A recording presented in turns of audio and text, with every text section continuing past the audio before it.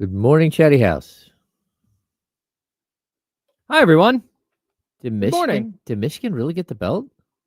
Michigan gets the belt today. Hey. What? Shout out to Michigan.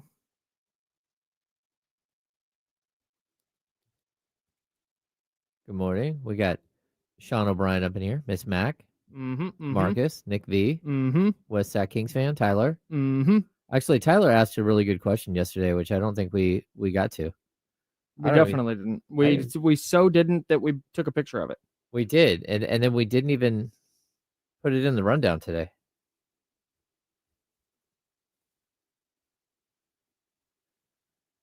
Oh, it fits perfectly with one of our other conversations. Oh, good.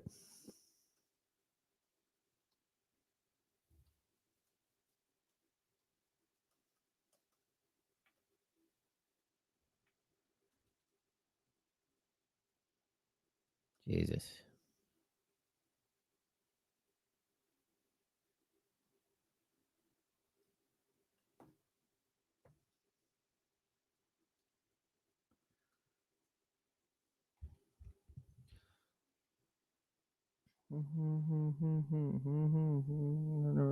But it's not enough. Say you're bigger than myself, but it's not enough. We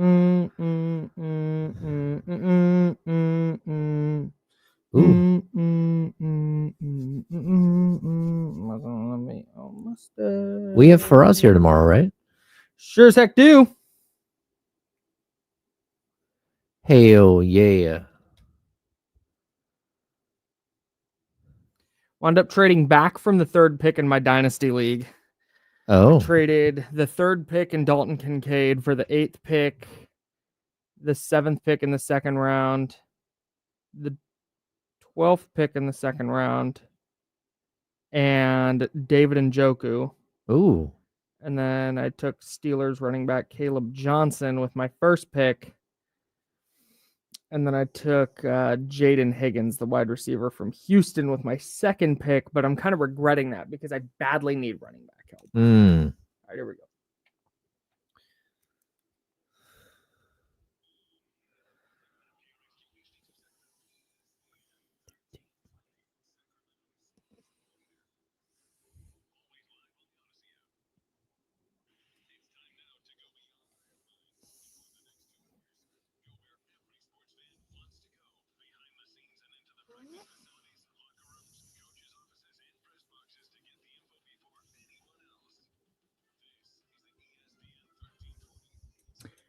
Heyo, good morning, everybody. It's the best day of the week. It is a Thursday. That's James Ham. I'm Kyle Madsen, and we are sponsored by Jiffy Lube. We're hanging out with you until noon. We're live on the radio, 1320 a.m. and 98.5 FM HD2. Make sure to check us out there. If you have a radio or if you're driving in your car, if you're watching us on YouTube and Twitch, good morning. Hello, youtube.com/ESPN1320, twitch.tv/ESPN1320. We're also on the free Odyssey, iHeart, and TuneIn apps. There are so many ways to consume this show.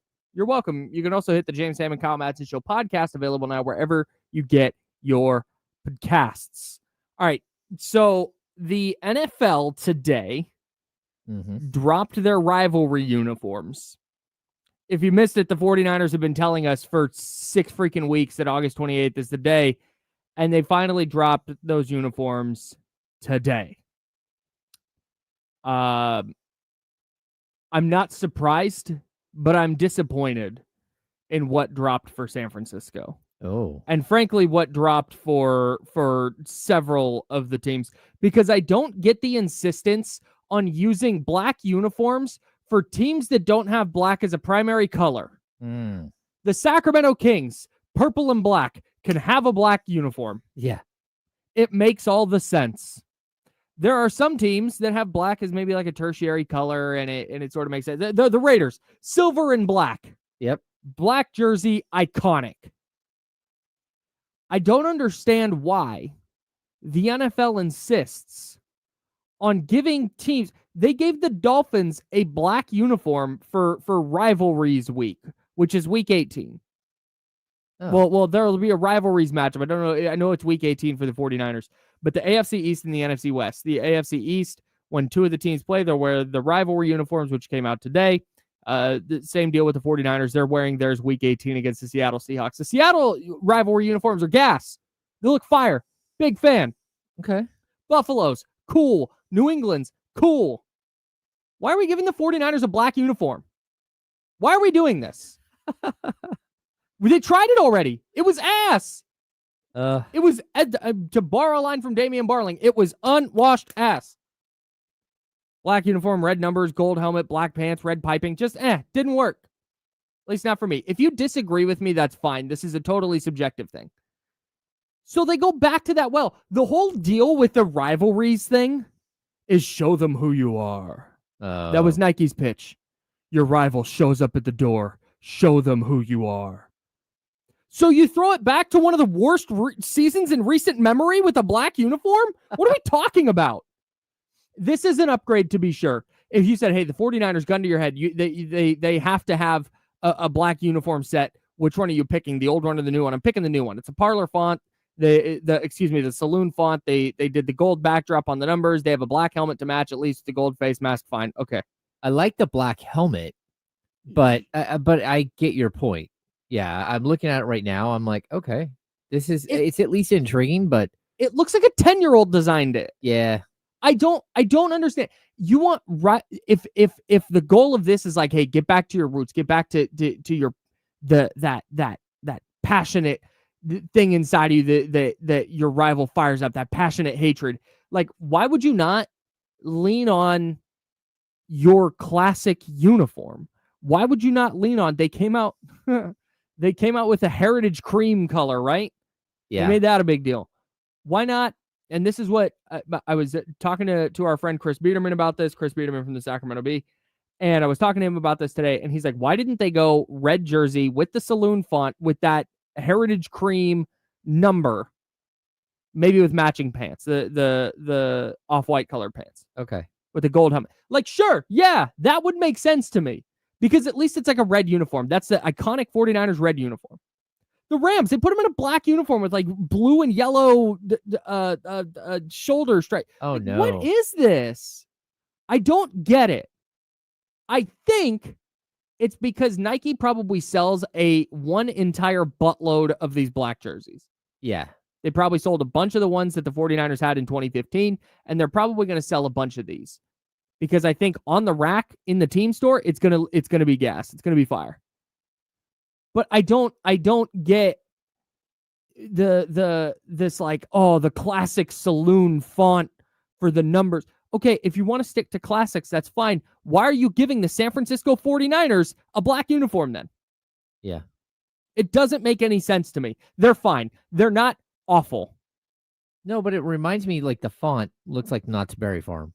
Sure. Like it's like really, really old style font. I don't know that I mean, of everything, that's the thing that I have the most trouble with. I mean, again, if you're going to go black uniform, like the black helmet looks pretty fire. Yeah, I think it'll be on the field. Okay, probably not bad. But when you're talking about, I will say these cleared my expectations, which were below the floor. Yeah. They're not as awful as I was anticipating.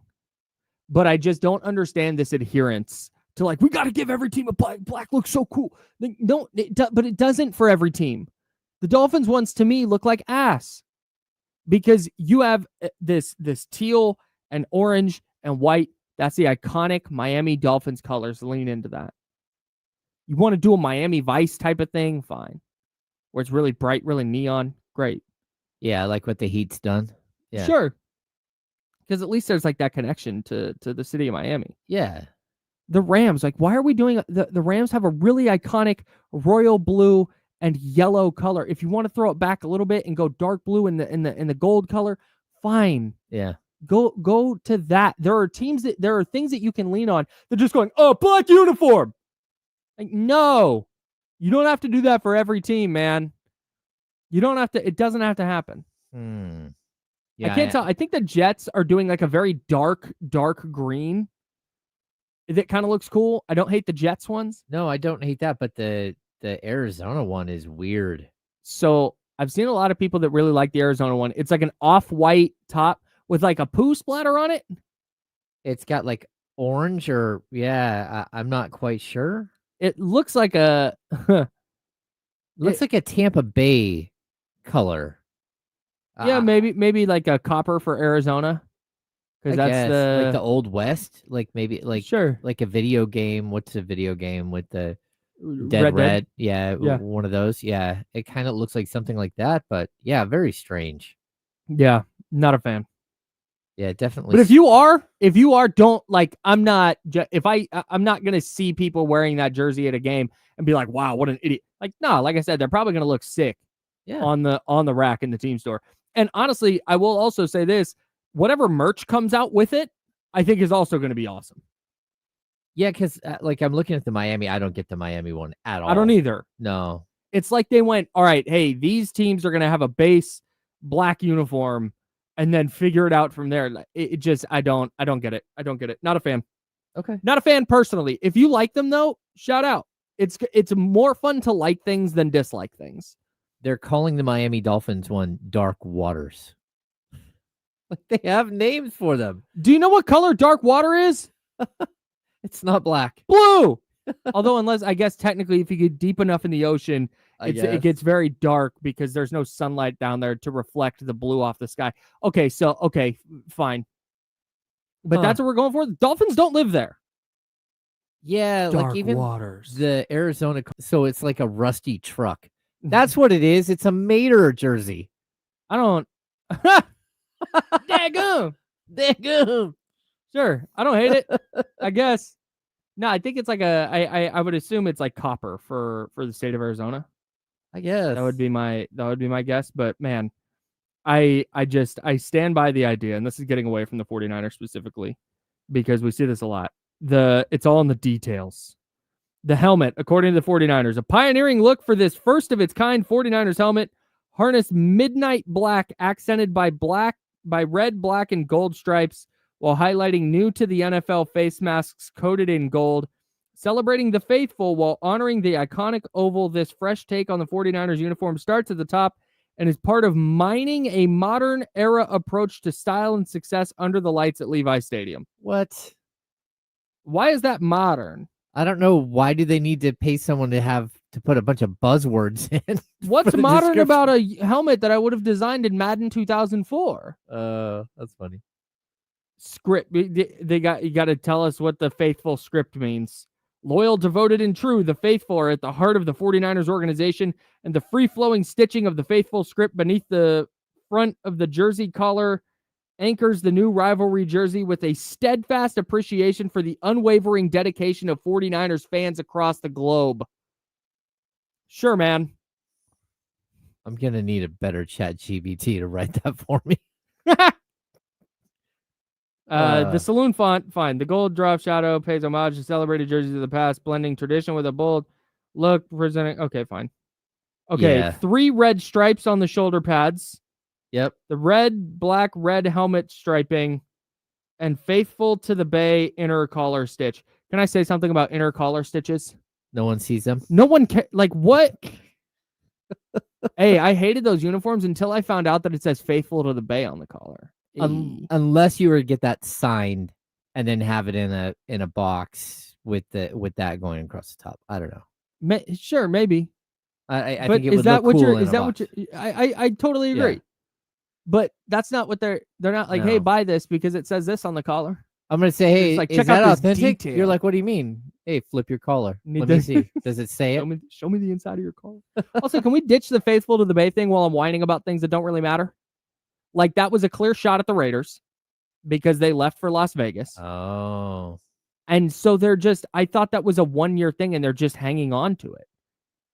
Even though, like, I get that they're now like the Bay's team, but like realistically, you left your city. And how far from the Bay are they at this point? Santa Clara's the South Bay. That's fine. Okay. I don't that's fine. It's not like they moved to Las Vegas. No, you know, I get that. So or Folsom or something like that. So I don't hate that notion, but we got it. Like we're good now. We can come up with a new slogan. Whatever, man. I do like the Seattle. Seattle's are good. High decibel zone. It just looks cool. I love the Bills ones because they remind me of one of my favorite uniforms of all time, the Raiders AFL throwbacks. The white with the silver numbers outlined in black. They need to do that all of the road games, in my opinion. Yeah. And so the Bills kind of very much looks like that. White, silver numbers, but they're outlined in blue. Yeah, it looks cool. Yeah. Here for that. Although it looks really nice with the whole like snow look. Yeah, And absolutely. the bright light on it. Mm-hmm. I don't know if not, it could just look like a plain white jersey. It's so difficult to mess up the white on white look with the football uniform. Yeah. So That's I true. just shout out the Bills. Seahawks really good. Arizona's fine. San Francisco, not just kind of a yeah, low hanging fruit to me. But stop pigeonholing. We don't need black jerseys. Not every team needs a black jersey. Yeah. Golden State Warriors never needed a black jersey. Cleveland Cavaliers never needed a black jersey. But the Warriors had a black jersey, didn't they? Oh yeah, yeah. They've had multiple. Yeah, I own one. What you don't need is a gold jersey. No, the gold jersey is the worst Kings jersey in the history of jerseys. Yeah, I'm hard pressed to you know what's grown on me a lot with the Kings uniform set is the gradient. The black and purple gradient. Oh, yeah. I am pretty anti because I think it got super overused, particularly at the college level. Mm-hmm. It just 1 year, it was like every uniform's gradient. Like, I don't know why we need that. I think the Falcons did it or do it still. Yeah. But the Kings purple and black gradient has grown on me quite a bit. Yeah, it's pretty cool. Yeah. But those gold ones. So what bad. are they thinking? I mean, yes. It was the Maloofs. Well, I mean, I'm just like they're thinking Las Vegas showgirl thing. Oh, like that they're thinking like gold and like sure, man. Yeah. No. I just the process for this, it isn't like the Maloofs went, "Hey, here's the uniform, make these." There's a whole like design process. Oh yeah. And there's consulting, and I'm sure there's focus group. I don't know how that gold jersey made it through all of the steps it needed to make it through to hit the players' backs. Well, just remember what happened with like this summer with Major League Baseball hats. Like, how did those make it through the like approval process? Oh, their uniforms? You mean? Well, no, it was hats, wasn't it? Yeah, it was hats that were just totally inappropriate. Oh, yeah, for like lids. Like those didn't go on the field though. No. But to your point, Major League Baseball did have the see-through pants. Yeah. I know someone, and I'm not gonna call him a friend. I know somebody who through somebody else who works in baseball. And they were like, we have to spend so many man hours dedicated to editing our photos now so you don't see inappropriate parts. Oh yeah. How did that make it through? How did that get approved? I don't know. And how do you get that job, and how unfortunate is that? Yeah. Because hey, you're on junk editing today. Go through with your blur tool. Has it gone through the editing process? What do you mean? That's inappropriate. Like, oh, all right. You're right. And the person, you have to, because you have to scout the photos first. Mm-hmm. You have to look real close because people are going to zoom. Oh, yeah. Man, don't want that job. All right, we've got day 53. Kuminga Watch. That's coming up next. ESPN demotes a beloved broadcaster, the 49ers wide receiver core. That's about right for what's happening for the 49ers at wide receiver. The A's win again. The Giants making a mistake. We've got NFL X factors, all of that, and a conversation that we started from something that The Athletic posted about paying quarterbacks. We're going to talk about that and tie it into something that Tyler Jennings asked in the chat yesterday. Tons to come up over the next couple of hours. That's James Ham. I'm Kyle Madsen. We're the Insider, sponsored by Jiffy Lube. It's ESPN 1320, Sacramento Sports Leader. Clear.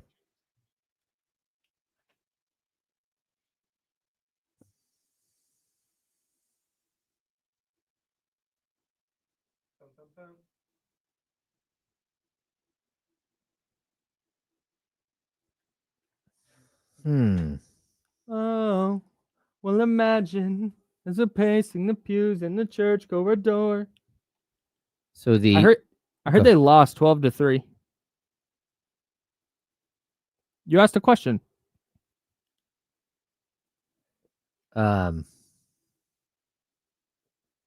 Yeah, the Dallas Mavericks are looking to move on from Olivier Maxence Prosper? Kings legend, Olivier Maxence Prosper. But also Jaden Hardy, another former Kings draft pick. Sure. So yeah, they've got they're trying to sign Dante Exum. They're talking about stretch provisioning one of these guys. It's wild. I did not go through the Jake Fisher piece this morning.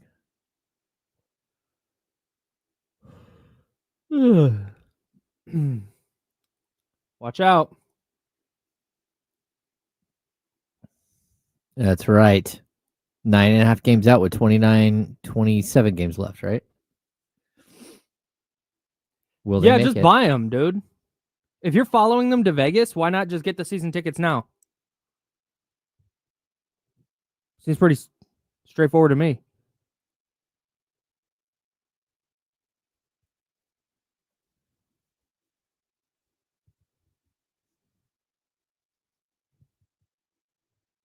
So funny, dude.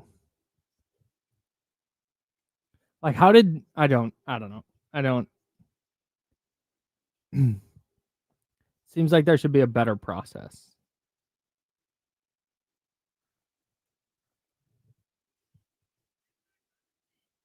That's interesting. Good question, Tom. Yeah, I do think the A's are going to the playoffs next year.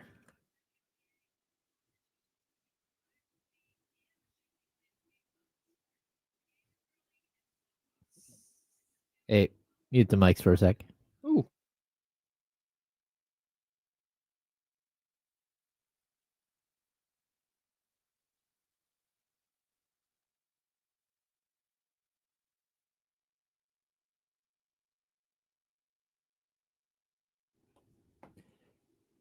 It should. Go look at 2017, man. Very, very similar vibe.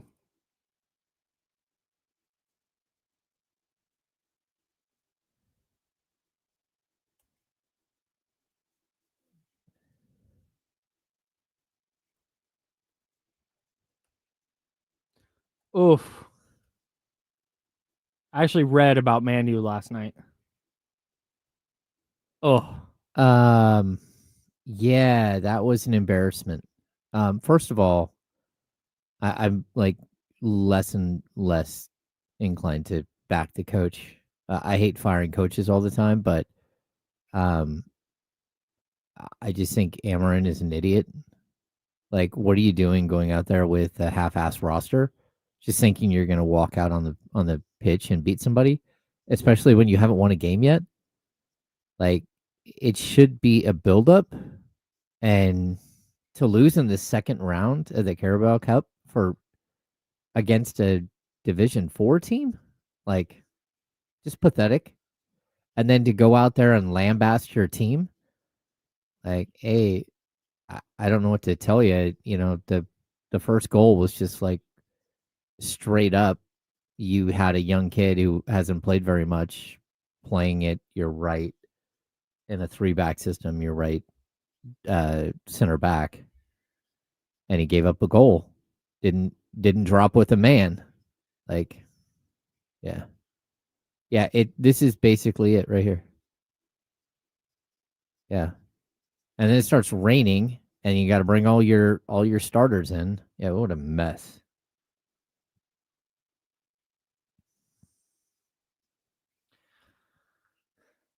European soccer is really crazy.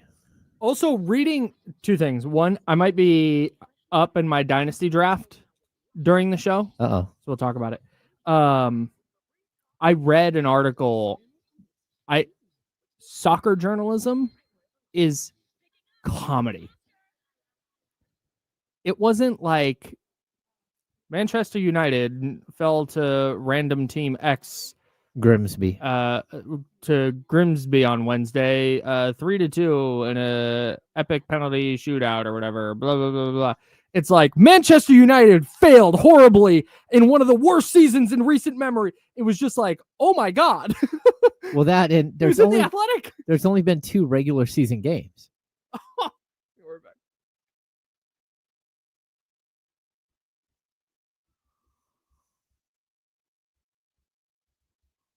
Now, back to the Insiders with James Ham and Kyle Madsen, brought to you by Jiffy Lube on ESPN 1320. Yeah, man, soccer journalism's hilarious, it turns out. It's funny because every player is a star. That's when they say Manchester United star on the move. You're like, you're like, what? That guy played 3 games last year. Victor Lindelof is not a star in any world. What do you mean? Hey, I think we should start doing that. Yeah? Yeah. I'm here for it. King star Devin Carter traded for Warrior star Jonathan Kuminga. That's right. Love that. Yeah. Love that idea. Yeah, everyone is a star. Which I think is funny because it makes me think of how you try to caveat like that somebody sucks at a sport, that they're horrible, and then you back up and you say, but they're still way better than 99.9% of the population. Sure. Yeah. I cannot stand that. I don't see it as much anymore. Yeah. Because I think people are starting to get it. But when I say, man, Sky Moore is not good at football. Yeah. It's baked into the take that is relative to the rest of the NFL, relative to his peers. Sky Moore with 1 leg and no arms is better at football than me. Yeah. Flat out. That's a given. You don't need to, he's better than you. Yeah. I'm also not being paid millions of dollars to do it.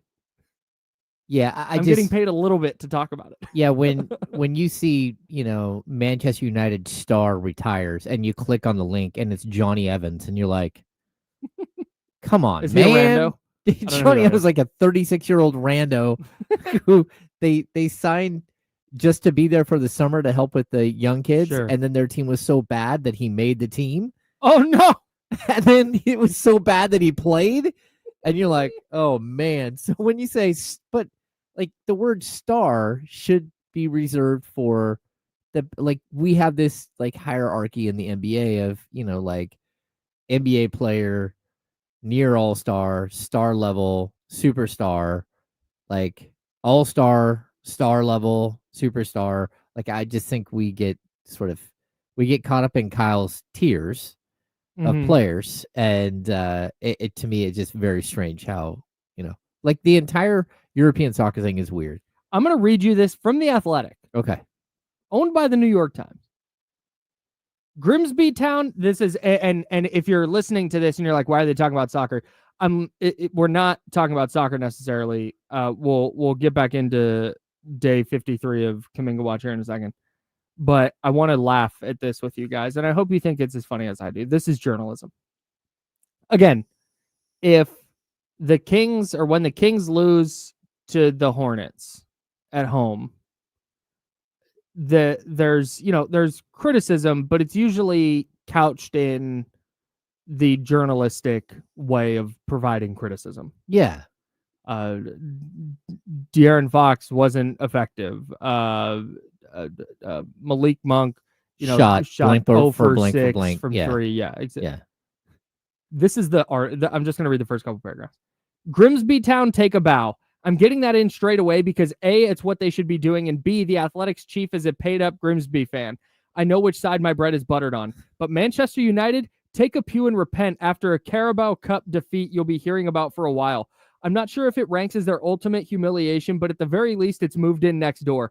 Upsets happen, granted. This one at a rain-swept Blundell Park on Wednesday night was painfully inexcusable. Oh, yeah. Hell yeah. No, it was. I mean, we need more of this. Yes. We need more of this. Yeah, hypercritical. Do that at the Kings Beat. Yeah. Can I do that at the Kings Beat? Can I write? I will do it for free. Yep, that's right. Okay, perfect. Hypercritical. Kingsbeat.com. Subscribe now. That's right. Hypercritical. Yeah, I get it. Like it was, and the worst part, it's hypercritical and just like pissed off fan. They were down Amazing. 0-2 at half they came back and tied the game at 2.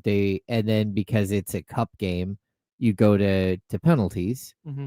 And I think Grimsby won 12-11 Yes. in penalties. So yeah, there were 23 combined penalties. It took forever. That's insane. Forever. It feels like a lot when it goes to 7 or 8. Yeah. Went to 11 and 12. Oof. And the worst part is there are 2 new guys who have played extremely well are the guys who missed the shots. Just like this last weekend, their star, Bruno Fernandes, missed a penalty in the first half and they ended up tying the game 1-1. Yeah. So, but if you're a team that hasn't won a game yet and and the way European soccer set up, like if you have Euro Cup or you're in the Champions League, you have extra games all throughout your schedule. Mm-hmm. Well, Man U didn't qualify for either of those. So all they have is these little cup games. Yes. And so they have way fewer games than a bunch of teams out there. So they're on track to play like their fewest games since 1992 or something. Well, and it just went way down because you just got bounced out of that cup as well. So why are you not running, especially early in the season, why are you not running your A group out there just to get them more time together? Just dumb. Like, absolutely deserve to lose a game like that. Right. Anyway. Soccer journalism talk on ESPN 1320 is presented by Paramount Plus. You can't count on much these days, much like Man U, but you can always count on Sundays with the NFL on CBS and Paramount Plus. Watch your local NFL game live every Sunday on CBS and Paramount Plus all season long. Visit ParamountPlus.com/NFL to get started today. We will have some NFL talk coming up for you in a bit, but first, Kuminga Watch. Yeah, it's day 53 and not much happening, but Brett Siegel did go on the Light Years pod yesterday and nothing really new, but he thinks second week of September is when we'll start to see movement. So, okay. Over or under, let's see, we're on day 53 of Kuminga Watch. Over or under 70.5. Over or under 70.5 days of Kuminga Watch. Oh. So the under would be 17 or fewer days, so about 2.5 weeks. Or 71 would be 18 days. Taking the over. Taking the over? Yeah. All right. Yeah, I think this is going to go down to the wire. I do too. It's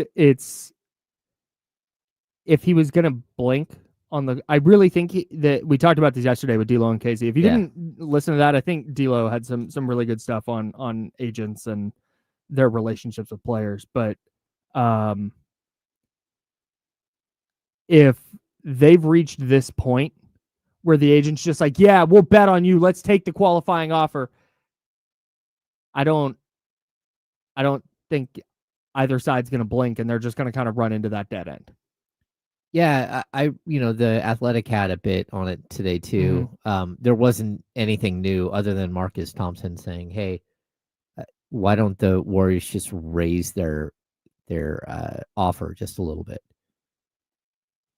Yeah, and that's the. It was like if Siegel also said he thinks that if the Warriors change the team option to a player option, Kuminga would take it on the 1-on-1. Well, yeah, because then it's guaranteed money. Right. Yeah, so... And if I'm... Honestly, dude, here's something I don't understand. Why wouldn't Golden State just do that? What... If all you want is the trade chip, make it the player option. I don't think the player option, if a team is going to acquire Jonathan Kuminga, I don't think that player option is going to be disqualifying for them. No.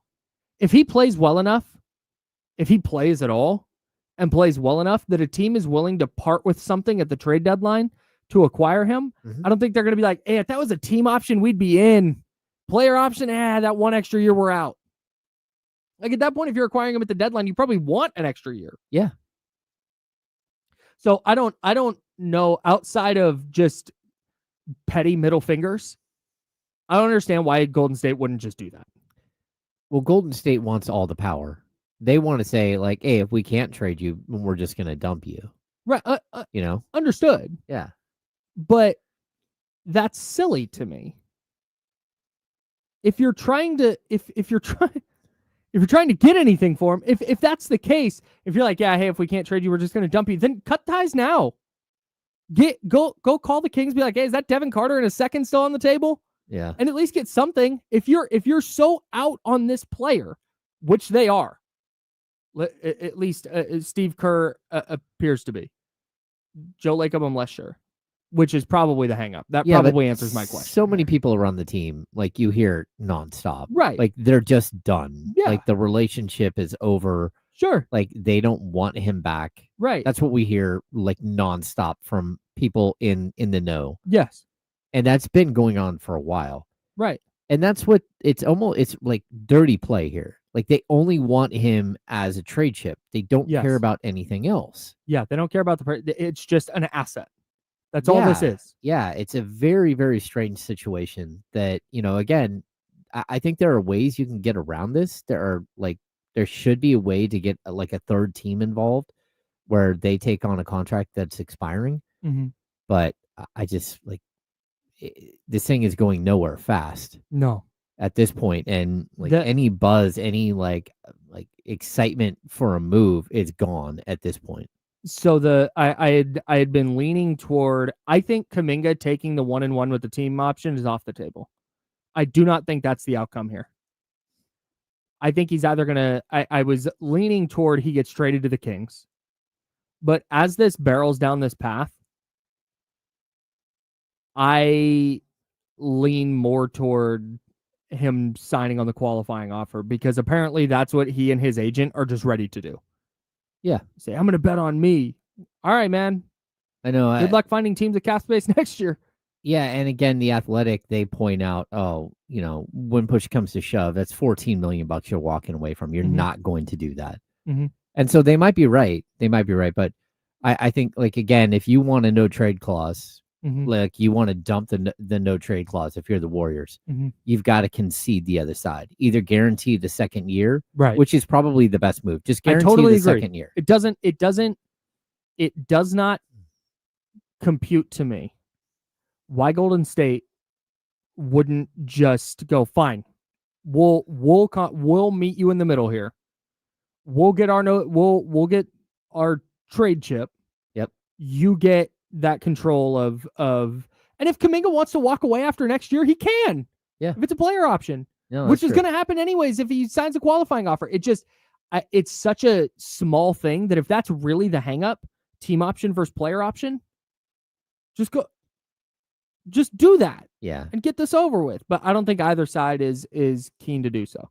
No, and I think, Damian's point about the leverage of the agent is something that isn't being talked about in the main topic here out there in the real world. Sure. But the fact that you have an agent who does not have other clients is a big deal. Is Kuminga his only client? No, he's his only real client. Okay. Yeah. Okay. And the problem is that means you don't have leverage. Like if you're dealing with, the Jeff Schwartz, the Rich Paul, again, just name like Bill Duffy. Like if you're dealing with one of their clients, you have to have teams have the fear of retribution with their other clients. Yes. Or hey, my client's not going to go there. For example, the Warriors are looking to sign, and I saw somebody aggregate that Jake Fisher reported that the Warriors are going to sign Al Horford, DeAnthony Melton, and Seth Curry once the Kuminga stuff is done. And Gary Payton III. Oh, I'm sorry. Gary Payton II, not second. Seth Curry. Yeah. But Gary Payton II. You're right. And it's like, yeah, we got that. Thank you. That's been, but if to that point, if Aaron Turner also had Al Horford and Malcolm Brogdon's another name that came up as a potential Warriors ad. If those were his two clients right now, this goes very differently. Mm-hmm. Or if he was Steph Curry's agent, this goes very differently. Yeah.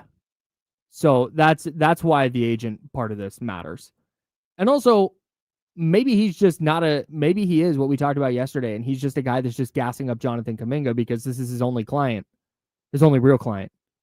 And so he's just like, yeah, I need to keep this guy around, so I'm just going to say whatever he wants to hear, which is ultimately doing a disservice to the player. Yeah, But- I mean, there's so many things so many ways this could have gone differently. Yep. And they're not going to. Nope. It's not going. This is heading towards like some sort of accident, like a fender bender of some sort. Yes. It's like, when you see a small child that just learned to walk and they start running? Oh, yeah. And then their legs start moving too fast for their little bodies? This is how And Marcus you're like- Thornton played defense. And you're like, damn, Arms back. damn, man. But Marcus Thornton I love Marcus Thornton. Great dude. getting called out. But no, it's like, and you're watching and you're like, oh no. Like this baby's not going to catch himself. That's kind of how this feels. Unless Golden State goes, fine, hey, here's a player option. Which it doesn't seem like they're going to do, which is kind of nuts to me, but Yeah, it's totally bizarre. whatever. So you're going over 70.5 days. I am. I think I am too. Deadline spur action. That's what the 49ers always say to justify their insane business practices. Deadline spur action. And I don't foresee the Warriors and Kuminga coming to an agreement on a deal that pushes that October 1 deadline down the road. And I think we're going to get close to that. And maybe it's September 27th. But I don't think it's going to be resolved in the next 2.5 weeks. Yeah, probably not. What if I went to 80.5? Maybe. Still, I take the over. Man. 80.5 is the end of September.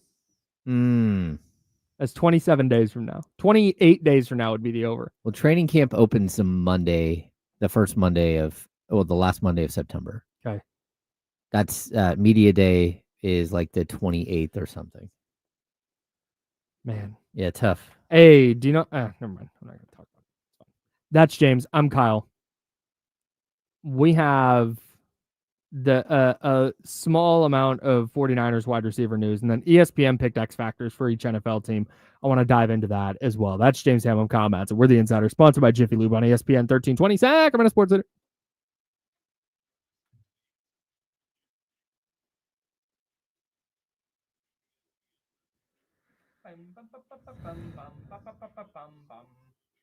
What's going on, everybody?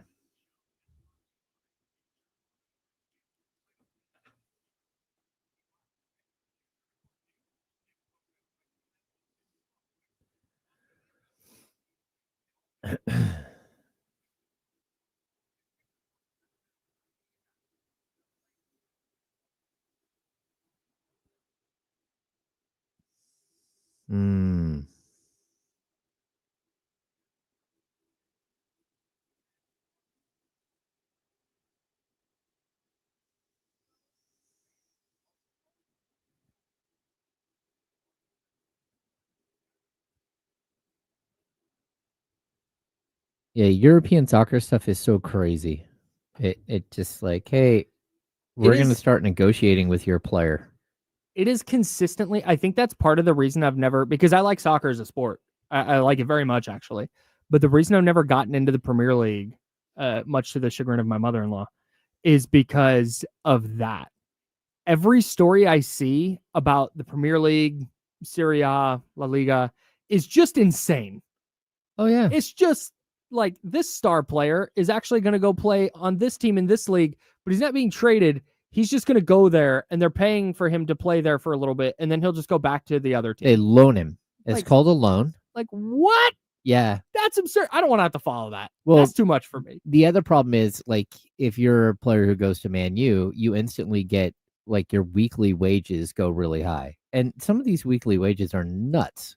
Like $750,000 a week. So, but the problem is that other clubs in Europe can't afford that. So when they loan you, it's usually like they'll cover 200,000 of your, 400,000 a week. So the team that's loaning them is still on the hook for all this money weekly. Oh my God. Yeah, so very, very seldom, like Man U loaned Marcus Rashford to, I think, Barca. Yep. And they're covering his entire wages. But he's still a Man U player. Until his contract runs out, he's still a Man U player. I think this needs to be implemented in the United States. It's crazy, though, because you can go and start negotiating with a player, And then another team can start negotiating with the player. So like 2 or 3 teams can be negotiating with somebody else's player. Huh. And then once you get like, oh, he's decided he wants to go to this team, then they go back to the team and negotiate a buy, like a transfer fee. Is this within the league? No, it's within all the leagues. So you can buy a Serie A player for APL. Right. But would this be the case with a Man U player and a Tottenham player? Or excuse me, a Man U and a Tottenham player? Yeah. Wow. Oh, yeah. Within your own league. Yeah. And sometimes the team's like, hey, we're not going to sell to you. But more often than not, they figure it out that the player wants to go, they want to go, and you got to kind of deal with it. It's crazy. Oh, man.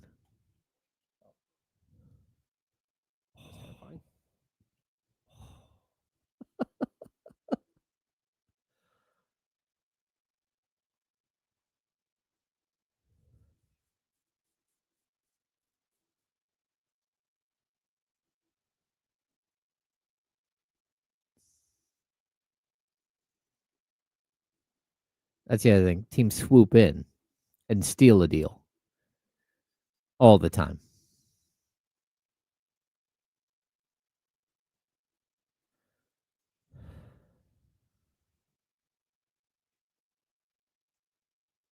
Oh, Deadspin has ranked the uniforms from best to worst.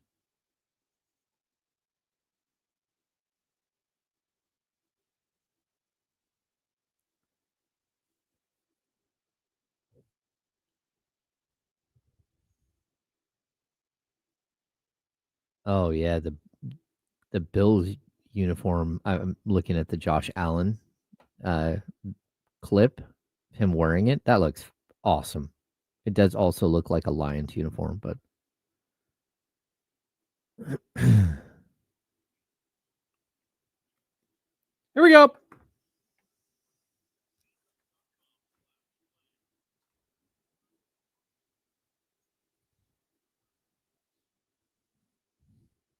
Now, back to the Insiders with James Ham and Kyle Madsen, brought to you by Jiffy Lube on ESPN 1320. I always do this. I turn my headphones down and then wonder why the sound is so low in my ears. Because I think maybe I adjusted something on the board and it's like, nope, silly, you turned your headphones down. That's fine. That's fine. That's James Ham. I'm Kyle Madsen. Hey, check this out. So we have stuff to give away for you. In fact, this is a really, really cool giveaway we're doing at ESPN1320.com. You can win a one-night stay in a suite and 2 tickets to the Sac State, Nevada football game on Saturday, September 6th, courtesy of the J Resort Hotel and Casino in Reno. That is a really, really cool thing. Mm-hmm. You get to go down there. You get to go to the game. You get to stay a night in Reno at the J Resort and Hotel. You get to stay in a suite. How often do you get to do that? Very nice. That's super sick. To win, just enter on the ESPN1320.com contest page. Prizes courtesy of the J Resort. So a small amount of 49ers news this morning. Yesterday, we were operating as though Marquez Valdes-Scantling was going to be on the 53-man roster because they have 3 healthy wide receivers, or 2, 3, 2.5, depending on how you feel about Juwan Jennings. We'll talk about it in a second. But Matt Mayoko and Matt Barrows both reported this morning that Marquez Valdes-Scantling will actually be on the practice squad, not the 53-man roster, which makes a little more sense because John Lynch yesterday in his press conference said that Russell Gage, who got cut, was going to come back on the 53-man roster. That hasn't been announced yet. At least not, I don't think so. I haven't gotten an email about it. They haven't emailed me personally about it.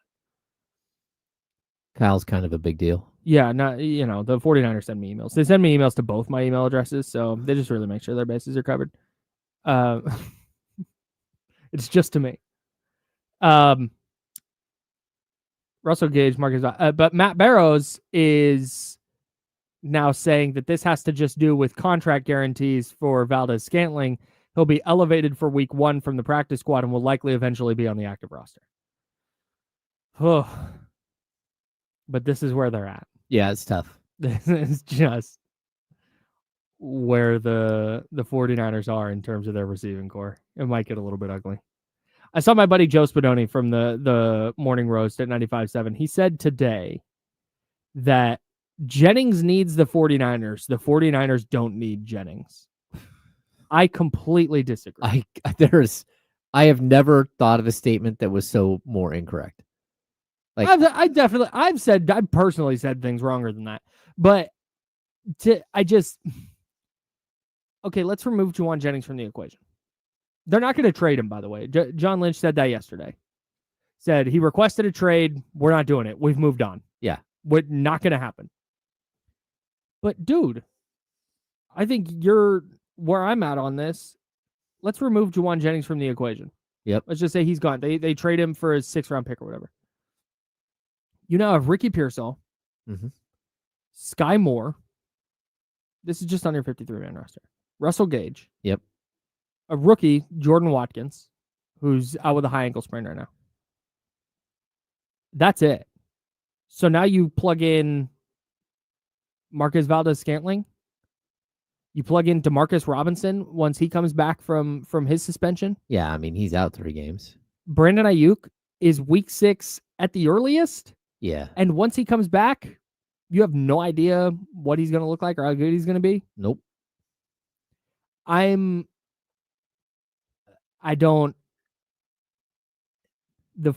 49ers badly need Juwan Jennings. Yeah, he's, I don't want to, we'll get to the X factor later, but to me, he's not the X factor, but he's one of the most important people right now for your franchise. Yes, right now is the operative word there, yeah. Like, he was almost 1,000-yard receiver last year, and the only reason he wasn't, didn't he get hurt right at the end? No, he got kicked out of the game for fighting with defensive backs. That's right. I mean, the guy is a very, very good wide receiver who knows your system. Mm-hmm. Like, we can say Ricky Pearsall, has been there for a year. He might know some of the system. Mm-hmm. He doesn't know the system like Juwan Jennings knows the system. Right. Like, this is one of your only, look at the other guys they're bringing in. Mm-hmm. Like, again, DeMarcus Robinson can't play for 3 weeks, but Valdez-Scantling and Russell Gage? Yeah, Russell Gage. Like, these aren't legitimate NFL receivers at this point, and they don't know your system at all. Russell Gage probably does because he's been around for all of camp. But to your point, he hasn't played in an NFL game since 2022.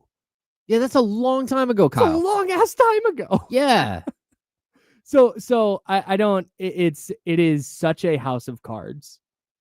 The entire roster is, but Juwan Jennings coming back healthy is one of the biggest things that could happen to the 49ers offseason. Oh, yeah. Because, again, if he doesn't play week 1, Ricky Pearsall and friends.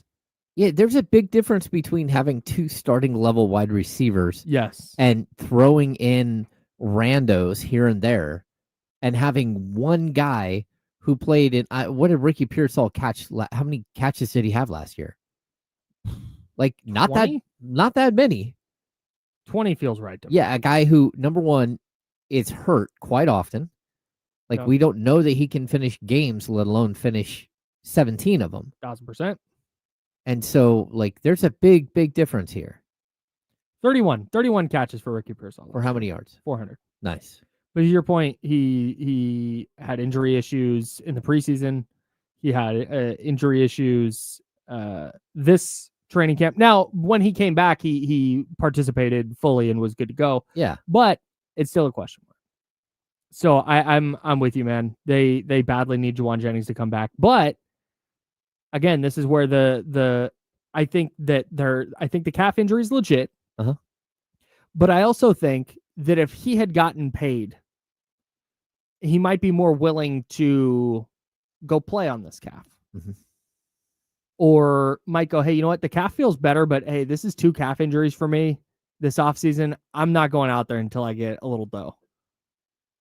And I've heard I've heard the notion, well, why don't you just tick up his incentives? John Lynch yesterday said he doesn't have any incentives.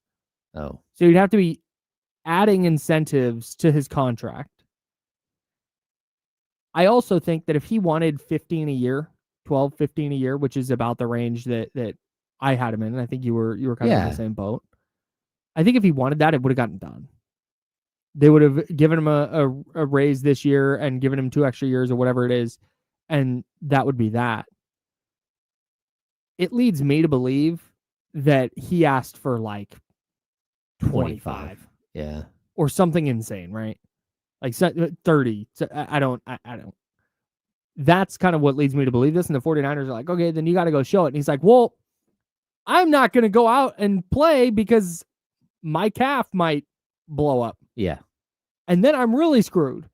So I get it from both sides, but but I think the 49ers are screwed if Juwan Jennings doesn't play. No, I totally agree. They've got to come to some sort of happy medium here. And it feels really like the Ayuk situation from last year, which you waited and you waited and you waited. You had all this time to just sit down and hash something out, because the 49ers know it's not legit to ask him to play on $7.5 million for this season and the final year of his deal. Right. They sure would like to. I mean, yeah, they would love to, but they know that when you do that, he's not going to want to sign back. He's going to chase money somewhere else next year. Yep. So why not just take care of it now? Because even if he is, let's say if Ayuk somehow magically comes back and is 100% the player he was 2 years ago and is absolutely spectacular, and Ricky Pearsall turns out to be a very good wide receiver, you still have Pearsall on a rookie deal for a couple more years. Like, just pay Jennings right now. He's the guy you have to pay because that's the situation you're in. Yeah. And that's why I just completely disagree that the 49ers have power in this situation. Like, the guy can just wait. He's going to get $7.5 million no matter what next season from a team. He's probably going to get a whole lot more than that. But if he barely plays this season because he's disgruntled and he's saying, hey, I'm going to watch his calf injury. Okay. You're the one who loses. You're the one who does not have somebody to replace him. Yeah. No, yes. The counter would be that Jennings has one season where he had 975 receiving yards. Yeah. That accounts for almost 50% of his career production since coming into the league in 2020. He didn't play till 2021 though. Yep. And it accounts, his 77 catches account for almost half his catches, and his 6 touchdowns account for almost half of his touchdowns. Almost half of his career production came in one season. If he goes and plays 9 games this year because of a calf injury, and he's just not super productive, and he's going into free agency where he'll be 29 years old, teams are going to go, hey, you're 29, you have 1 season of production, and you were hurt last year? Yeah. And that's going to affect his market. It might. Which is what the 49ers are kind of banking on. So yep. They're not going to trade him, though, according to John Lynch. And it just, overall, bottom line is the 49ers absolutely need Juwan Jennings on the field. Oh, no, they do. And let's be honest. They got the Purdy contract done. They got Fred Warner's contract done. They got Kittle contract done. They got Trent Williams contract done. They got Juice's contract done. Like, you've got to find some sort of space here, especially with the amount of cap space they have. Like, you've got to find a happy medium here and work something out. Yeah, I'm with you, because if Jennings isn't playing, I don't know. I think they can piece together some offense, but I think you pretty dramatically lower your floor and your ceiling. Oh, totally. That's James Ham. I'm Kyle Madsen. We are the Insiders, and we are sponsored by Jiffy Lube. Hey, the A's, they keep winning.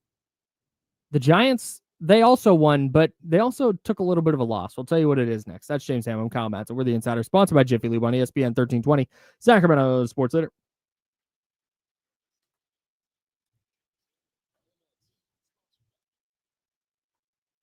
Boom, boom, boom.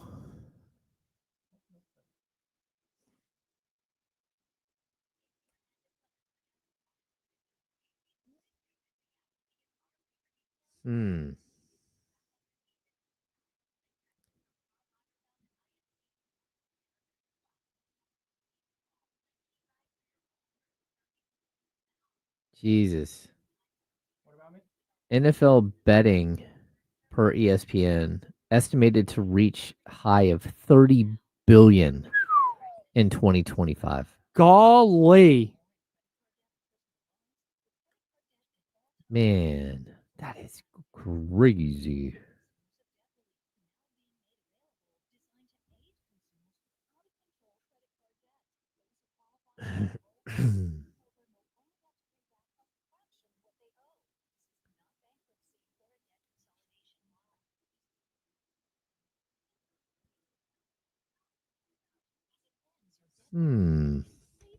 We go to switch? Not yet. Oh, you can't hear me?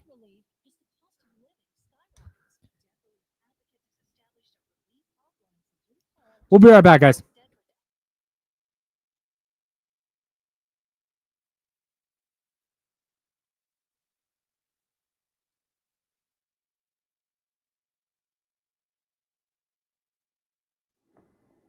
Then we're back. Shout out to Jesse.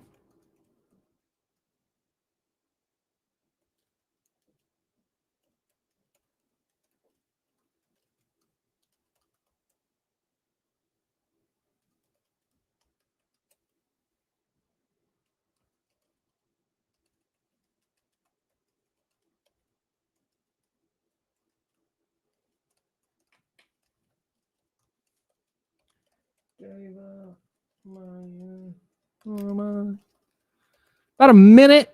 In about a minute.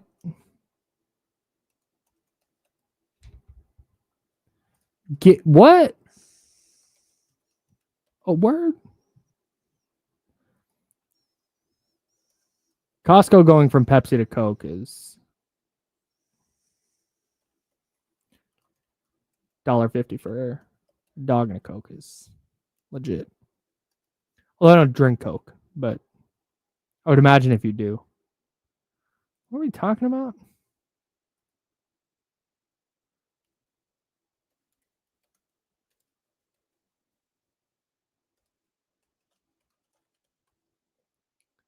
Yeah. Sports betting's not going anywhere, man. Only growing.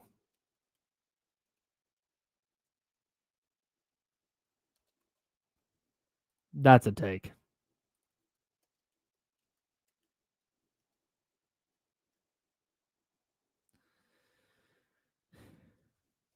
I'm a big Coke products over Pepsi.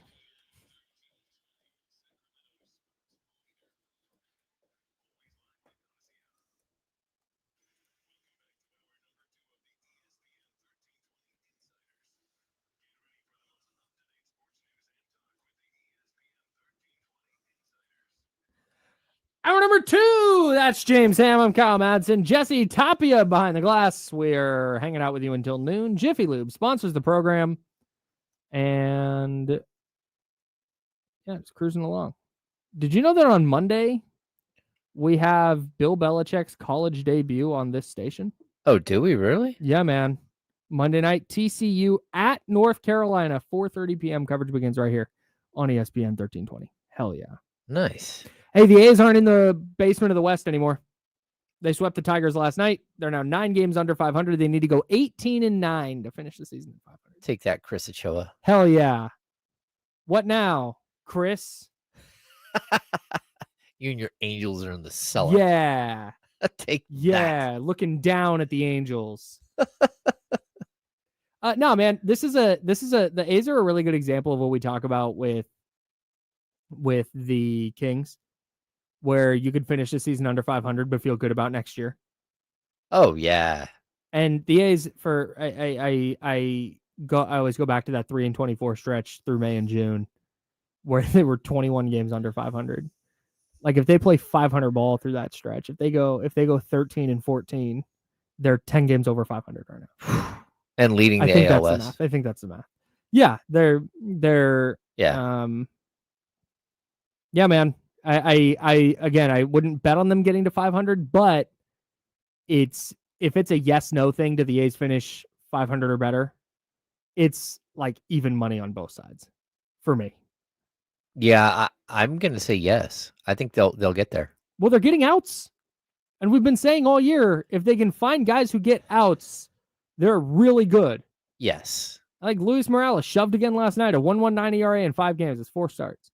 Yeah, I sort of took like a detour yesterday afternoon into to look at his like where he came from. Mm-hmm. And the A's, this is how the A's have to operate.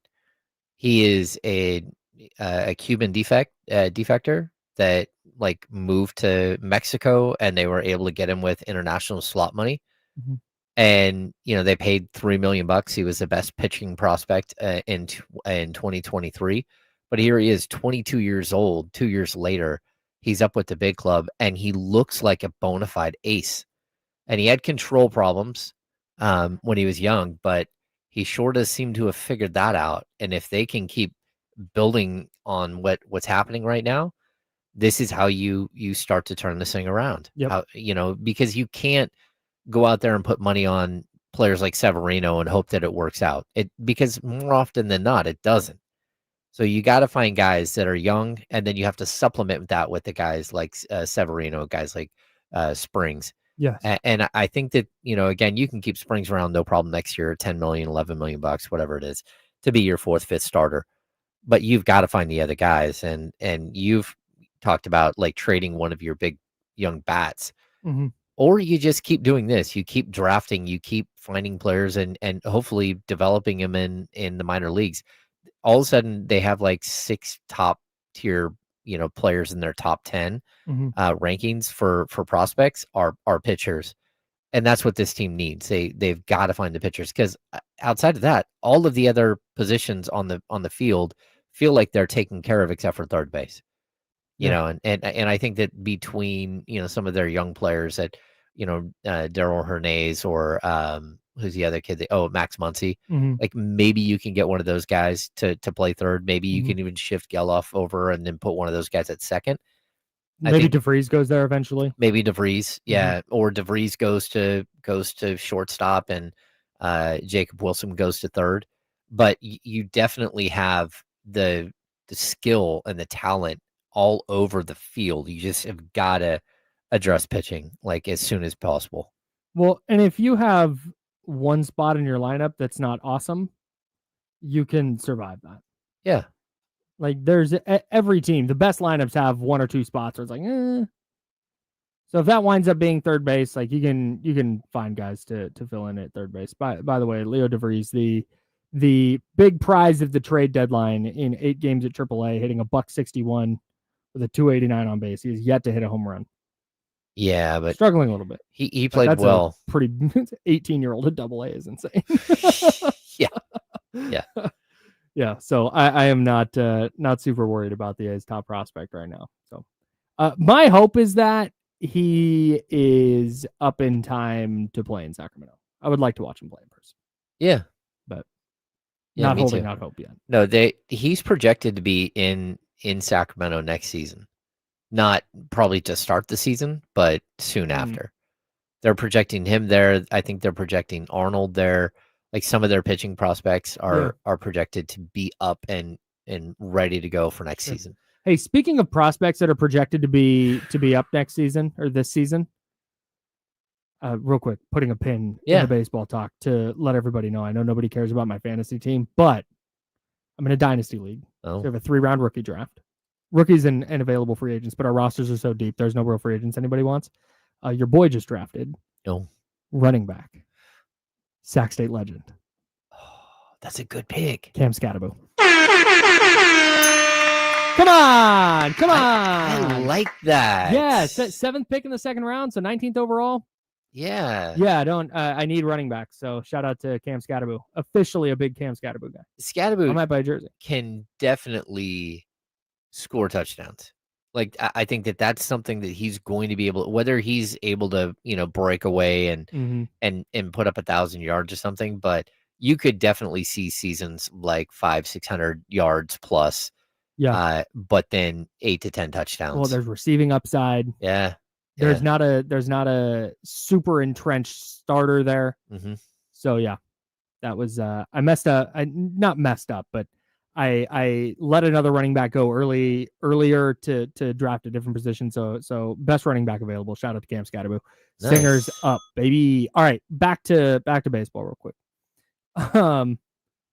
Buster Posey, president of baseball operations for the Giants, says that Bryce Eldrige will not make his major league debut this season. I don't have boos, but if I did, I would have played them. That sucks. It's just a coward move. I don't get it. I like the way that the A's handle their prospects versus the way the Giants handle their prospects. Yep. Is just night and day. Yep. And it's why the A's have a ton of their own homegrown prospects and even guys that they traded for when they were in single A, double A, and have worked their way up to the bigs. It's because they give guys a chance at the major league level. And they give them a chance to succeed. They give them a chance to fail. When they do fail, they send them back down to AAA with a list of things to go work on, and then they bring them back up. They give them another opportunity. Just the Giants, like the September call-ups are right here. Like it doesn't hurt you to bring him up. He's not going to have enough games to hurt his potential Rookie of the Year candidacy if he's going to get there next year. Right. Like, and he needs to see what the next level looks like, even if it's from the bench. The Giants have 29 games left. Yeah. Are you worried about ruining Bryce Eldridge's development because he played 29 games? The thing that sucks about it is the Giants are 7 games back of a wild card spot right now. They sold at the deadline. It's not like they're winning. They had a really nice series against the Cubs, to be totally sure. But it's not like they're 2 games back of a playoff spot and it's like, hey, this lineup's locked in. It would be a huge deal if they called up Bryce Eldrige. Oh, yeah. I would be so excited to see that guy play baseball. And you'd get 29 games. Let's say 25. You get 25 games of Bryce Eldrige. If he's awesome, cool. Everybody is super amped about the Giants season. If he's not good, you're not worried about it. Because Buster Posey said, yeah, he still needs work at first base. He still needs to work at the plate. He has 22 homers in 51 games in AAA. Batting .241. Yeah, call him up. Call him up, man. Mike Trout, as a 19-year-old, and Posey said he's still only 20 years old. He turns 21 in October. This isn't some kid that just turned 20, right? Turns 21 in October. Mike Trout is a 19-year-old. Came up for 40 games and struggled. Mike Trout, those first 40 games, I remember I talked about it on my radio show in college and was like, hey, man, this guy's not it, right? Like this guy. Yeah. Really, this is the prospect everybody's excited about? I don't have his I think he hit like 220. He had like a 280 on base. Like he just wasn't, he might not have 5 homers or 3 homers. I don't know. He wasn't good. And then he turned out to be a really awesome player. Yeah. Calling Bryce Eldrige up for 25 games is not going to ruin his development. And if it does, if that 25 games is going to be the difference between whether he's a good major leaguer or a bad major leaguer, you should have traded him. Yeah. Because if struggling a little bit is going to derail his entire career, then at some point he's going to struggle, and at some point his career is going to get derailed. That sucks. You're watching Nick Kurtz come up and be the Rookie of the Year and be the best hitter in baseball. Yes. For the last 3 months. Oh, he's a monster. He's unbelievable. Yeah. He's unreal. Like, man, what an exciting thing. Jacob Wilson early in the year. Man, what an exciting thing. Lawrence Butler last year. Man, what an exciting. It's just like, give people something. Well, even Jacob Wilson, you bring up, the A's brought him up last year, and he did not succeed. Nope. He was not good. Nope. But it gave him the right, like, understanding of what it's going to take to play at the next level. Exactly. And now he's incredible. I mean, he was second in Major League Baseball in batting average for like half the year. Yeah, just I don't understand the way that they manage their system versus the way that other teams, and I get it. You think that you've got like a good lineup and you don't want to put some veteran to the side so a young player can come up and make his way. But, like, look at the outcome with Kurt specifically. I mean, he had 7 home runs and 97 at bats at the AAA level, 24 RBI in 20 games. You bring him up to the bigs, and he's cooking. He's got 27 homers and 70 RBI. But right now, for his season, he's sitting at 97 RBI and 35 homers between AAA, AA, and the bigs. Like you found something, and I just don't understand, especially when what are the Giants? Who is blocking him at first base? I mean, Devers can go play DH for the rest of the year. Yeah. Or you can put him, if he's not ready to play first base, then put him at DH. It's fine. Right. What is Wilmer Flores blocking him? Like maybe Dominic Smith? You just 30-year-old Dom Smith hitting 277? No, I just don't get it. Dom Smith don't get it. I don't know, man. It maybe Devers is too hurt to play first, and so they're gonna. But although they've denied that, so I'm watching last night specifically. Nick Kurtz goes out there, makes a diving play at first base, which was incredible. Then he had like 2 or 3 like spectacular picks of bad throws. Mm-hmm. He's massive. He's a huge, huge man standing at first base. But like, look, you've got to give them the opportunity to fail and to succeed. I mean, like what the A's have done this year is crazy. Tyler Soderstrom had never played the outfield at all in his life. He's playing left field at the big league level, has 8 assists from the outfield, one of the leaders in Major League Baseball in assists from the outfield. It hasn't been rough. Yeah, there's been some rough moments. Mm-hmm. But what do the Giants have to lose? That's it. They've got nothing to lose. Except they'd be worried about Bryce Eldridge's confidence if he struggles. Okay. And if he's really bad for 5 games, if he goes 0 for his first 20, all right, cool. Hey, we tried it. Yep. Hey, here's what you got to work on. Here's where they attacked you. And you move on. Yeah. That's so disappointing. Yep. It's crazy. But like you said, that's just kind of how they've operated. Yeah. And I'll say this too. Kurtz played 54, 56, and 54 games in college in his 3 years. So 160 games, whatever it is. He's at 93 games with the A's this year, and another 21 between single A and Triple A. Mm-hmm. So like, it doesn't matter. Everyone's like, "Oh, he could run out of gas." It's like, or he could just keep mashing.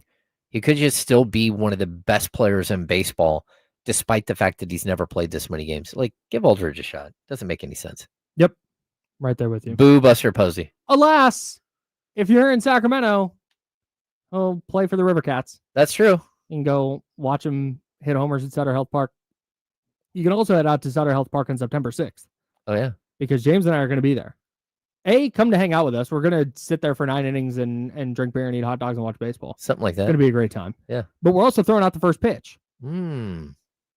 So, ideally, everybody will be in there early so we can get lots of good videos of me and James just throwing ched for strikes. That's right. Love that for us. Are we going to stand side by side and throw 2 pitches at the same time? Yeah. Or are we going to we're not going to take turns? If we were going to take turns, then we should just throw off the mound.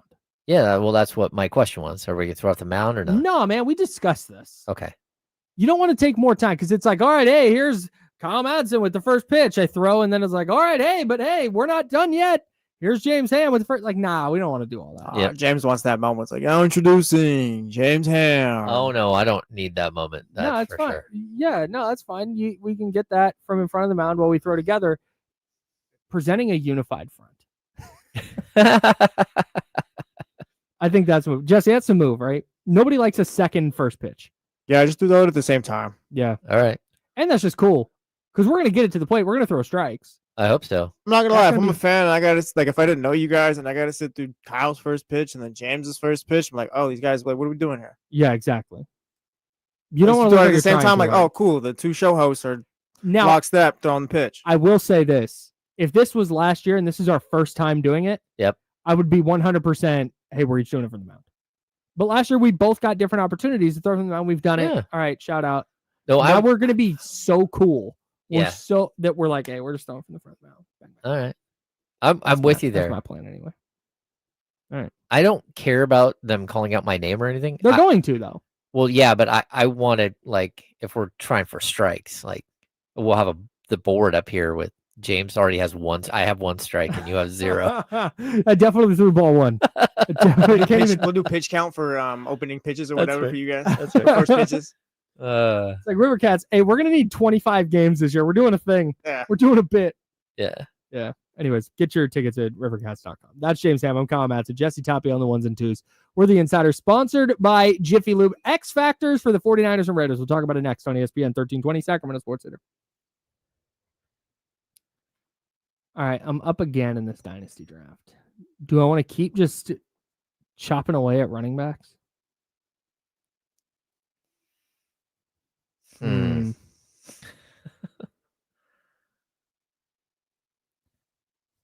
Who's this person?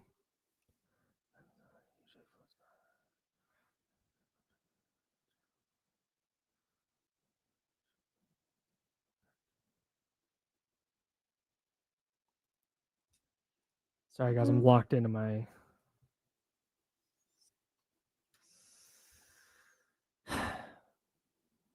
Hit the thumbs up in the chat house too.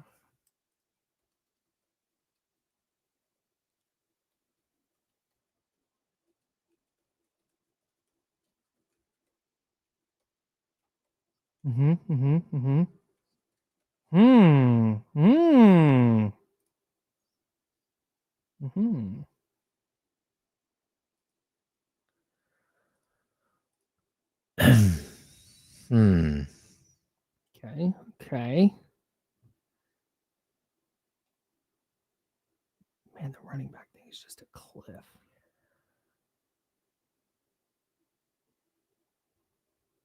And Shador made the Browns, so it's not horrible to have him. I mean, he has a better chance of playing than a lot of other third. I'm just looking at this. He has a better chance of playing than a lot of the other players.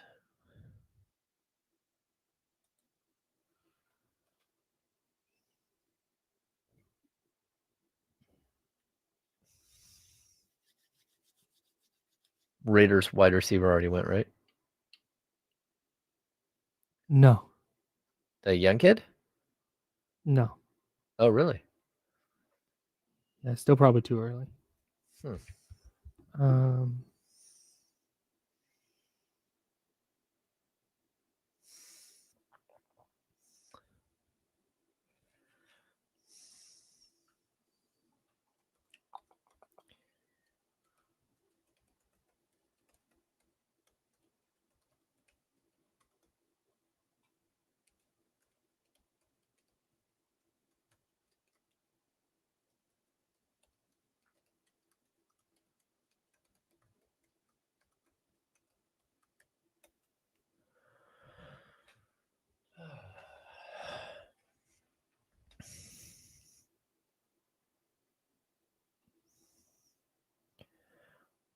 Oh, Rust Dog, this sounds miserable. I got to be honest.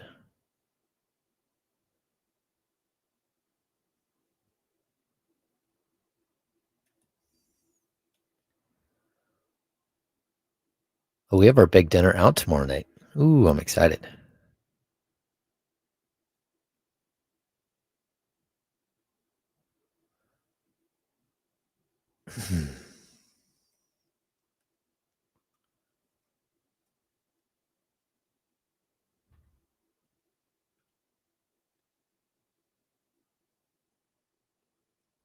Oh, yeah, the homie Luke likes my pick. I took Dylan Sampson, the running back from Cleveland.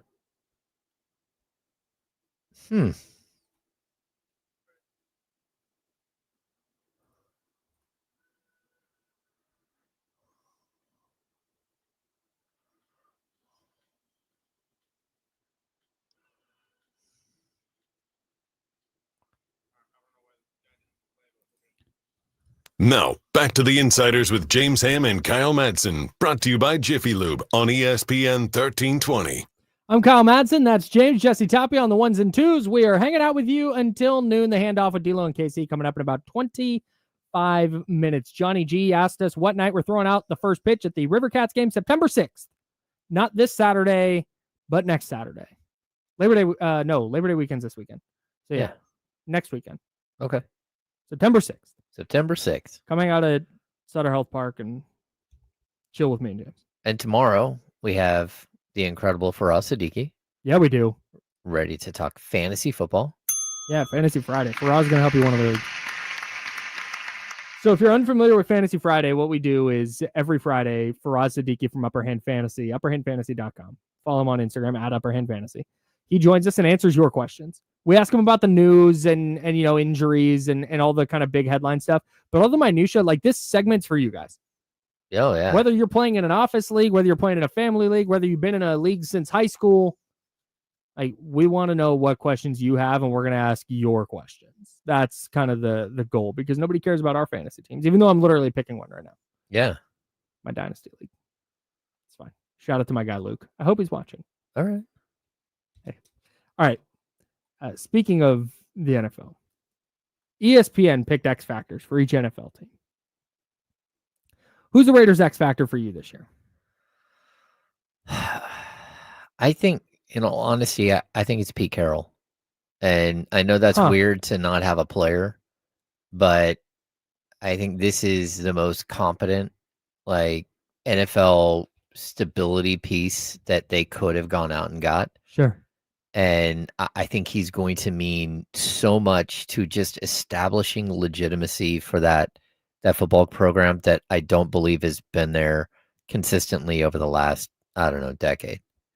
So I'm excited to see what he can do as a coach, and if he can establish something for them that maybe someone else can take over in like 3 or 4 years and really, take them back to, prominence, which I don't know. Again, we could say Ashton Genty, say like their defensive, who's the linebacker, the defensive lineman that's coming back. Malcolm Kuntz. Yeah, Malcolm Kuntz. That's my pick. Yeah, because I think offensively, with Bowers and with Genty and with Jacoby Myers and with Amari Cooper and with Geno Smith, I think there's a chance that they're at the very least competent on offense, if not good. I would agree. If Genty is as advertised, they could be a really, really just tough, difficult offense to stop. Yeah, fun. Yeah, for sure. Yeah. The reason I picked Malcolm Kuntz on the opposite side of Max Crosby is because Pete Carroll's bread is buttered on the defensive side. Yeah. And when you go back and you look at there was the Legion of Boom Seahawks, right? And that was Richard Sherman, and it was Earl Thomas and Cam Chancellor, Bobby Wagner. He wasn't in the original secondary, but yeah. Bobby Wagner was certainly a massive piece of that in the middle, but their defensive line and their ability to rush the passer is just relentless. Mm-hmm. And I think that if Max Crosby is going to be one of the three or four best edge rushers in the sport, like, what you're going to get out of him on a game in, game out basis. If you can find a high quality player, and we've seen Kuntz be a high quality player, then he tore his ACL last year. So maybe he doesn't hit his ceiling again this year, but if he is a good option on the opposite side of Max Crosby, I think we know that having a very good pass rush lowers the bar for what the rest of the defense needs to be. But if he comes back and just hits the ground running and is a 10.5 sack guy, I think the Raiders defense can be pretty good. Yeah. I don't want to say I was going to say awesome, but I'm not going to go there yet. I don't know if they have the personnel, but I think Pete Carroll's going to have that group coached up and playing hard. And if you have that really high quality talent up front, you have a really, really good chance to be strong defensively. And if they are, then I love that. I'm on the over 7.5 wins for them. I love the over if you're going to tell me you're going to get a really good year out of Malcolm Kuntz. Yeah, I'm with you. That's a really good pick. Yes. Yeah, and I just think, like, overall, like, they feel like they're on the right path. Mm-hmm. Like, you don't always find the right path, and specifically the Raiders just seem to, they choose like very unconventional paths most of the time. Yeah. And this is just like a safe bet to get your program back in line and on the right track. Yeah.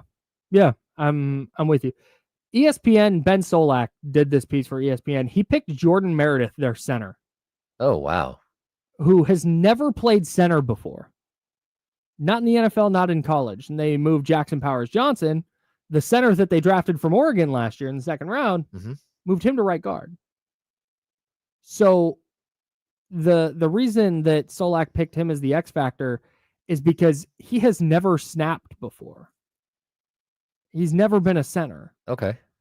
And so there's a chance that there's so much to take into account when you're the center from a dissecting the defensive front perspective. You got to get the snap into the quarterback's hands. Then you have to actually play the position. So there's a lot on his plate. And basically Solak is saying that if Meredith can play, then they've got a chance to have a good offensive line. If he can't, it's going to be a disaster. Mm-hmm. And I can't disagree with the logic, because we've seen Geno Smith.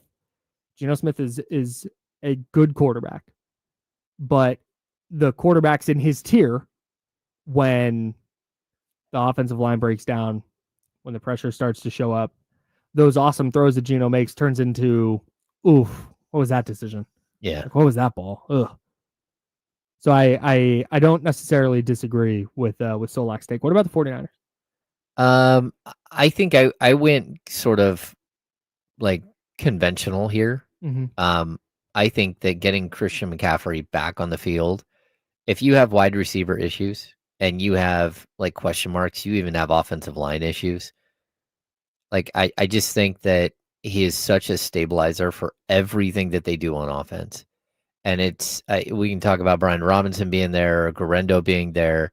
The fact is that those two might combine to equal what McCaffrey means to this team. Mm-hmm. But it's two players, which means they're not on the field at the same time. McCaffrey's ability to change both the running game and the passing game and put a threat into every single time he touches the ball just changes like the dynamic of a football program. Mm-hmm. And so his health to me means so much to this team. And I'm usually like a Trent Williams guy, and Mm-hmm. I want the offensive line stuff, but Mm-hmm. I think McCaffrey is just one of those players that he makes the game easier for everybody. Yeah. He's like the equivalent of a Magic Johnson on a basketball court, where when he's on the field, Mm-hmm. everything raises, like it just makes life, everyone slots into the right place when Mm-hmm. he's on the field. Mm-hmm. And when he's not, it exposes Brock Purdy. It makes it easier to defend a Ricky Pearsall or George Kittle. Yeah. It just really does. And it also, when he's not on the field, it makes the offensive line look worse. Like, there are things that the offensive line can do and can't do. And when you have a guy like McCaffrey, who every single person on the defense is looking at him like, oh boy, is he going to get the ball or not? Mm-hmm. It just changes everything for me. Yeah, this is the fundamental flaw with the 49ers roster, because I agree with everything you just said. Yeah. But for me, I'm going to take everything you just said and apply it to Trent Williams. Yeah. Because I think that he fits into that group where, dude, and I put Trent Williams ahead of Christian McCaffrey in this sense. If Trent Williams doesn't play, I don't know who's filling in. Are you trusting Spencer Burford to be a high-quality left tackle? No. Or an average quality left tackle? Like, that's a massive gamble. Yeah. And we've seen time and time again, when Trent Williams is either not playing or compromised, the 49ers don't win. That's just been the case over the last couple of years. So that's why I put him ahead of Christian McCaffrey, because, okay, let's say if you remove Christian McCaffrey from the equation, well, I don't disagree with anything you said about him. All right, they got Brian Robinson now. They have Isaac Garendo. They have George Kittle. They have theoretically Juwan Jennings and Ricky Pearsall. Like, this is okay. There's all these pieces here where they can still generate some offense. Mm-hmm. Might not be the same amount. They might not be first in yards per play, third in points scored. It lowers their ceiling dramatically, but I think they can still generate offense. I honestly think if Brock Purdy's out, all right, you trust Mac Jones to go win a game. Yeah. If you don't want him for half the season. No. But if you need Mac Jones if you need Kyle Shanahan to scheme up an offense for Mac Jones for a week or two, you don't hate it. I think Fred Warner is in that conversation. I think you could pick any of their top three cornerbacks and put them in the conversation. The point is, we talked about Juwan Jennings earlier. The point is, they're still so top heavy. Yeah. And if you can throw out any one of these. ESPN, Ben Solak's pick was Ricky Pearsall. I don't disagree.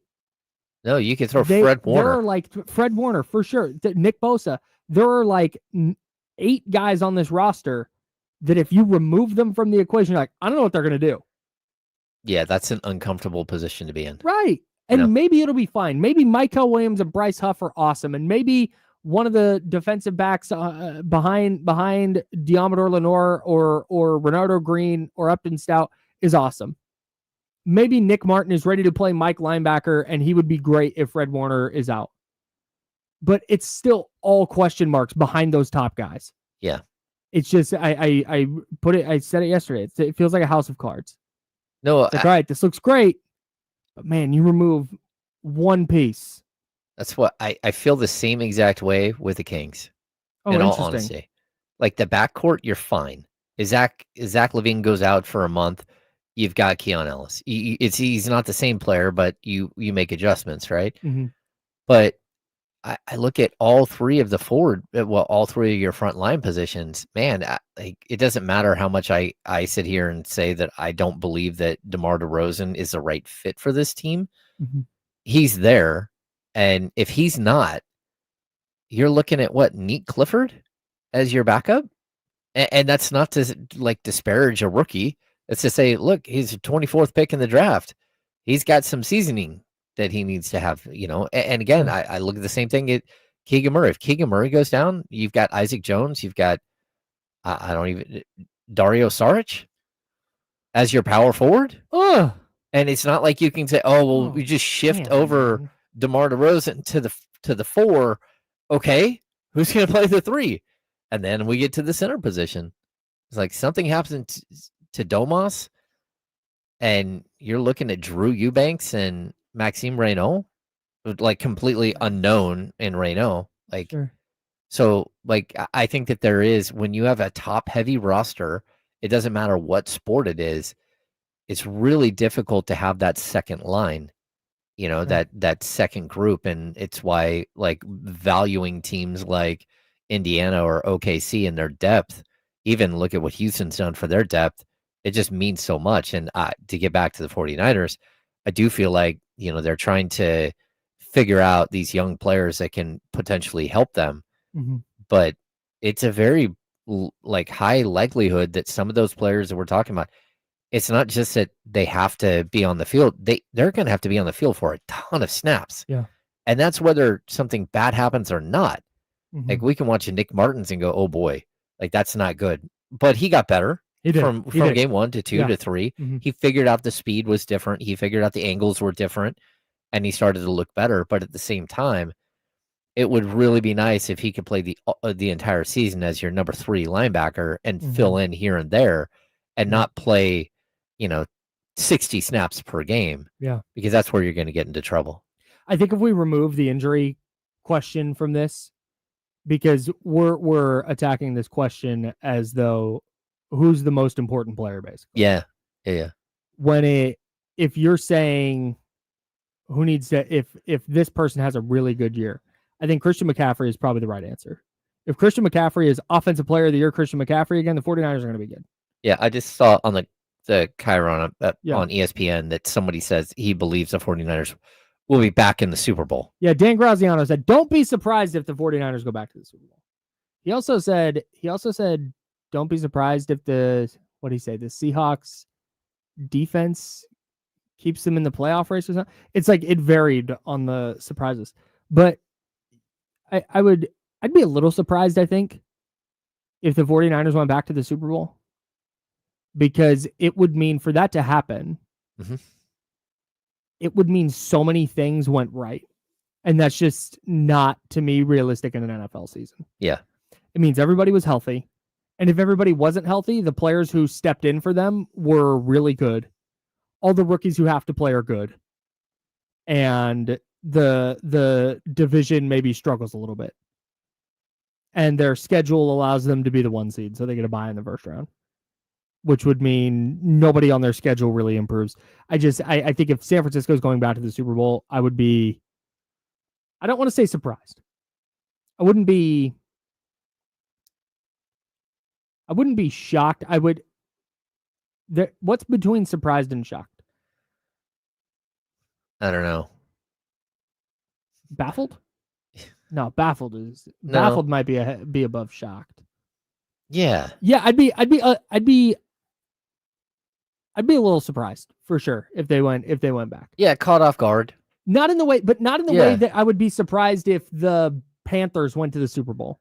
I'd be like, wait, what the hell? I see the path for the 49ers. I just think it's extremely narrow and full of obstacles. Yes. Does that make sense? No, it does make sense. And, okay. And I'd also say this, like, we already know that their path is very narrow, right?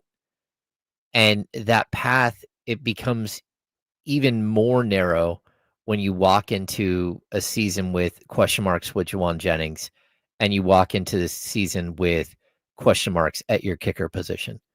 Like, it's one thing to have, like, hey, we need a lot of things to go right.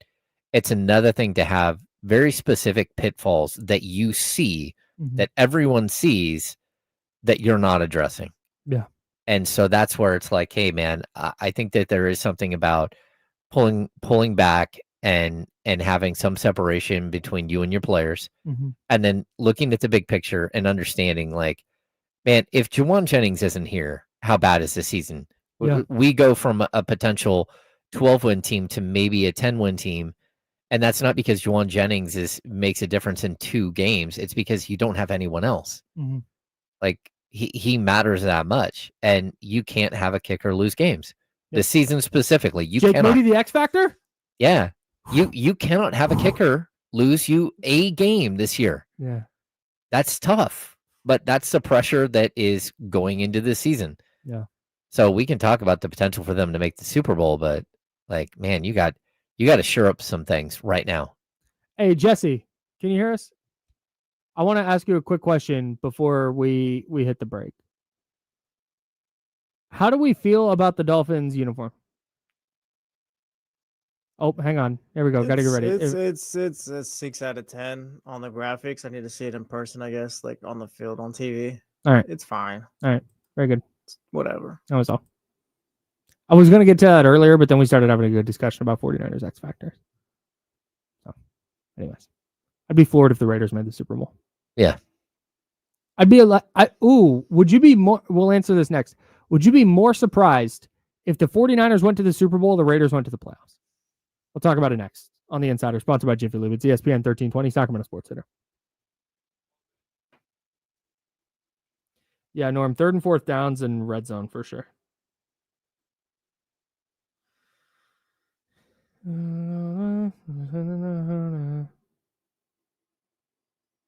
Karma. Hip, hip. Hooray. I'll be right back. Sweet.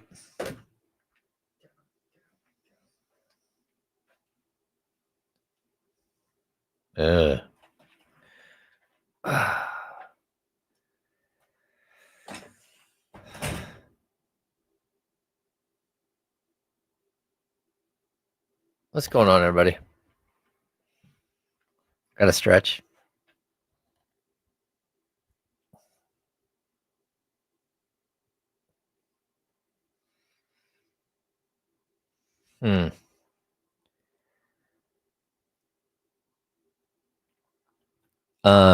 Norm, here's the problem with that. It's that your coach is ultra conservative, and he doesn't go for it on 4th down. And that means that you've got to have a good kicker because Kyle Shanahan relies on 3 points all the time. Rust Dog, yeah, we're off on Monday. Yeah, it's Labor Day. Office is closed.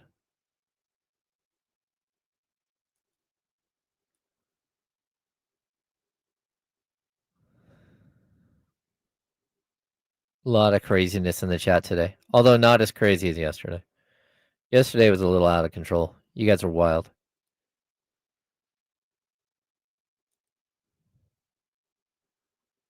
Let's see.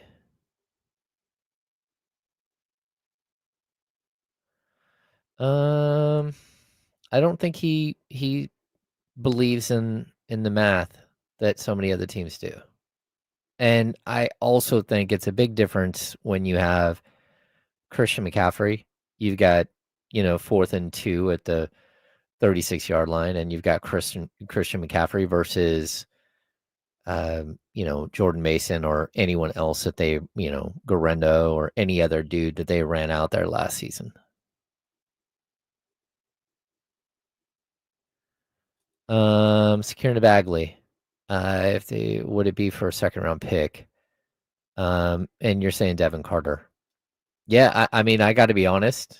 Securing Bagley, you might have to give up a second round pick, and people are going to be like, "What the?" Hey, it's a $6 million in the NBA. It's a $6 million contract, and like Haywood Highsmith just got traded to the Nets with a pick. Like, I'd rather have that guy, to be honest with you. For starters, I'd actually do that trade in a heartbeat. I would trade Devin Carter for Highsmith, but that's just me. I don't think you're going to be able to get more. I don't think you're going to be able to get a second round pick. You might be able to do a second round pick swap, but yeah.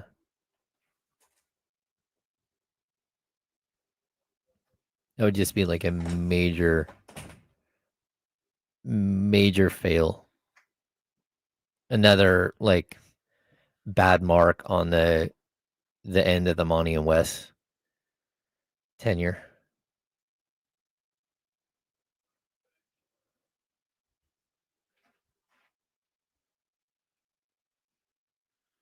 Now, back to the Insiders with James Ham and Kyle Madsen, brought to you by Jiffy Lube on ESPN 1320. All right, what would be a bigger surprise? 49ers back in the Super Bowl or Raiders back in the playoffs? I think 49ers making the Super Bowl. Would be a bigger surprise? Yeah. I think the Raiders have a shot. I don't like the division they're playing in. You can't go 0-6 in division. You got to go 2-4. Yeah. I'd go the other way on that. I think there's an avenue where we can see the 49ers winning their division. And I think if you're able to get into the playoffs, CMC's healthy. I'd assume if they're getting into the playoffs, Brock Purdy had a good year. Your receivers a little bit better. And I think, because we kind of talked about this.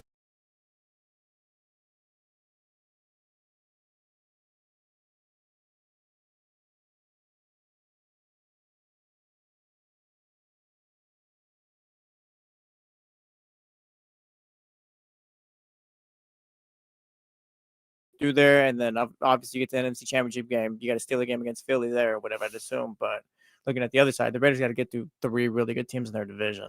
We're back. We're back. Stream. Sorry, everybody. Yeah, that was we wild. lost the video for a second. Wi-Fi went out, I think. Yeah, I think so too. But we're back. Hi, everyone, on youtube.com/ESPN1320 and twitch.tv/ESPN1320. Jesse was just saying he thinks it would be a bigger surprise if the Raiders made the playoffs. James, you disagree. You think it would be a bigger surprise if the 49ers went back to the Super Bowl. I think I agree with James. I think the paths are narrow for both, but for the Raiders to make the playoffs, it would mean Pete Carroll got the most out of that defense, that their offensive line wound up being okay, and Geno Smith, Brock Bowers, Ashton Genty, that was just enough. It was enough on offense. The Chargers weren't as good as we thought. It would mean Denver maybe took a little bit of a step back. The Raiders sneak into a wild card spot. You go 10-7 and you sneak in. Plus, we've gone through it. The Raiders schedule is not super difficult. Yeah, 10-7, 11-6. Like, I think that's in the realm of possibility. I don't think they're going to make noise in the playoffs. Sure. It's just making it. All they got to do is make it. They could lose by 50 in the first round. Yeah, I mean, who knows? I mean, we got to see what this team looks like when they're on the field and it's functional. But I think making the Super Bowl is like so incredibly difficult for any team in any season, unless you're the Kansas City Chiefs. Then it's like, oh yeah, we just expect to be there. They just kind of roll in. Yeah, but like if not that, I mean, I just think that it's like for the 49ers to make it would be tough. It would. Yeah. So. We've got the handoff. Damian Barling's here. Kenny Caraway's here. We'll continue this discussion. More likely that would you be more surprised? What? No, go you ahead. You guys talked about this already. I know Jesse said I it. had a plan for tomorrow. Oh. Go ahead. Yeah, what the? No, go ahead, Cook. All right. Come on, man, let's talk. It's day 53. No, God, no. God, anything but that. I think our segment tomorrow is a little bit different from this, though. So I was saying I wouldn't be would you be more surprised if the 49ers made the Super Bowl, if the Raiders made the playoffs? What would be the bigger wow. oh my God. More surprised if the Raiders made the play. I don't know. I feel like James Ham. I'm not going to answer that. I wouldn't be surprised by either. I guess the Raiders, because I wouldn't be surprised if the 49ers made the Super Bowl. Okay. Then that answers. I guess it's the Raiders, but I wouldn't be shocked if the Raiders made it to the playoffs. Like, It's possible both things happen. Yeah, Totally, I don't love the fun. Chargers, and I never will the way everyone else does. But You're like me with the Clippers. that is 100%. You're like Damian with the Clippers. No, I actually really like the Clippers. I'm just tired of them doing this to me. That's repeatedly. it. That's When it. I'm like, I'm no, out they're on the good. Clippers. No, it's different this time. It's No, not. It's not going to be different, man. It's never It's different. not gonna be It's different. always the same. It's always the same. But yeah, I wouldn't be surprised if the 49ers got to the Super Bowl at all. Okay. I'd be a little bit surprised. Kenny? The question is more surprised. I'd be more surprised if the Raiders made the playoffs. I think the AFC West might be the best division in football. I think they're going to get 3 teams, and I think those 3 teams are pretty, for me, are pretty clear. It's the Chiefs, Broncos, and Chargers. The The path is narrow for both. We're really buying into the Denver hype. Like That's where I think if you're making the argument for more surprise than Niners make the Super Bowl, I think it's Denver taking a step back. I think it's the Chargers not being as good as we all think they're going to be, which wouldn't surprise anybody. Not we. What? Not we think they're going to. I don't. I'm just not in on the Chargers. Okay. As good as everybody but Damian thinks Thank they're you. gonna be. Thank you. I feel better when you do that. Thank you. And the Raiders sneak in at 10-7. Like that, Yeah, and that that could just be- wouldn't be that big of a 10 would be 10 I seems- would but be in this shocked. but We need more like a down conference type thing, like a real top heavy Cincinnati, Kansas City, Baltimore. Then it gets a little rocky after that, and it's one of those I don't 8 think and 10 9 teams. I don't think 10's that crazy. That I'd be Man. shocked. We did this But last week. again, in this, Denver's taking a step back. They get 2 against Denver. The Chargers taking a step back. They get 2 against the Chargers. You go 3-1 in those. You need to find 7 wins elsewhere on a last place schedule. 7 I mean, we looked at the schedule. Like it's not. I get it's to not 8 crazy. Like right now. Cleveland's on it. Like it Yeah. wasn't crazy. I don't think that's insane. But but you need them to. I wouldn't to James' bet. I point, wouldn't bet it to be clear. But go ahead. you just need them to execute. Like you could play a bad team, but if you play like a bad Right. team, it doesn't matter. I think my lean here is more like, hey, Pete Carroll's going to make that team a pain in the ass. Oh, for sure. I think the Raiders are just going to be a really, really difficult team to play. I agree. And if you told me you came from the future, Kenny, and you went, hey, I'm Kenny from the future, the Raiders went 10-7, I wouldn't be like, get out of town. What? If you came back and went, hey, Cleveland went 10-7, I'd be like, what? Right. No way. Like it wouldn't floor me. Yeah. Can we also talk about the Broncos taking a step back? They were 10-7 last year. Okay. I'm not sure why. I mean, so like you're saying if they're 9 maybe it's not a step back. Maybe it's everybody's maybe like, it's not what they may win that division. yeah, I don't okay. think it's I there got you. yet. Yeah, I think I can see that. They've got the best defense in football. They've got the returning. You can see them defensive player- winning the division. Yeah, the Broncos. They got the returning defensive player of the year. No doubt. And with that being said, I'm more Bo looking Nix at the doesn't have to offensive be side. crazy. Sure. He doesn't have to be crazy. It doesn't have to be like he goes from a good rookie to an all-pro. He don't have to do that because that defense playing in Denver, where traditionally they've been crazy. I don't want to say I can see them winning like 14 games, but I can see them at that 10-11 game total for the Broncos. Dante Thornton just went in my dynasty draft, by the way, James. You're having a draft right now? Yeah. Oh, what Draft round are started we in? yesterday, 3rd round. It's just rookies. I'm sorry, what? Yeah, I messed it up yesterday. So the draft started yesterday because it's a dynasty league. So our rosters are huge, and the only players available are rookies and free agents. I see. It's everybody keeps everybody. I see. So it's just a rookie draft. So with everybody having jobs and such, I had my commute from hell yesterday. Did you hear about this? I You seen this? Have you didn't. heard I about just this? assume all of your commutes are from hell. No, it's actually it's not that bad of a drive up. It's a drive Okay. home that's kind of a killer because I just want to be home. Sure. But I had to drop Heather off at work. She works 26 miles from our house. Okay. It took us an hour and 40 minutes to get to her office. That It sounds took like- me shorter to Oh. do the 88 miles from her office to here. Jeez. This all sounds awful. It's just brutal. So it's like 3+ hours. 26 miles from your house. How many miles are you from your house? Probably Oh, we're 20. like 38. From my house to here. Yeah. If you live where I think you Yeah. live. Yeah. Like The gigantic. Yeah. Up on the hill there. Yeah. it's not that at all. It's a regular residence. Residences. With the guard shack. No, but Snipers.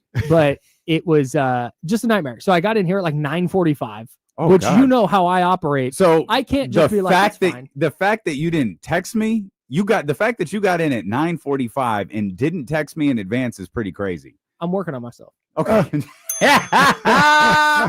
Because normally at about 8, this drive is hell, guys. I don't know if I'm gonna make it. And then 15 minutes later, I work. it's cleared up. That's it. I've done that twice, and I feel stupid. So I was like, you know what? Here's what I'm gonna do. All right. So we're sitting there.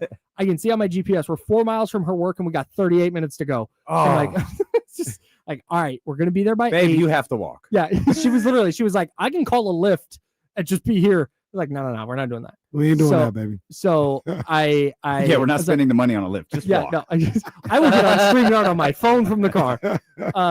No, so I'm like, we'll be there by 8, and then I check the GPS. I'm like, because traffic, nobody's going Sacramento to the Bay to Sacramento at 8 a.m. Sure. So traffic, it was like an hour and a half. I'm like, cool. As long as we're there by 8, we're good.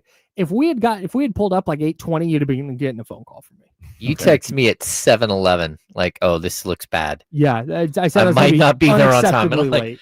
bro. You got almost 3 hours to get here. What do you mean?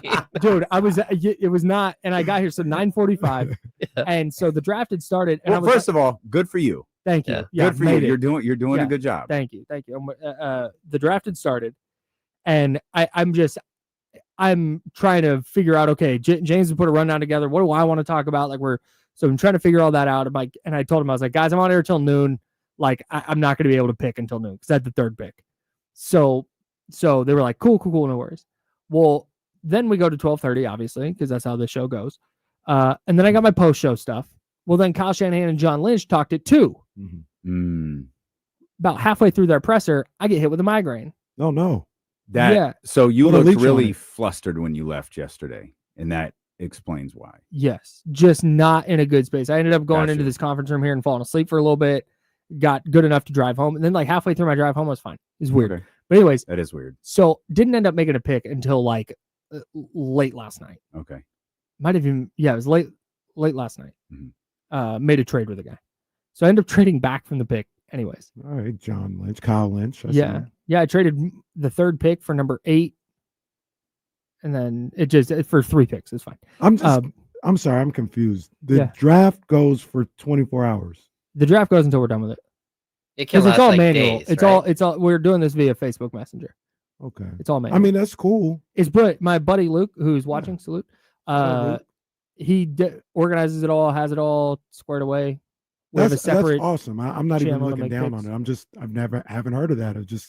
We just make the picks when we need to make the picks. Yeah. No time. Yeah, like literally, I'm up right now. I'm on the clock. they're gonna wait 2 hours. They're gonna wait at least until the show's over. Mm. So that's what I got going on right now. Nice. I forget what I was talking about. Well, we were talking about the AFC No. West. Let me. Thank God James is here because I had no clue either. Well, I remembered because I was about to ask you guys. Bo Nix. I don't mean to go Colin Cowherd. You never want to go Colin Cowherd. Ever. Full. You never want to go full Colin Cowherd. Never. But I look at Bo Nix's picture, like his NFL stock Uh-oh. media picture, and I'm like, Is this guy really a quarterback? Well, is this guy gonna lead me to the Super Bowl? Mm. Pull it out, Kyle. Tell me what you think. Just type in Bo Nix. Just tell me what you think. Have you heard my Bo Nix joke? No. Uh-oh. Heard he's afraid of skeletons. So I call him Bone Ix. Okay. Go take a lap for that one. Yeah, That was- man. After you're done pulling up the picture, Is go that take a your lap phone? around the building. That's a Complex's office punter. and back. That's a You punter. see what I'm saying? It's like he's just smiling. He's That's not a punter. That's the guy who took the SATs for the other athletes. Well, who looked at Damn. Trent Dilfer's picture and thought that guy would win a Super Bowl? Yeah. What about the Oh, kid good that point. played for the he didn't lead the it, Saints bro. last year, whose mom's a sports reporter down in the Bay Area? Oh, Hayner. dang. Jake Hayner, yeah. Yeah, look up his picks. Right. Trent Dilfer, he didn't lead the Ravens. He was just on the team. Bo Nix can be on the team, but Bo Nix about to? Is he going to be the MVP? Like, is he going to be that type of guy? Jake Hanner and Bo Nix look like the same guy. Just one's got a goatee, the other one, or one's got a beard, the other one doesn't. Hey, Who's the I ugliest forgot. quarterback I to lead forgot. someone to a Super Jake. Bowl? No, I hold on. forgot Jake Hayner did There's the Bo. here. Where can The I- funny picks? Yeah. I'm trying to Yeah. share these. He How do I do did some this? that are There we ridiculous. go. All Yeah. right, here we go. I'd also Bring these bring up. it with the AFC West, like the Chiefs. Oh, come on, man. Come on. This Oh guy. no, I This guy haven't ain't seen that leading one. me This nowhere. one. This This one. guy ain't leading me nowhere, man. Come on, man. I hope he plays week 2. Is he still on the team? No, he got cut. Oh, damn. Damn. It looks like one of those, like he's going to play Drew Brees in a movie or something.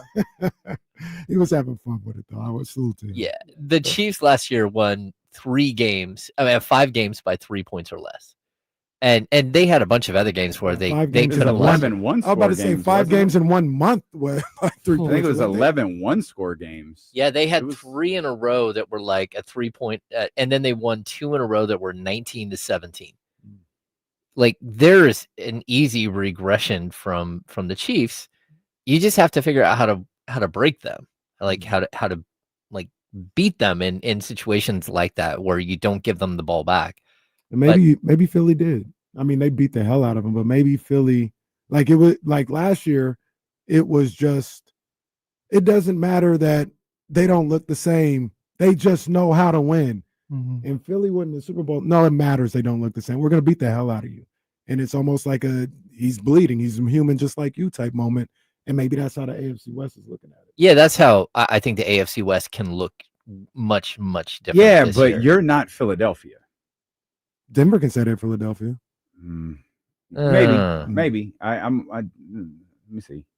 Yeah. I mean, I'm in. Sure. I'm in. Yeah. But let me see. Let me see. Were you reading Schefter's tweets over there? No, I'm trying to make my pick. Oh, Who You you guys going are with? talking amongst Who you yourselves. going with? Where we going? Well, What are I we doing? can't say because somebody in my league is watching. Oh, Okay. I thought you were At least one person in making my the league. pick. Okay, you make your pick, Okay, thanks. and I'll tell you what Adam Schefter just tweeted. Several teams have spoken to the Dallas Cowboys about a potential Micah Parsons trade. For the first time, the Cowboys appear at least to be listening. He followed that up with the Cowboys would like to resolve the situation one way or another in the coming days with the preseason opener next Thursday against the Philadelphia Eagles. The Cowboys hold their first practice in preparation for the Eagles on Friday. They also listen to KIFM West Sacramento, KRXQ HD2 Sacramento, ESPN 1320 Sacramento Sports Leader, always free on the Since Odyssey I app. can't read anymore, even though I think Kyle just I read every time. You don't get points for that delivery, though. That delivery was trash. it was. That was Hayner. Oh, now you're the Hayner likes- purveyor of points? Yes. Okay, I'm pulling then you can have the pen and I'll pull the whiteboard behind you then. And So- you can make the points. So who are they going to That's- trade him to? Real quick, I don't know. real quick. Kyle will remember this. Everybody might remember this. Nick Bosa signed on Monday or Tuesday of the Steelers game. Monday.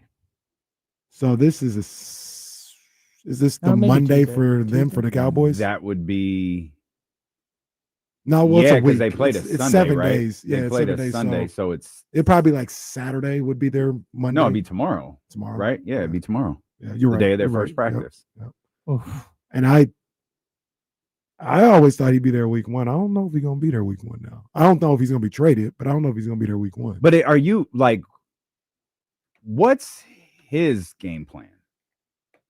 Like Jerry's might be let's try to starve him out, see if he plays on this $21 million contract, and if he does, we've got the franchise tag next year. We've got the franchise tag the year after that. We don't have to deal with this long term technically if we don't want to. But what's his play?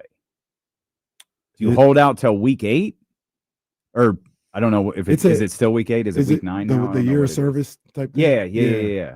Yeah. I mean, I pay the fine, make a fraction of that amount of money, and then know that they hold all of the cards again. The franchise tag. Yeah. That's kind of where all these land. Yeah. Like, do you want to sit out? I don't think so. Losing game checks? No chance. If you're Micah Parsons, though, I don't think the game checks are as big as of a deal as the year of service and then what happens next. The problem is you don't have control over what happens next. I'm not suggesting losing game checks is like, okay, like I'm not suggesting that they're all comfortable and they're like, it doesn't matter. Sure. But if 21 million becomes 7 million for half a year of work or however many weeks it winds up being, the bigger concern is you're right back here when the offseason starts. And the second, like, you're essentially on a year-to-year contract for the next 2 years. And Jerry has said as much. Jerry said, I don't have to resolve this. Yeah. I have 3 years. Through all of his silliness, Jerry every once in a while gives you a window into his thinking. It's like, I've got 3 years to resolve this. This year, franchise 1, franchise 2. Right. Franchise 2 will cost him a fortune, but it'll still cost him less than a long-term deal would. He's the only GM/team owner who will say this part out loud. Yeah. But whether he meant to or not, like, would it shock you though if the Monday before this Sunday, they come to some agreement because Jerry wants the first big headline of the NFL season? It wouldn't shock me. Leading into week 1. No, it wouldn't shock me. Well, week 1 is Thursday though. Oh, you mean this Sunday? Did I say no, you said Sunday. I was thinking this Sunday. Yeah. It wouldn't wants that first big headline of the NFL season. No, it wouldn't shock me. I'm starting to wonder whether or not he's going to play week 1, but that wouldn't surprise me. Jerry, the season's here, dude. Like, you practice tomorrow for the Philadelphia Eagles. You practice like the champion, the guys who are getting practice for that team tomorrow. So, Kyle, help me out with this. Right? What? Doesn't practice start Sunday, Monday, Tuesday, day off Wednesday, Thursday? They play on Thursday. Play Thursday. Right. So practice today's Thursday. Practice starts Wednesday tomorrow. Be a travel day. They've had their 3 days off. Unless Schefter's wrong, they practice tomorrow. Oh, because you get the extra practice to start the year. The first official practice where you have to put on an injury report and everything, I don't think will be till week 2, the day after. Okay. Help me out with this. These are things I think only you know, and hopefully you would know this one. When they're NFLwire.com. When a player is injured, they still get paid. Yeah. So nobody ever does this. There's got to be a reason. But if I'm Micah Parsons and it gets that far down the road and year of service and all this other stuff, my back hurts. I got back spasms. Okay. But a doctor can clear you. Like, who had someone just had an MRI? Was it Micah? Someone just had an MRI on their back, and I think it was Micah Parsons. How do they clear? Might have been Matthew Stafford. How do they clear me? Well, one of them didn't actually need it. Well, how do they clear me for back spasms, or not clear me?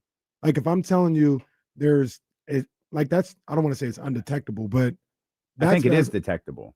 Like, what do they detect? Like the pulsating. The spasming, the muscle spasm. But I mean, a spasm is a movement of the muscle. Right, but I'm saying you might have to lay in an machine for a while. Well, that's what I'm saying is like, yeah, I know you're clearing me or whatever, but I'm telling you, I can't go straight with my back. Yeah. Or my ankle hurts. Yeah, we can do an X-ray and I know someone you can call about that. He lives in San Antonio. Just damn. Yeah. Well, damn. Put this do-rag on real quick. Michael, put this do-rag on and get it done. But my ankle hurts. How'd you do it, man? Well, we don't see any swelling. I know but I can't. It just hurts when I take a step. Yeah, I think I don't know. Like, how do they determine? I'm sure it's in the collective bargaining agreement about clearance from a doctor and the right to a second opinion. You'd have to get the doctor with, there's something wrong. Well, you have to find someone who will say there's something wrong. It wouldn't be hard. Well, you can find somebody. No, you're right. This is exactly what JC Treader brought up that got him in trouble on the Ross Tucker podcast.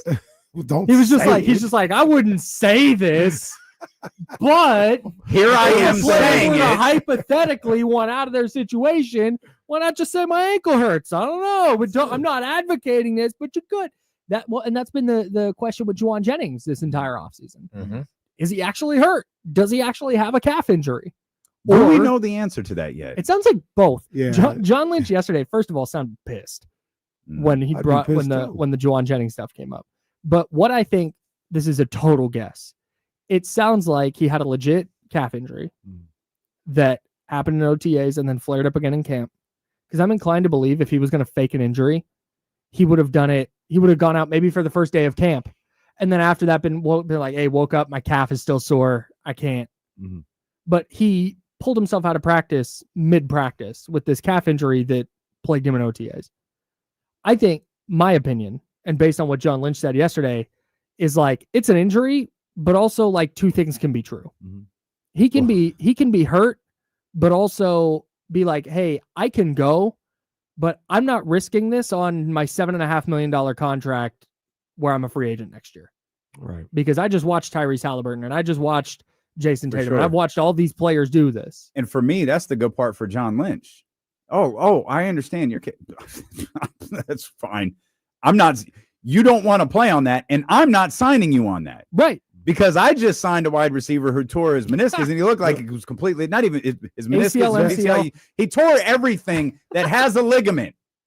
Every ligament in his knee is gone. That's what we talked about. I think you were out, and when I came back after this, Juwan Jennings, I was like, if I'm the Niners, you can't treat every situation like the past situation. But why would I do this? This has never worked for me.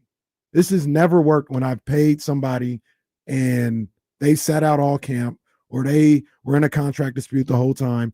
They sat out and then we paid them. It didn't work with Bosa. Well, he didn't get hurt, but he wasn't no good. Mm-hmm. 8 games. Sure, he sure, was. sure. I didn't think wasn't he was good. Yeah. Debo wasn't good when it happened. Brandon Ayuk got hurt when that happened. Mm-hmm. Trent Williams did it. That didn't work for him. Why would you don't at even this have point- to narrow it to the 49ers? Yeah. Yeah. Other than the one people love to point to in Emmett, who did? Right. It don't work. So at Mhm. this point, to a certain degree, he already said he's not trading him. But Le'Veon's whole career sucked after he held out. I'm I not remember paying you. Jamal Anderson held out. He showed up week 1 and nothing left of his knee. Done. But to your point, it doesn't. It's not effective. So you're, if I'm John Lynch talking to Juwan Jennings, you're holding out because you're saying I need you out there on the field. History tells me even if I signed you, you're either going to get hurt or you're not going to be as good as you're trying to portray yourself to be. Mhm. So why would I pay you at this point? It has not worked, like you said, for me, but ever, Mhm. damn near. This doesn't work. This whole not practicing, not being in training camp and coming in, it never worked for the player. Yeah, it wouldn't shock me at all if they were like working towards a contract and were super far apart and tried to find some compromise, and Jennings was cleared or is good to go. Mhm. And he went, well, I'm not going out there without a contract. And John Lewis is like, well, we're not giving you a contract unless you go out there. And now they're at this weird stalemate. That's how it reads. I could be way wrong on all Right. that. just take That's care of just it how it now. reads. Just take care of it this weekend and figure out a happy medium and just go forward together. So We at least you have a week of practice. We're almost too late. I'm If I'm John Lynch, like you've Yeah. already sat out much of this training. Mhm. Like the thing that I'm talking about has already happened. Mhm. So now I'm at the point where this isn't going to work. Yeah, I don't So- feel the same way about Juwan Jennings as I did when this started. I agree. Interesting. I feel the same. Yeah, Same way. like it might be too late. Mm. Like you're hurt. I don't trust your body anymore. I'm throwing to George Kittle 4,000 times. Yeah. Brock, go make one of these kids a star wide receiver. Yeah. Brock, Oregon banana split too. That's the same play we keep calling. Like that's all we got. Do Throw you the have a Kittle. better plan? 11 guys standing over George Kittle. It works for Travis Kelce. Just Great. do it. Yeah, man. Get I the ball don't. to Christian McCaffrey then. That's a ugly spot. It's not good. I do. That receiving think- core is like, not ugh. good. I you know how I feel. I think it's not. Everything's as- awesome. Sunshine, No, not rainbows. awesome, but it's not as bad as people make it out to be. Okay, hang on. Okay, so I'm gonna walk through this. I Mhm. want you to Ricky Pearsall. Mhm. Okay, we're just gonna assume he's a good player right now. Yeah. Okay. let's He's assume shown, that's what when he's played, he's shown he's a good. Yeah. receiver. So right. Yeah. So 17 games, we're going to assume you're going to get 80 catches, 1,000 yards out of him, whatever. Okay. Sky Moore, not an effective football player. Okay. You have Russell Gage, hasn't played a game since 2022. That's your 3 healthy guys for week 1. And this for week 1. This is what I and keep but that's about. just it. But that's it. Is okay for week 1, you say. But what makes it better? Juwan Jennings coming back? Because you just laid out why the Juwan Jennings thing is a mess and it's never going to work now. DeMarcus because he held Robinson, up. he's cleared. Oh, okay. And I'm not saying he's great, but compare that to like this one thing that I think about. Last year, Brock was good. He had some good numbers. I don't want to use he wasn't great, but he was fine. Had good numbers. Moving the ball wasn't really their issue. It was red zone and it was turnovers. But I think you would know they were middle of the pack to maybe top 10 in yards per game, and yards per play they were like 6th. It wasn't a disaster offensively. And I could say right now today, I think what Brock was playing with last year might be worse than what we have right now. That wide receiver core, Debo was finished. Ayuk was gone. Juwan Jennings was there, but Purcell wasn't there. And do you think that DeMarcus Robinson can give you, let's see, 51 for 670 and 3 touchdowns, 806 total yards? Because that's what Debo got you. Yeah. I don't think Juwan Jennings can do that. Or not Juwan Jennings, DeMarcus Robinson. Particularly if he plays 14 games. I'm a little bit of prisoner of watching him a little bit with the Rams and then seeing what he was able to do early in training camp. And I think in this system, I think he can. Also last year, you were dealing with a running back that was playing with 2 stones for hands, and you didn't have any type of passing option out of the backfield. Now you've got that. Now you've got, well, you still had Kittle. Kittle went for 1,000 yards last year, right? Yeah. Niners were tied for 2nd in yards per play last year. That's ridiculous. And I mean, that's it's an argument. I'm not saying it is a fact, but I think you could argue that receiving core last year is the same or worse than what they're going into the season with right now. When you add Christian McCaffrey into the passing game. And to be fair, week 1 isn't fair because I'm saying DeMarcus Robinson too, and he's not going to be available for 3. Here's what I'll say, because I don't think I disagree, but this goes back to something that Jesse has brought up a couple of times with us. I think this comes down to Brock because, and he talked about this in an article with Albert Breer. It might be that week 1 it's Ricky Pearsall and Russell Gage and Marquez Valdez-Scantling are his top 3 receivers, but that doesn't mean that he can go play like he played last year. Because forget the numbers for a second, just watch him. Holding on to the ball too much, quick to bail out of the pocket and scramble, trying to push everything way down the field. And he talked about how he felt the need to do that because they had so many injuries, and he felt the need to I got to be the guy. I've got to move this offensive line. When really it's nah, dude, you got it 8 yards here. Just take that. You don't have to air it out every time. You don't have to find that route over the middle every time where there's a linebacker standing. No, check it down to the running back, take your 5 yards and move into 2nd and 5. And I think that is going to be a way bigger deal than there's a requisite level of talent you have to have at receiver to be competitive. But we talked about this with Patrick Mahomes and the Chiefs offense. That offense has dramatically changed its style, and Patrick Mahomes has dramatically changed his style based on the receivers they have.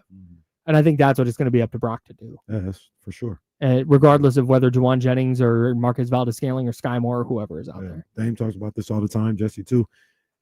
To a certain degree, Brock has to be the one to elevate that offense, or at the very least, make sure that offense maintains. That's it. Regardless of what the personnel is around. Yep. I do think he has the bare minimum at this point. Last year, I don't think that there were a lot of times where the 49ers had the bare minimum players that they needed. Brock has the bare minimum. I think that when you have Kittle, when you have McCaffrey, all of a sudden it's okay, if you can't find those guys for 75, 80 catches each, then there's a problem. The other guys will fall into place because those guys will elevate everyone around him. You have to defend Kittle. You have to defend McCaffrey. And so I think that's going to make it easier for Pearsall. It's going to make it easier for Juwan Jennings. and whoever the number 3, 4, 5 wide receivers are on this roster. And with that being said, everything that I said or made an argument for, if they were able to get Jauan Jennings back on the field, that would drastically help that wide receiver. Like he was the one guy. He was going to be a 1,000-yard receiver last year. Yeah. If it wasn't for getting ejected. It wasn't in the first quarter of the final game or something like that. Yeah. So, yeah, like, and he's been very, very good for them for 3 years. Like this last year wasn't an admiration. Like, oh, he came out of nowhere. He's been a good receiver for them since his he did like 50% of his career production last year. No, he did like numbers wise. I had questions about if he could do that at volume, and he did. Yeah, but you're right. It's not like he was some dude that. Right. He was a reliable pass catcher for them, and Third and Jauan wasn't an admiration. That was something we all believed in. So if they were able to get him back, that would really help out that wide receiver room. To go along with the arguments that I made before, you get somebody like that. Now you don't have to worry about Valdez-Scantling as much or Russell Gage as much, because now when DeMarcus Robinson comes back, it's Pearsall, Robinson, Jennings, Kittle, McCaffrey. Yeah. Well, and John Lynch did confirm this morning, according to NBC Sports Bay Area, that they're also having conversations with Kendrick Bourne right now. What you think about that? I saw that yesterday too. What you think about Kendrick Bourne reuniting with the 49ers? It's like a little less version of Jauan Jennings, but he was solid. I think the appeal with Kendrick Bourne is that he can just step on the field and play. Mm-hmm. Yeah. Like that he knows the offense and he knows the language. Right. And he's been playing football for all offseason. I think that's the appeal. I don't Sky Moore and Valdez-Scantling. Yeah, same. But again, we're talking right. Yeah. Varying degrees between mid receiver. Right. Like that's just kind of where it's at. But well, it's nice that you called Sky mid. Well, that was nice. I mean, that's the first nice thing you said about Sky today. It's the first nice thing. Do you know what Sky Moore looks like when he's returning punts? He looks like a dude who's lost in an IKEA. Like, you ever do that in IKEA? Struggling with the four-wheel cart. Have you been to IKEA? No. Oh, like ever? I've been to an IKEA before, yeah. Like, you always get that moment where you're like, wait a minute, where are the arrows at? What just happened? I'll just go this way, I guess. That's how Sky Moore returns punts. When you go to a store to buy furniture and the selling point is meatballs, that's just really tough for me to wrap my brain around. Have you ever tried them? I have not. The glissies are good there. Oh, I've never had one. They're cinnamon roll? They're not like crazy, but it's like, oh, this is good for $1.25. Yeah, exactly. It's not Costco. Costco's actually good. Yeah. It's not that. Dame, you'll find when you have kids, you go to IKEA because you're like, well, I'm not spending this much for furniture that they're just going to break, that they're just going to mess up and it's not going to look good. Well, shout out to American Furniture Gallery. Yeah. They don't pay us, but they pay one of us. Shout out American Furniture Gallery. American Furniture They Gallery. furnished the girls' whole room. So, James, you are correct. Do you know what I've never done in an American Furniture Gallery? Looked like Sky Moore at a punt return. There you go. Bring it all back. Bring it all back. How do we feel about the 49ers new uniform? I was telling Dallas this. Dallas Osborne. Yeah. Mr. Worldwide over there. It's our guy. Big Niners fan, too. Even with the name Dallas. Big did you know he's on air in like Miami and like Virginia Beach? He's a big deal. Dude. Yeah. He's like, yeah, I gotta go do my Miami show. And then I got this. I'm like, what? Oh my God. And the funny thing is Dallas, like when I see him, we speak for a little bit, but we don't ever speak in a long period of time or nothing like that. But Super follows me on Twitter. Super watches the show. So when I see Dallas, like he's really quiet. And I'll be like, what's up, Dallas? How you doing? He's like, hey, how you doing, man? I agree with you. Becky Lynch is not that good. Like he'll say something like that, like that you had to be listening for 4 hours with. I'm like, you listen to our show, Dallas? That's what's up. Have you ever heard Dallas on the air? No. He sounds exactly like the dude in the hallway. like you would think like he hits like a volume. No, that's how he sounds. It's incredible. Yeah. Like it's absolute. I know I don't sound the same in the hall as I do on the show. Dallas, Andy, same. Same. Just the same. But I was talking to him, he's like, that's what he did. So he's like, I'll agree with you. I like the jerseys because I tweeted it out. He's like, I like the jerseys. And I was like, oh, you saw my tweet? Yes. I was preparing for the worst, and these are actually pretty good. And the tweet that I had was, if they had to do it, like, because the NFL and Nike made them make an alternate jersey, they had to do it. They did a pretty good job with it. I like it. I like them more than the last black and red uniforms they did. I don't know why Nike insists on thrusting black uniforms upon the 49ers. They don't really have another color, though. I do not want to see a gold jersey. No, I don't want to see a red. You can do a red jersey with different fonts and different trims. Yeah, man. I kind of like it. Did you see? I like Buffalo's jersey. Buffaloes look great. Yeah, Buffaloes look great. I'm always a white jersey guy. Like that works. It's so hard to mess that up. Yeah. Yeah. New England did a good job. New England's is solid. They look like the Colts, but otherwise they're solid. That's true. I saw a closer up picture. They're not as blue as I thought they were. In the first picture I saw, they looked more royal blue, and I'm like, that's just a Colts uniform. You could have a little more close. It's more of a like look. cerulean. Yeah. Oh, it's good knowledge. You could have done this exact jersey if you outlined the name in red. You could have done the exact same jersey in white, meaning in white. Oh yeah. If you had just outlined that and gotten away from the black jersey. I'm okay with it. Here's the thing that does kind of frustrate me a little bit from the John Poles of the world, the Dr. Davids of the world. No, you're getting black. That's for the Raiders. Man, there's like 4 teams in the league with black. The Steelers have been wearing black forever. Yeah. Black is not primarily only going to the Raiders. Relax. Yeah. I will say though that like black jersey makes sense for the Steelers. It makes sense for the Raiders. It makes sense for the Kings. Why does it make sense for the color? Steelers? It's primary color, the black and yellow. But like when they got the jersey, that's when it made sense. Yeah, because it's the primary color of theirs. Their colors are black and yellow. What? Ravens, purple and black. Kings, purple and black.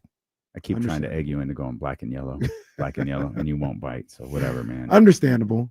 But I thought it was too low-hanging fruit. I was going to say Wiz Khalifa has a song about it, but anyway. There's no such thing as low-hanging fruit. Even I know the guy who made a terrible joke. Yeah, like you mean that's actually a really good joke. It's keeping it sad. I good point. Thank you about the joke. Well, good point. I just don't. Here's the thing. The thing is rivalries, and the tagline is when your rival shows up at your door, you show them who you are. The 49ers are not a black jersey team. That's true. That's fair. Like, that's silly. The last black jerseys were a disaster as part of one of the worst seasons in recent memory. Yeah. Show them who you are. Like, Carlos this is not them. They're making, I think I understand what Kyle's saying there. It's like you look outside the people, you're like, who the hell are you? Like, what the hey, who are you? The Raiders? Like, so, you know who I am? It's like, no, I don't. What is that jersey? I don't know who you are. It's different, and it's ingrained in the culture of what they do. But black isn't Oregon's colors. Yeah, and I think Oregon does too much. Well, Oregon's the poster child for all Nike uniforms. Oregon does too much. I guess it's the Dolphins. I don't like them. The Rams are terrible. Why are we giving the Rams a black jersey? No, you know what I don't like about that Rams jersey is it's actually looks that it's a Rams jersey, navy, and it looks like super dark blue. It looks like it looks like a Michigan helmet, and I'm opposed to that. Go blue. Even with Harbaugh there? Oh no, I was thinking Chargers. Yeah. Well, they're fine. You're okay with I don't hate them as much as I thought I was going to hate them. And I was ready to despise them. That may be the case. The reason why I feel how I feel is because the bar was so low. Like I was like, this is going to be terrible. And they cleared the low bar. Yeah. It's cool. Yeah. I was expecting black jersey with the like off-white numbers and like off-white pants and like a gold helmet. I was expecting I wish they would just give me a picture of the jersey. Terrible. I wish they would just give me a picture of the jersey. It's I have shadows. I have two friends that work in. This? I have two friends that work in social media, and one of them works for a prominent sports team. Uh-huh. And when they release a jersey, he always says, "We need to just post it. Just post the uniform. You can do all the photo shoots and all the videos. You can post all that too. Yeah. But people just want to see the uniform. I feel like I haven't gotten a clear look at this jersey, right? Because it's shadowy. It's red in the background, right? You see, like, just I want to see it, please. Yeah. I'm afraid of what it's going to look like on the field. I'm really afraid of what I think it'll look like cool. And it's only one game, so okay. And they're going to sell a bunch of them, which is I really might the get goal a Fred here. Warner. That's it. On the shelf, they're going to look sick. Yeah. Depending on how that red is. If the red is like Niners red, so it can go with like these brands I got on today or the hat or something. Like, yeah, I might have to get a Fred Warner. I got a Bowman. I think the merch is going to be sick. Yeah. Like the helmets look like dope. hats. I'll never wear a helmet, but the helmets look dope. Yeah, I thought so too. What do we got? I'm on Jersey Watch. This Tim Brown joint right here is nasty. Is it the AFL one? Yeah, it's white with the silver numbers. Yes, bro. That's yes. That's like my favorite uniform. I like the black time. numbers though. I like the black numbers. No, I don't hate them. If they had this or silver numbers outlined in black. If they had this in 34, I'd buy it right now. I'm sure you could find one. Are you on not the official? silver. You're Little Bo Jackson. Not the silver numbers. Bo You can Jackson find the would be black sick. numbers. Yeah.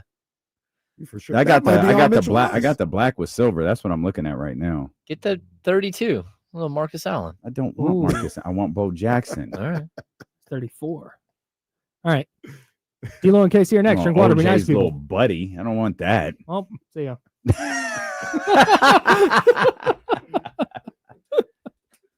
Try got up before anyone can say anything else after Hey, that. I had to get an OJ reference.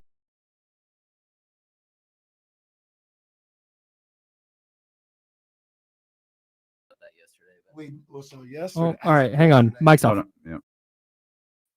See you, Chatty House. Appreciate you guys.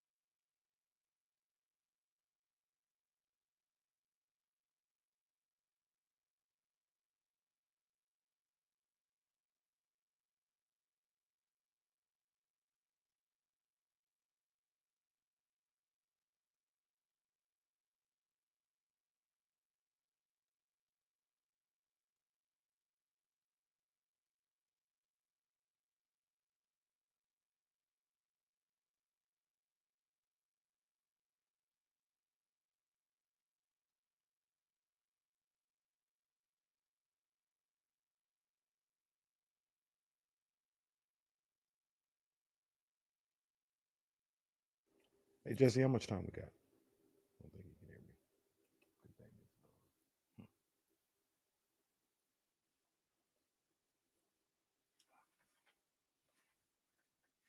Oh, so you get this feeling.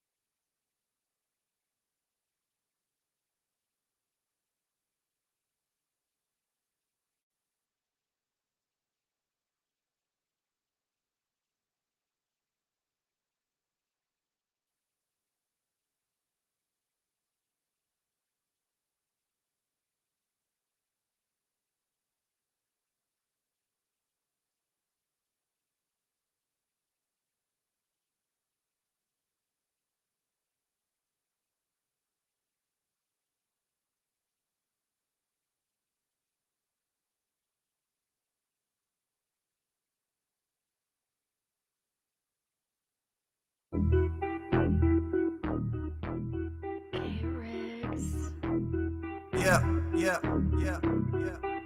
We got them screaming D-Lo, KC, D-Lo, KC, D-Lo, KC, D-Lo. We got them screaming D-Lo, KC, D-Lo, KC, D-Lo, D-Lo. We your number one spot. We your number one spot for some sports, huh? Got the city going crazy when we work, huh? We top 2, but we ain't 2, we in first, huh? And when you need the real, we is who you search, huh? D-Lo, KC, D-Lo, KC, D-Lo, KC, D-Lo. We your number one spot. What's good, baby? We stepping in the door here one more time. It is Thursday, August 28th. Welcome you in here to D-Lo and KC. I'm Damian Barling. The ultimate needle mover in God mode himself. He's Kenny Caraway. Yes, sir. Acknowledge me. And we are live. The worst slums of Sacramento. Alongside What are a you doing with man. him? We're happy that you're here with us, man, as we get started. Coach Brennan Marion, Sac State, their season gets underway this Saturday. We'll talk to Coach coming up. 2:15? Yeah. 2:15, Coach will be with us. And then Matt George will be with us in the final hour of the show.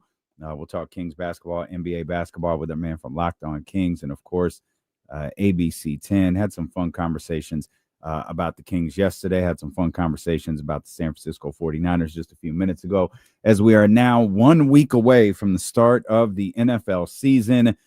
The Cowboys and the Eagles will kick things off on Thursday night, and Adam Schefter tweeted, I guess, some news, or perhaps he just tweeted the latest chess move.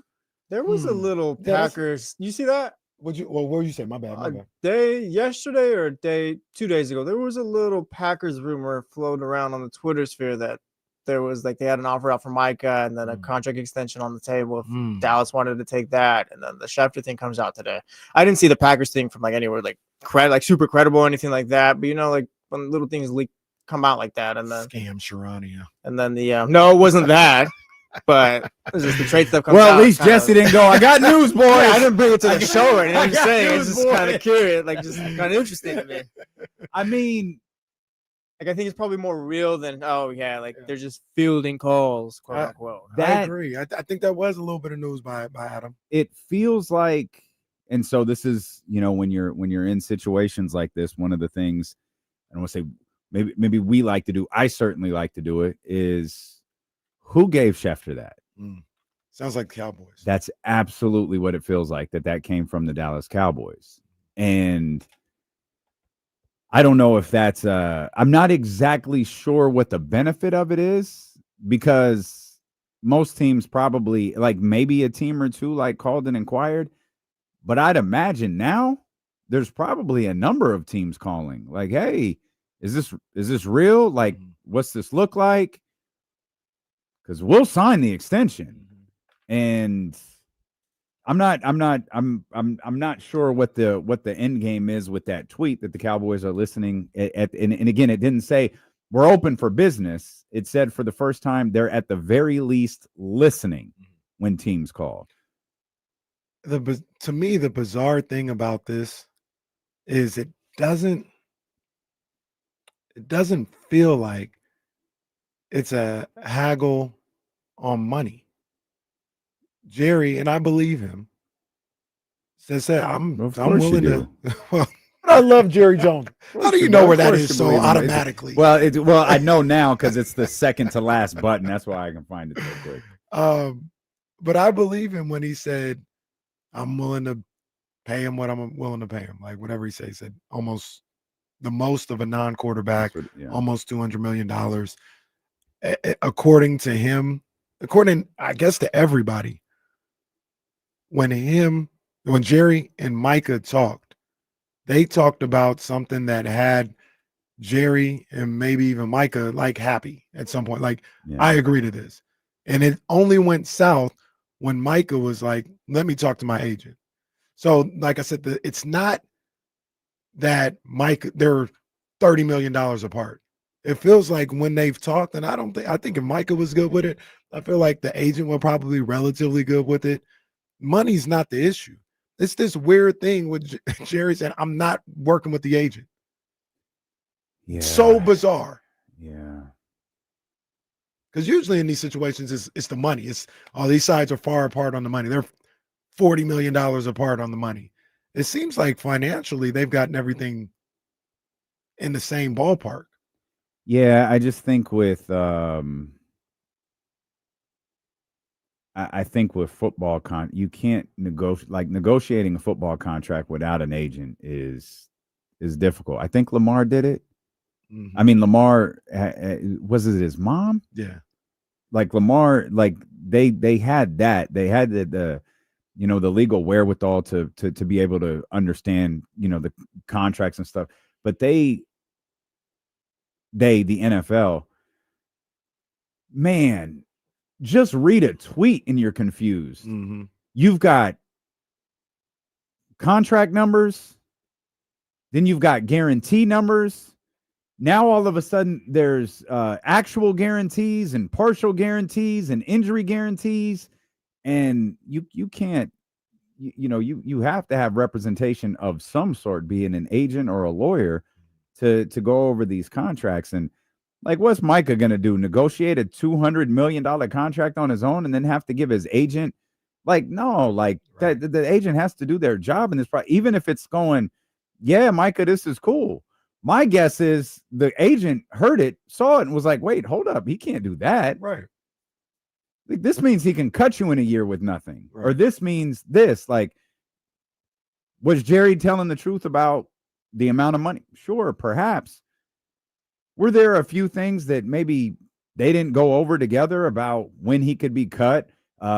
He only gets this dollar figure if he has this number of sacks, or if he's an all-pro, or if he's this. Yeah, that stuff could have absolutely been in there. Yeah. But the thought of even asking a player of Micah Parsons' caliber to negotiate his contract without his representation, whether his representation is an agent, a lawyer, his mom, or his dad, like whoever has been involved in this process, just the idea of asking him to do this without them is absurd. Absolutely. Absolutely. And that's the bizarre nature of this whole saga, is that's the holdup. Really, that is like the basic, like you said, it's absurd to think that we can get this deal done without representation being there. Yet that's the holdup, not the money, not whether or not the player wants to be there or the team wants the player there. It's, I don't want your agent around. What? Mm-hmm. I've never heard of that.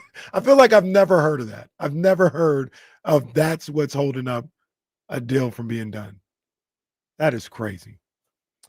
To Jesse's observation on social media yesterday, Florio did write an article on this, that the Packers Florio? Was that Glory?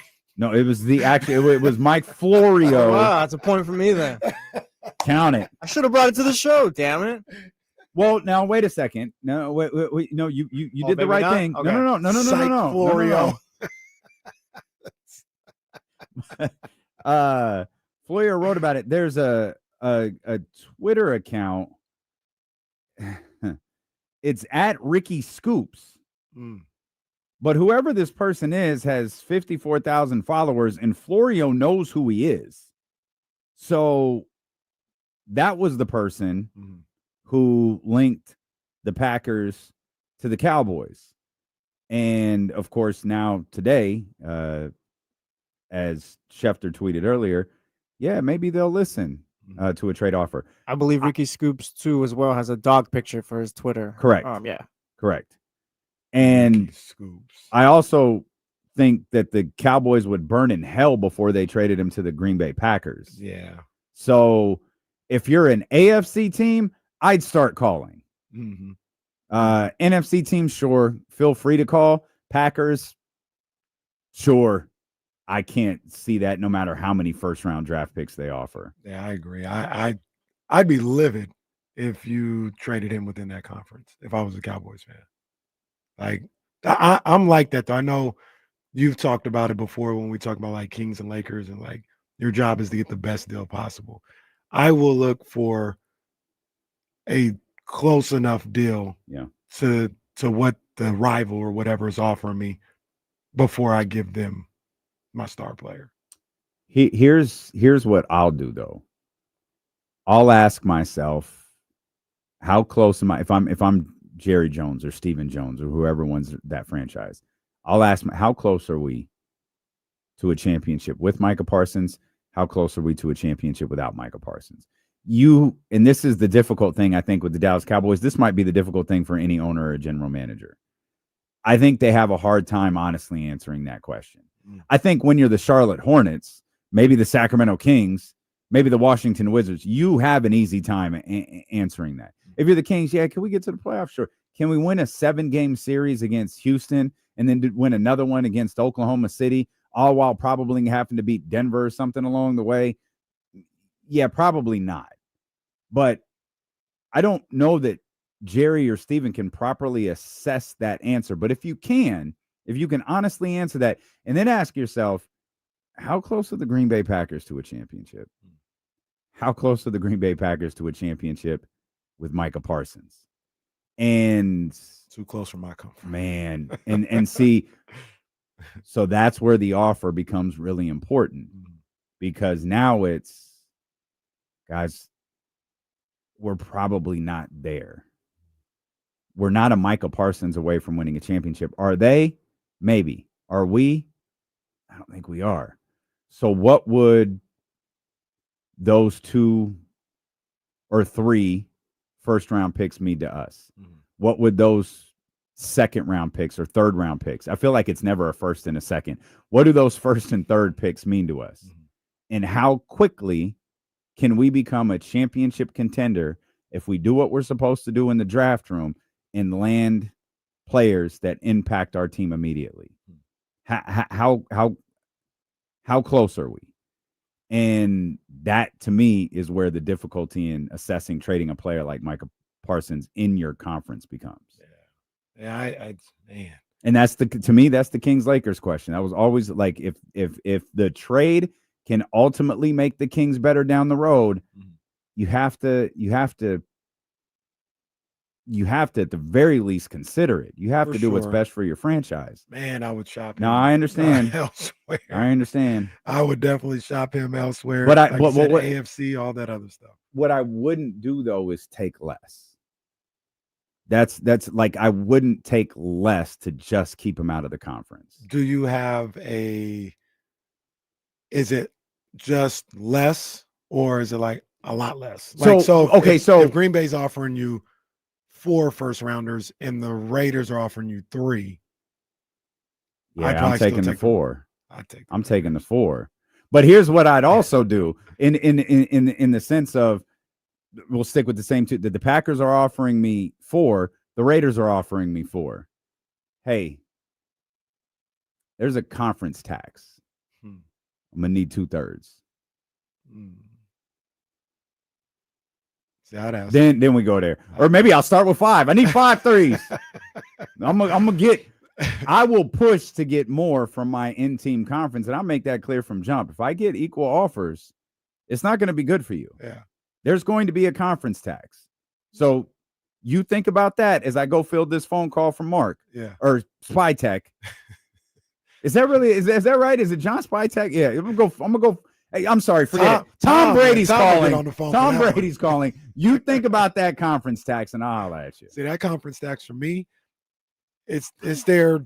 Even if the other team's giving me less, they're giving me 3 first-rounders. I need 6 from you. Look, I'll send you Micah, but I own Lambeau Field. Call it Jerry Field. I want that's a publicly owned team, right? I want the major shares. I want the majority shares in the Green Bay Packers. Now, and don't treat I own 2 football teams. And don't treat me like the minority owners in the Suns. Oh, Jesus Christ. I want to see those books whenever I want to. All of them. But going back to Schefter's tweet, the most telling part might be the second tweet. The Cowboys would like to resolve the situation one way or another in the coming days with their season opener next Thursday. You could, if you wrote this, the Cowboys would like to resolve this situation in the coming days with their season opener next Thursday. That's not a tweet. That's not news. There's nothing there. one way or another adds something to Absolutely. it. And I don't think Schefter threw one way or another in on his own. Right. Not trying to, clown him. We know he sends tweets off for approval. That wording, I think we're all in agreement. This came from the Dallas Cowboys. The overall message came from the Dallas Cowboys. That one way or another absolutely came from the Dallas Cowboys. And to me, that's the okay, maybe there is something here. And thinking before I speak, has a situation like this ever ended in a trade within 7 days of a start of a football season? The first, I just pulled it up because I wanted to see what the parameters were, and it's Khalil Mack. Khalil Mack was, I think, the week of week 1. But was Khalil Mack in a contract dispute? Well, the Bears gave him a new contract when they. I just knew John didn't like him. Yeah, the Bears. What does it say? The Bears reach $141 million extension with the trade of Khalil Mack, and they gave up first round picks in 19 and 20, third round picks in 20, a sixth round pick in 19. So what's that? So the bulk of the treasure was 2 1s and a 3? 2 1s and a 3, yeah. 4 total picks. And I think, I don't know if it was as public, but I think it's kind of along the same lines. John Poles or anybody else can tell me how they remember it as Raider fans, but it felt like, they went the whole summer trying to figure out if they were going to get this deal done. And then a week before the season started, Gruden said, no, we're not getting it done, and traded him. So, yeah. You're right. That's what happened. I also think Gruden was never going to do the deal. Never going to sign the extension. He was never going to sign Khalil Mack. Yeah. And then it's one of the worst things that happened to the Raiders organization. Then had the nerve for like 4 straight weeks to do press conferences going, man, we just need a pass rusher. We need someone who can get to the quarterback. Man. You don't say. And really? Week 1, didn't Matt go crazy on Aaron Rodgers? Yeah. Well, I think he also, I think that, he destroyed the Raiders. Yeah, he did. 5 to 6 sacks. Right. Every sack he would get that year was against the Raiders, for the rest of his career. I love Khalil Mack, man. I'm a Khalil Mack fan. Yeah, but it kind of mirrors that. I mean, at the time, Khalil Mack was arguably the best he was defender the one in the game. Yep. And in the prime of his career, and the thought of moving on from him was, I mean, that wasn't even. Mm-mm. It wasn't even talked. I remember when that happened. It wasn't even talked about. It wasn't even a rumor. Mm-mm. It just happened. Yep. The Raiders are trading him to the Bears. What? Yeah. And you're right. I agree with you. The wording in that second tweet is specific. Mm-hmm. And one way or another. Yeah. I thought for a long time he was going to be there week 1. I'm starting to wonder if he's not. Now I'm starting to think if he might be traded. To the conversation that you and Kyle were having, Jerry is a Kardashian. He wants them cameras. Mid 2000s, mid aughts Kardashian. he wants those cameras. He wants to give the press conference. He wants we were gonna get it done all along. Dag nabbit. He wants that moment. Is this, to paraphrase, is this Jerry being Jerry? I actually think Jerry's getting pissed off that it hasn't happened already. That's what that sounds like to me. So, okay, I hear you. One pause I have is that Michael Irvin podcast. When he talked about that agent told me to stick that contract up my ass. He didn't look like someone who was angry. He looked like someone who was playing to the camera. He looked like someone who was playing to an audience. And Michael is there, and I love the playmaker, but he's hanging on every word oh, Jerry, no way. But Jerry. He's hanging on every word. And Jerry knew it. And in that moment, especially where he's talking about the contract and the agent, I told you as soon as I saw it, I was like, I think Jerry's performing. Mm. Now, both things can be true. Mm. Jerry saw the we joked Jerry might have thought that was Netflix. Like he was performing, Mm-hmm. but he still could be upset. Mm-hmm. Like you go back and you watch the one shots from Netflix. Jerry's on. He's fiddling with his pen. He's talking about Jimmy Johnson and the Herschel Walker trade. And every time he gets a little bit upset, son of a bitch, he'll crack. You know what I mean? He'll do, and it's like, and that's what would you, the first time you watched that show, what'd you say? I said Jerry's a star. Because he knows what he's doing. And then that's where like all of this gets like a little like you. It's almost like wrestling. You don't know what's a work and what's a shoe. It's absolutely. And now we're 7 days away, but the one thing that will give me pause on all of that, the only thing, not the absolutely only thing that will give me pause on all of that is I still think Jerry wants to win. Mm-hmm. Above all else, he wants to win, and he has to know that this is not the best way moving forward for him and his franchise. Mm. So could it be showmanship? Could it be Jerry being Jerry? Could it be the cameras being on? Could it be that moment that he wants? Could it be that? Could be. Or today, Schefter, it could be a way for him trying to figure out how he could turn this bad situation into making his football team better. What if, to that argument, what if this would be silly, so I'm not completely saying this happened. But what if Jerry looked at that Netflix doc, relived Herschel Walker, and had an honest discussion about where they are as the Cowboys and said, yeah, Micah's great, but we're not, with him, we might not even get to the playoffs. Mm-hmm. What if I can do the Herschel Walker situation again with Micah Parsons? That's tough, though. You got a $60 million quarterback, a $35 million wide receiver, new wide receiver that you just traded for. Like, I'm sure you're expecting to win some ball games this year. Probably. Do you think Jerry is capable of having an honest conversation about his football team right now? Do you think Jerry can look at his football team and go, Steven, we're not there? Hey, what did Jerry say? What did Jerry say to Steven? Run that back one more time. See, I love the instant replay.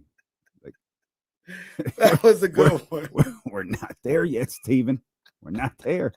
That son of a bitch. He's got us over a barrel, Steven. Look, kid, you got talent. You got talent, but go get some work in the summer and come back to tryouts next year. No, see, no. That wasn't me doing an impression. No, it was. No. That was a one-off. Y'all called for the replay. No, you can't do one-offs. There's no one-offs. No, I go can get do some work one-off. in the summer and come back to tryouts next year. Were you the commissioner of the impressions? I'm the commissioner, the coach, board all of governors. That. Board governors. The saying was on point, though. That was, yeah. That's a good one. Yeah. He's got some prepare. That was a good one. The saying was hilarious. I think he said it in the doc somewhere, to be honest with you. I think that's why it's to answer your question, it doesn't feel like you can be honest. Yeah, and like I think Jerry believes every season that his team can win the Super Bowl. And I don't know, maybe if we owned a professional football team or we were the general managers of a professional sports team, maybe we'd have that same, you're close to these guys. Maybe you just have a belief in what they are. We have a more, wide scope view where we can watch this. Like, you guys might be, you're missing something here. You're missing something here. But when he's around those guys every day and he's in those practices every day, maybe it is harder to have those discussions. And to Jesse's point, when you have a $60 million quarterback and a $35 million wide receiver, yeah, maybe it's a little more difficult to just walk away, right? You brought, Schottenheimer in here. I don't know if that was a good thing or a bad thing, but you brought him in there and like you're trying to establish something. And I think, I don't know, Drew Down, Cowboy. I don't know how this Chan Gailey in Campo? Like, is that what we're looking at here? Crazy. Like, is this what it is? Or is this, the start of Jason Garrett was mostly a good football coach. Wade Phillips was a really good football coach. Is this Schottenheimer getting his chance, to be a really good football coach? I just can't figure out this. I don't think that team is there. They have so much super high-end talent. I just don't think they have roster balance, which is what makes Schefter's tweets today so interesting. We'll come back. We'll continue to discuss this Micah Parsons situation in the NFL. Much more football coverage ahead, too. We'll talk some 49er stuff and storylines. Boy, we've got a storyline. This is a good one. And Coach Brennan Marion is going to be with us here for his first of many visits this upcoming Sac State football season. It's Steelin' with KC, brought to you by Sky River Casino on Sacramento Sports Leader, ESPN 1320. Brennan.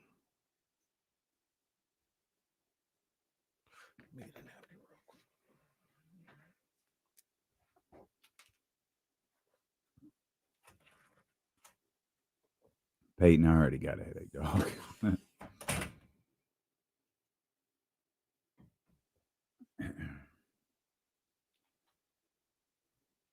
I don't know what to put the TV on. I feel like if I go to, I guess I could put, well, I don't want to put the Giants game on. They won a couple in a row.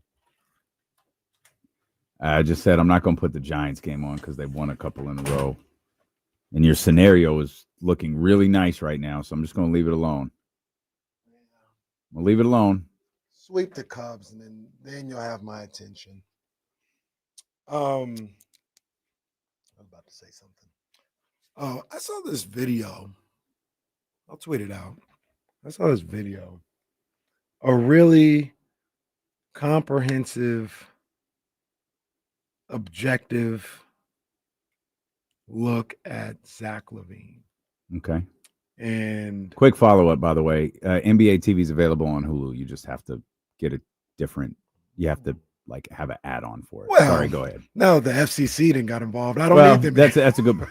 That's a good point. That's a good point. Sorry, go ahead. But it was just, I'll like I said, I'll tweet it out. But it was just a really good, honest look at who Zach LaVine is as a basketball player, who he has been, some of the scenarios he's been put in, some of his shortcomings, all this other stuff. It's like a 20-minute video. Like I said, I'll tweet it out. But the moral of that story was, I think Zach LaVine is a much better player than people give him credit for, but he's not a number one. Like, he's not a franchise guy. Got to put the franchise on your back, and he's going to take us to the promised land. He's not that, but I would even say, like,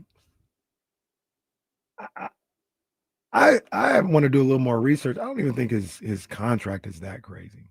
Like, when people talk about the 43 million, like, there are, for instance, Joel Embiid makes 60. Goodness gracious. For example, Franz Wagner is making $44 million a year. Is Franz Wagner a franchise? He's a number one. Hell no. He's a number two, though. Is Zach LaVine? Yeah, I think Zach LaVine's a number two. We're sure about that? Absolutely.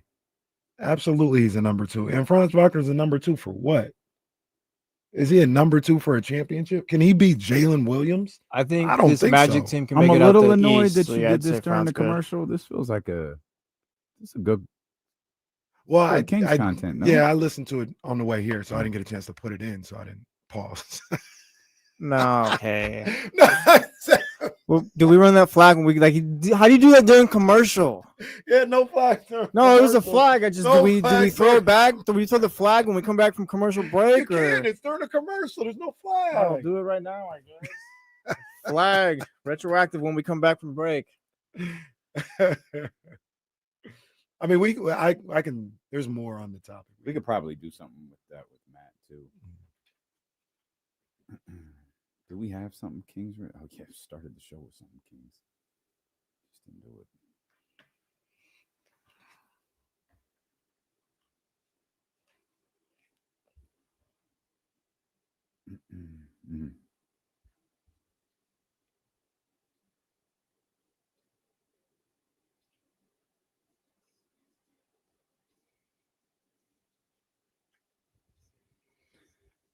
Kenny Caraway talking dirty during the commercial break. Thank God the kids are back in school and not watching the stream. Goodness gracious. Sorry, Bruce. But started an interesting conversation about Zach LaVine that I think we'll have to pick up at some point here during the show. Of course, we're following Schefter's tweets this morning about the Micah Parsons situation. Several teams have spoken to the Dallas Cowboys about a potential Micah Parsons trade. And for the first time, the Cowboys appear willing to at least listen.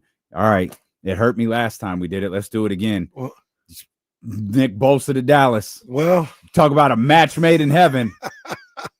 Nick Bosa to Dallas. Dadgummit, that's the guy I've been trying to get my whole life. And I've been wanting a player like this. He stands for something. And I think you know what I mean. Yeah, like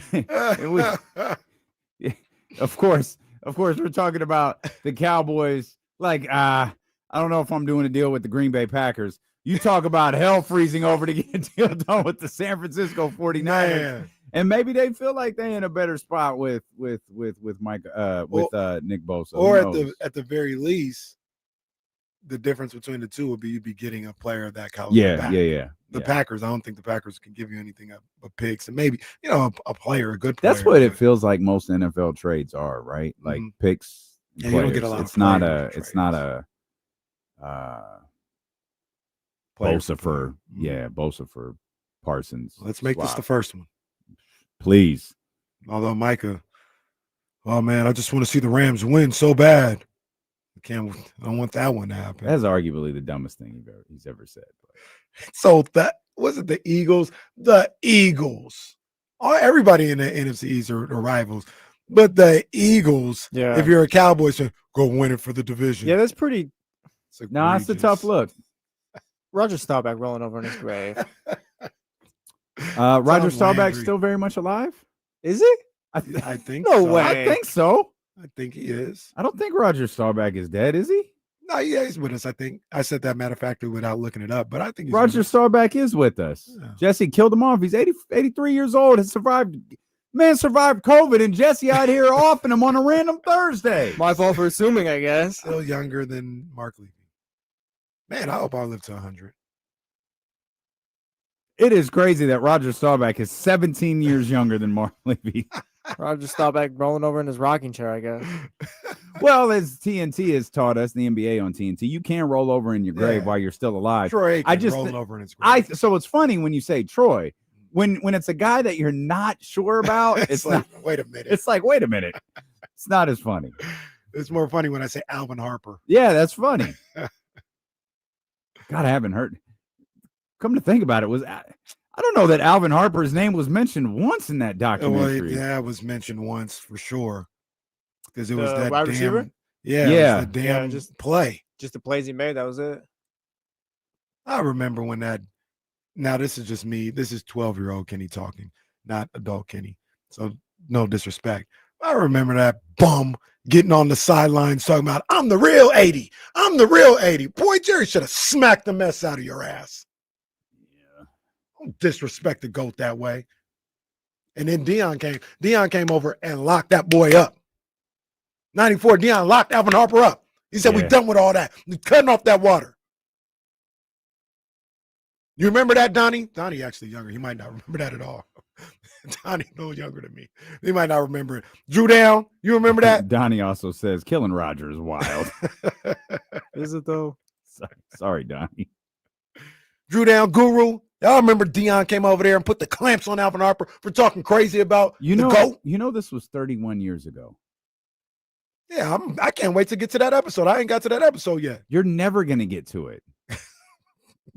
That in episode 4 of The Office, you're never going to get to. Yeah, we already finished the doc, brother. It's fine. You don't have to watch it anymore. It's good. We're done. We're never going to talk about it. We already got the show content out of it. We literally bring it up to Jason Jones, who wrote about it. It's over. I'm going to bring it up 3 weeks from now. There's no way you're going to see it in 3 weeks. Football starts in a week. Football starts College tonight. football starts tonight. Boy, I'm watching. Training camp about to be Boise here. State, South Florida, Cincinnati, and Nebraska. Your boy, did you see your boy met Pat Mahomes? Your boy, what's his name? Riola? Dylan Raiola. This Go guy. Oh, that's you funny. too old for that Nah, now, that's man. You funny. get a haircut. That's funny. One thing if you were 17, you too old for that. Not my now, fault. I man. look like Patrick, but go get a haircut, dude. I meant to ask you guys though. Seriously, I don't know nothing about this. Is there a maybe getting chatty house? I don't know. Oh, Is no. there some type of Office reboot thing going on? Yeah. There I is. saw a clip yesterday. It Yeah. didn't. What is this called- about? it's called The Who is Paper. it? It's a spinoff It's a spinoff. It's not a reboot. For Pam? No, All right, don't- shut yeah, up. don't do like, that. Don't stop. do That's that, that's yeah. insulting. Don't disrespect us, man. Don't do that. You want to talk about the show? We can. No, it's We fine. don't disrespect us. Yeah, we'll answer your questions, but knock it off. It's a spinoff that I think is Oscar maybe a part of it. Like I'm not really sure. Oscar's a part of it. It's a big office house. We voted, and it's kind of like I guess we'll see what it is. Yeah, I gotta no check one's it really out. excited for it, but it's like all right, we'll look to see what it is. The clip that came out yesterday, I don't want to say it was pretty funny, but I was like, all right, there's some. Maybe they got something. Oh, they hooked Jesse. Did you ever watch the British version? No, I never watched it. I'm gonna be nice. No, I never watched it. I didn't either. My sister swears by it. She says it's hilarious, but I've never watched it. I don't even know when it comes out. When did the clip say when it comes out? Oh no, I don't even know. Maybe September. I'm just. Oh, geez, well, I guess that's days away. Shout out. Yeah. So I was about to say, what? Yeah, it's 3 days away. It's too far. Like my man Mark says, first of all, Casey, how dare you? Yeah, right. September 4th on Peacock. It's next week. It's next week. All right. Look, it's Something with else that comes out long. next. Oh, Denzel's movie comes out next week. I think on the 5th. Yeah, that Friday. So the only person from The Office that's in it is Oscar. Yeah. New All blood. right. New blood. And why is Oscar there? He was Does a politician. Oscar only know paper? Is that like the only thing? Wasn't Oscar like running for something? Yeah, he was like a councilman or something like that at the end of The Office. I'm wondering how he made it to here. Well, obviously, I assume they have to tell the story that he lost. Oh, Whatever he was trying to do. They should hit him with like a scandal. Oh, well, And then Oscar's is now in the middle of nowhere. Working Well, at there's a paper pretty company. easy scandal. He slept with the senator. Oh, He there slept you with go. the Yeah, state we're good. senator. oh my gosh. You'll get there in, I don't know, the 10th anniversary of D-Lo and Casey. That season was pretty wild. By then, it'll be the Kenny Caraway show with D-Lo. And they're like, hey, man, did you KC comes in, man, I didn't know Oscar was gay. This is crazy. I had no idea Oscar was gay. Shout out Oscar. Shout out to Alfonso who listens to the show. Big ups to my guy. He tweeted, just me, I guess. They actually have the Niners uniform like in regular light. You can see it. They actually look kind of fire. Yeah, I found I mean, it was hard to show it to you during the Actually, segment, really fire. but Actually, the really one like this is the picture I saw. I don't know what he tagged you in, Hmm. but this is the picture I saw right there, and that looks pretty. Yeah, see, he's still got a shadow though. No, it looks fire, but come on, compared to like, let me show you. Compared to this, where like, all right, regular lighting. Thank you. I can see. Okay, I see. Yeah, I see. I see. Everything got to have a shadow. I see. But I like them. I like them. I like them. They did a good job. Did a good job. They'll be wearing these, I think, for 2 years, something like that. I don't know. I mean, I it don't doesn't know. even matter. They'll just be like, fine, they won't buy these. Let's just get some new ones. Just make some new ones for them to go buy. That's it. I hope I was watching some Kings highlight. Actually, I was watching that Zach Levine thing, and I hope the Kings never get rid of the two-tone jersey. I really like those. Really? Yeah, I really like those. That's a good I like little Don't alternate. Love. I like Don't Yeah. Love. That's a good little alternate. It's better Little than change of pace. it's better than that stupid ass red one they wore that couple years ago. Everyone, you guys all hate those jerseys, huh? That No, they red were- one? yeah. That red one was awful. That was bad. Like, what are you doing? That was bad. That didn't make any sense. That was terrible. They did better though. They had the the in season, the in-season jersey from last year? The Or Sacramento. was that 2 years ago? The gray one? With the Kings down the side? Oh no. Oh yeah, The blue one? the throwback to the Royals. Yeah, Okay. I didn't like that one. Yeah, I wasn't crazy about that. I like the Sacramento. They brought the Sacramento back, the Peja Mike Bibby joints last year. We'll see what they do this year. The 49ers with the red number and the black outline is the best jersey, right? This joint right here. Is that the best jersey? It's so tough. It's tough because the red jersey, the one that I got the Trey Lance in, that one's fire. But That one is that white with black? Is there a black outline or is it it's just it's white? still black outline. Oh, it's, okay. It's white number, black outline. Yeah. That jersey's so cool. Do you ever just want to wear it just for fun, like for 5 minutes or something? Because it's got it's like Trey Lance, but we just wear this jersey for a little bit. That's the jersey I want to wear right there. Woo, That woo. jersey is Woo, no, that was ice see, I can't. cold. It's That's 21. It's too close to tell. I can't tell which one's better. The red or the white. 21 with the The 75 red. logo. Oh, by the way, man. when we go to commercial, I got to tell you something. Okay. Well, sorry. I guess you guys don't get to find out. Steelo and KC, Coach Brennan Marion going to join us about an hour from now here on Sacramento Sports Leader, ESPN 1320. Yeah, the mic for me real quick.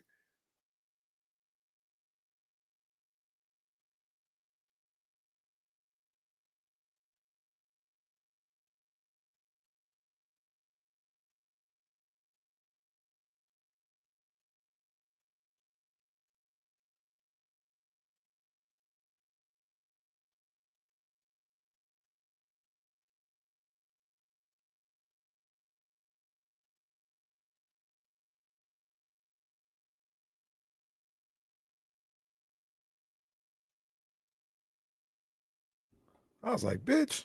That's stupid. You should have slapped his ass. Tried to play nice after he said that, too? Okay. All right.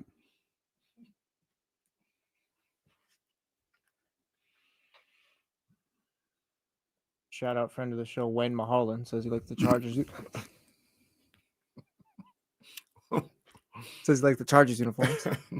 You know what really might be my favorite jersey is this Bo Jackson White Sox jersey. That's fire. So, Oh, wait a minute.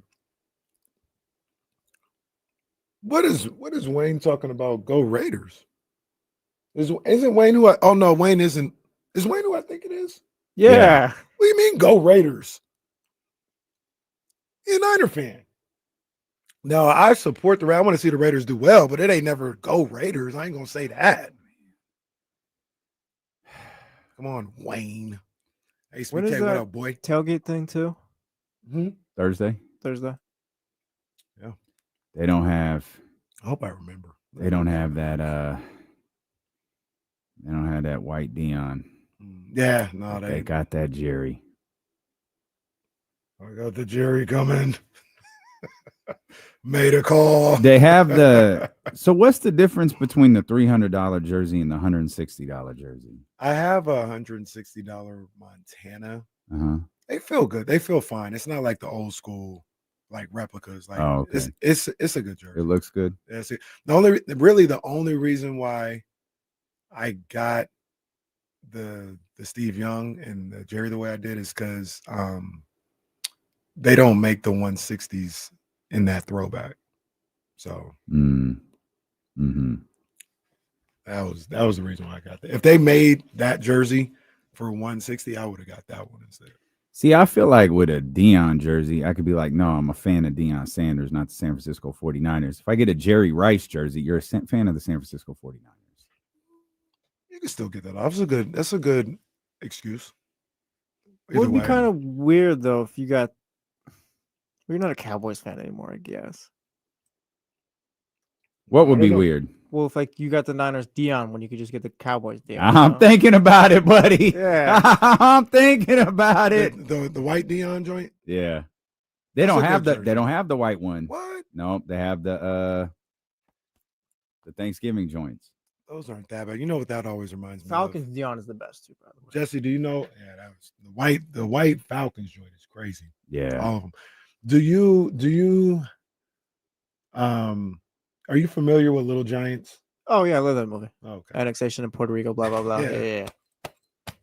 Oh, you know what's a killer about the Dion jersey? There's a star right smack dab in the middle of it that says Cowboys. Yeah, drew down Donnie. That's the jersey when we beat your ass. That's true. That's true. Well, there's the Falcons one. Can you imagine this is revives D'Lo's Cowboys fandom? He's just back this year. He said he was almost back. Almost. He was almost He back. almost got me. And I saw my boy and was like, can't find those jerseys anywhere. Tyler got one. He was like, hey, D'Lo, you can wear this one.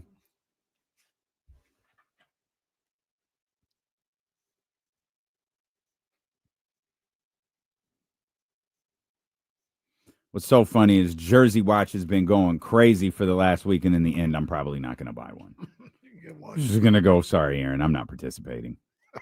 Come wear your 1320 jersey. That's a baseball jersey, isn't it? Yeah, I was looking for football that. centric. I was looking for that the other day, and I can't find it. Yeah, find it somewhere in the house. Our boss is really, really excited about the start of football season. Like, he's literally telling everyone to go home early so they can prepare to watch football. That's a shoot. Like, he is really excited for the start of the season. Big football guy. I guess so. Like we mentioned earlier, though, you said in last segment, football starts tonight. Yes, it Football does. starts today, 2:30. Boise State and USF. I can't wait. I am hyped. You know that Ohio State Texas game? Once again, my boy Joe Klatt. And I think somebody else was saying it too. They said this may be the biggest season opening game ever. Oh, I think so. Yeah, the defending champion. And like there is a certain it's like Texas is kind of like the Dallas Cowboys. Mhm. They haven't been good for a long time. But they got an army. A man. And the rich history with that university and the thought of them competing for a national championship, entering the season at number 1, the golden boy under center, like the legacy That takes it to another Manning level. Yeah. quarterback under center against the reigning, defending national champions. You can't have a better start to a college football season than this. Yeah. I agree. And like I said, I think Arch takes it to another level. Because Arch is, we talked about it the other day, he's literally been in our lives since he was like 13. And when we found out how good of a quarterback he was, where he was going to go became a question since he was a freshman in high school. Then he decides to go to Texas. And I think this is, I think I read this right. This is the first time Texas has ever been number 1, preseason number 1 in the AP poll, I think, or AP or coaches poll. They've never been preseason ranked number 1. Okay. So, yeah, I think I agree with that seems Joel crazy. And you and everybody else. Well, you think about when they've been good, and I don't know when the AP poll and all that other stuff started, but they haven't been a number 1 team in decades, like a generation. Like number 1, like this is the best team going into the season. It's been a long, long time. Well, the AP poll started in 1936. I guess they've just never been the preseason number 1. That's all it is. Yeah, never been a preseason number 1. Yeah. Which really means nothing except that your hill to climb isn't as steep and a little tumble is no big deal. Right. Or looked at as, this is the best team. Oh, Like, no, for sure. like- but I mean, when the season's over, Right. the Right. preseason, it doesn't. No, nobody goes back to the preseason. Right. Unless you run the table. Yeah. Unless you go from preseason number 1 to national champion, then that's a story. Right. And that's going to hold a lot of weight now with the college football playoff being here. I'm trying to think, has anybody in recent memory done that? Probably Alabama. I'm sure Alabama's probably done it with Saban. I'm sure Bama probably did it in like a BCS era. Yeah. Nobody's done it in the playoff era, but Bama might have been like one of the only ones. Georgia 2 years ago. Maybe. That's a good one. Maybe, but it's as much as we look at like, oh, college football is the same teams all the time, running the table, like you just mentioned, seems pretty rare. Like it doesn't, at some point, like maybe you don't start at number one, or, maybe you start at 2 and you end up being number 1 3 weeks in or something like that. Going wire to wire is number 1 doesn't seem like it happens all the time. Since the college football playoff started in 2014, one preseason number 1 has gone on to win the national championship. 2017 Alabama. 4 number 1 preseason teams have finished runner-up in the college football playoff era. Again, this is the last 11. This is not, dating back for forever. This is just in the college football good research by you. That was quick. That was specific. Like the question was specific, and you found it in 10 seconds. Well, I hate to say it. That AI stuff can. Great, we lost Damien. Like, all right. Kenny, this is being you now. That's it. This is us being like Snake Plissken in Escape from LA. Exactly. You ever seen Escape from LA? Of course not. The one you really hadn't seen is Escape from New York. I never seen that one. So this is an article. This is not AI. Just 2 teams that started the season number 1 in the preseason rankings in the 21st century have gone on to win the national championship. Obviously, we mentioned Alabama in 2017. Please do. LSU? It is not LSU. Think closer. Florida. And think a while ago. It wasn't Florida? 2004. Was that OSU? It was USC. Oh, wow. Closer to us. Yeah, sorry. LSU. Sorry. My bad. Yeah, my bad. Yeah. That's one of them squads right there. That's one of them. Pete had that thing popping. Wow. Yeah. This is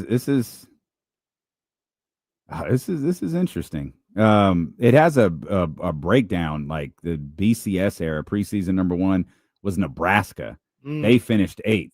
The national champion wound up being Oklahoma. They started at 19th. Jeez. You mentioned Florida a second ago. Florida was a preseason number 1. They finished 3rd. The national champion, I'm sure everyone remembers, was Miami. They were number 2. They started the next season number 1. They finished number 2 because Ohio State they won the national title that year. I was just about to say, how are those Miami teams not wire to wire? Yeah, I'm surprised they didn't start. Cheated out the national championship. I'm surprised they didn't. As good as they were, how did they not start the season at number 1 the year they won it? And then they were so I don't know if I said this. They were 2. Yeah, it was Florida, Miami. Yep. Yeah, and then the next year, like you said, they started number 1. The game was over. Like they were at the parade in Coral Gables, and they said, no, actually, there's a flag. Bring them back. What? Couldn't get it out of his pocket, and it's not my fault.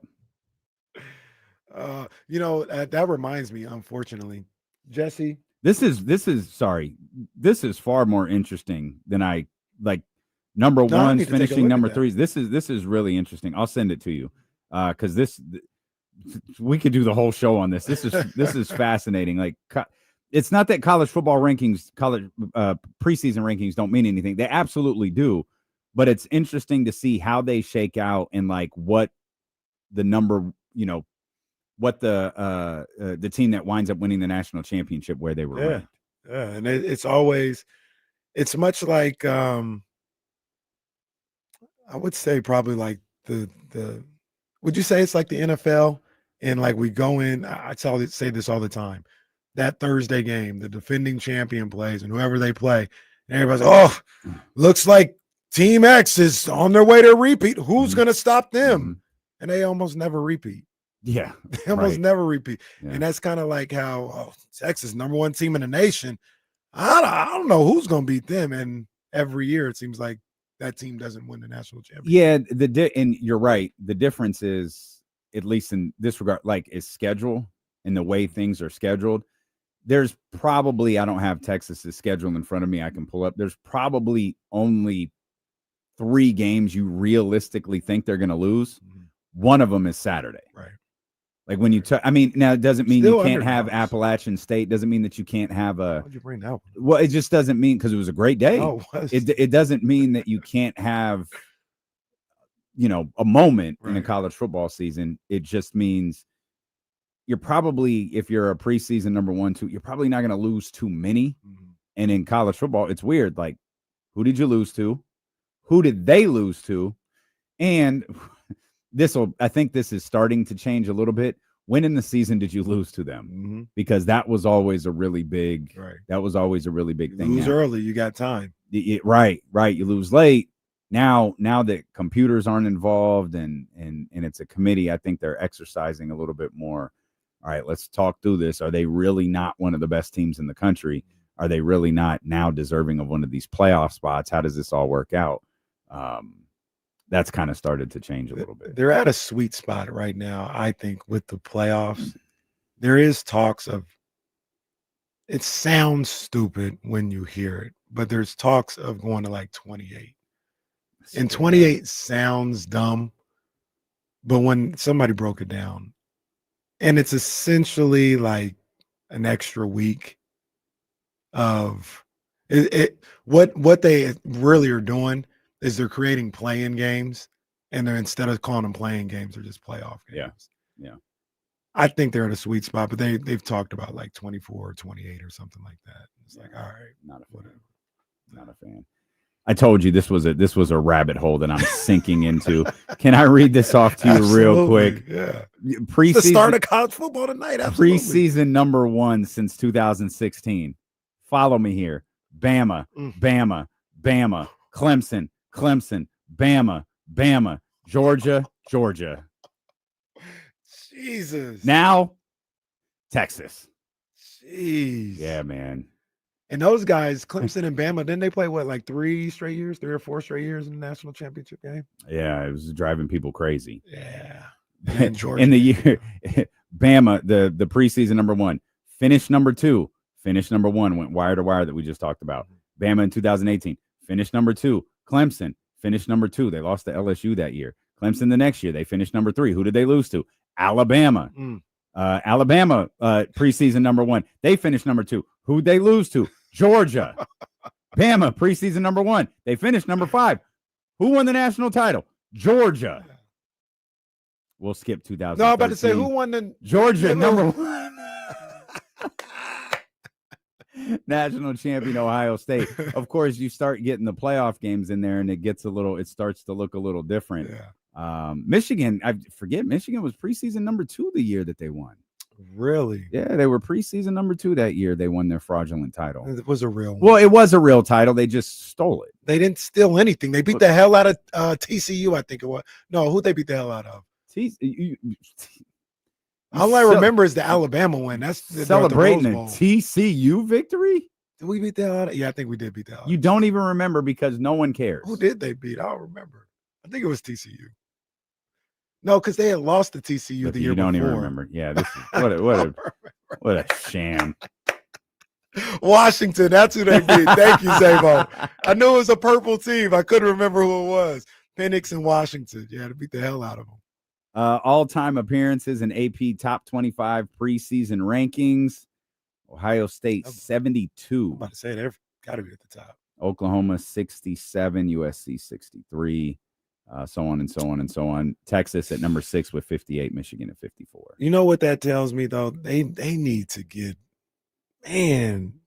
football going on the West Coast again. I think that's why now I respect what SC was able to do. Because you read that off. That was about what 10 years that you just read off. The South dominates.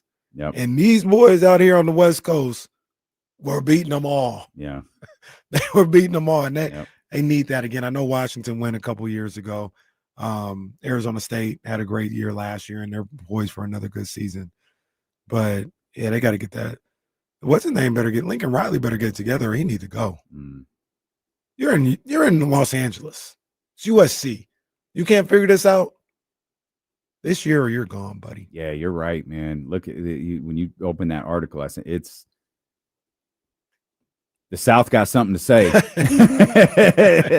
As Andre 3000 once told us, the South got something to say. And and your boy, they said your boy might be back. I hate this. Ooh. Your boy Dabo. I got people. My boy Joe Clapp predicted. I think he predicted him to win the whole thing. But I've heard other people like, nah, Clemson might be back. They got forgot my man's last name. It's like, so he's adapting, huh? I guess he's decided he was going to adapt to this new world that he was so against a couple years ago.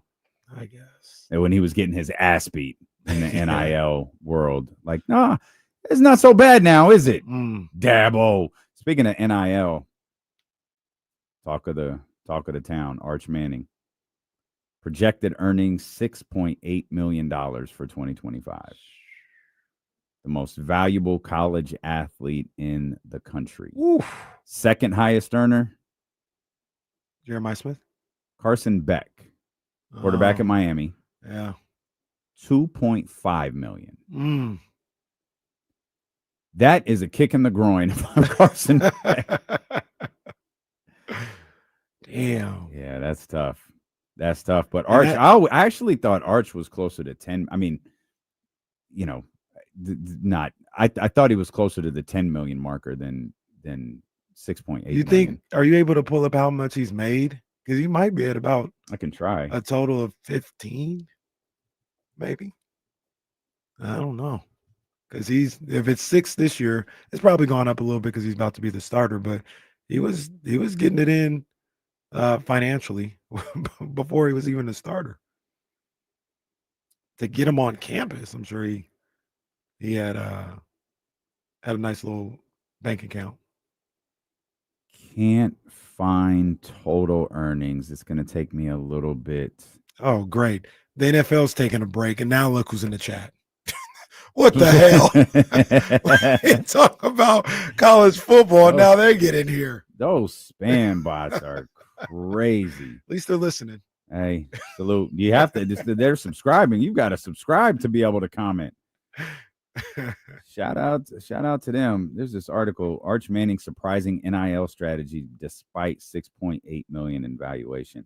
I can't find his total net worth, but I'm going to just guess this article is about how him and his family are really picky about the deals that he signed. He has deals with Red Bull and Uber, just to name a couple. I cannot find his total earnings. I'll keep looking at that throughout the day. That'd be interesting to know. That boy Sark, you got them boys driving Lambos. That's crazy. I remember I seen the video where he had them all lined up in the parking lot of the school offices, like 10 of them. That Texas money different, man. that Texas money is different. Yeah, not the same. That's one of the most amazing facilities I ever got to see in person. Oh, you were at the someone took me through a tour around Texas and at university and took me into the football building. And it's really jarring when you walk in because it looks like the house that Ricky Williams built. Like Ricky Williams, I think, is it Earl Campbell? Like it's with all due respect to the legend, there's a lot more Ricky Williams than there is Earl Campbell. And of all of the names that have gone there, those are the names that you see the most. Those are the trophies. Schools get replicas, of trophies. The Tennessee Lady Vols office had, every, Wade player. All of that stuff they get a trophy to display in their university. And man, it was, what's this? Oh, that's Ricky Williams, such and such trophy. Oh, that's Ricky Williams when he broke this. That's Ricky Williams this. There's Earl Campbell. This is Ricky Williams trophy from when he did this. And just one of the most amazing facilities I ever saw. And they had just built that giant, because Jerry World, AT&T had just gone up. So the screens were the thing. Yeah. Texas. They're new. That thing looks crazy. Yeah. So the one, and I don't know, they might have even changed it since then because this was 2009, 10. Oh yeah, I think they got a new one. The one that they That put one- up, they the one had that happened just was put crazy. the new one up, Yeah. and it was the biggest in college football. That was the thing. This is next to AT. It wasn't. I don't know if it was AT&T at the time. I remember, but next to what Jerry did, this is the second biggest in the world. I remember that, and it was one. outside. Yeah, I remember that one. The one you're talking about when they said that, and that they got a new one.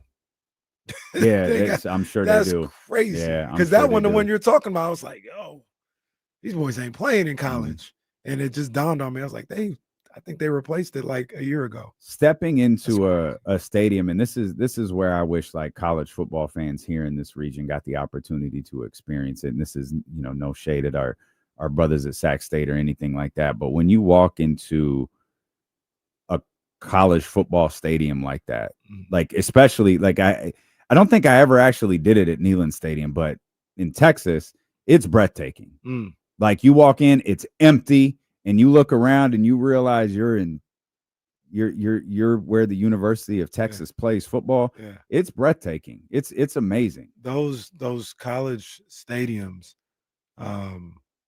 it's like a lot of hallowed ground because they haven't changed their stadium or they haven't moved, you know what I mean? Or built it.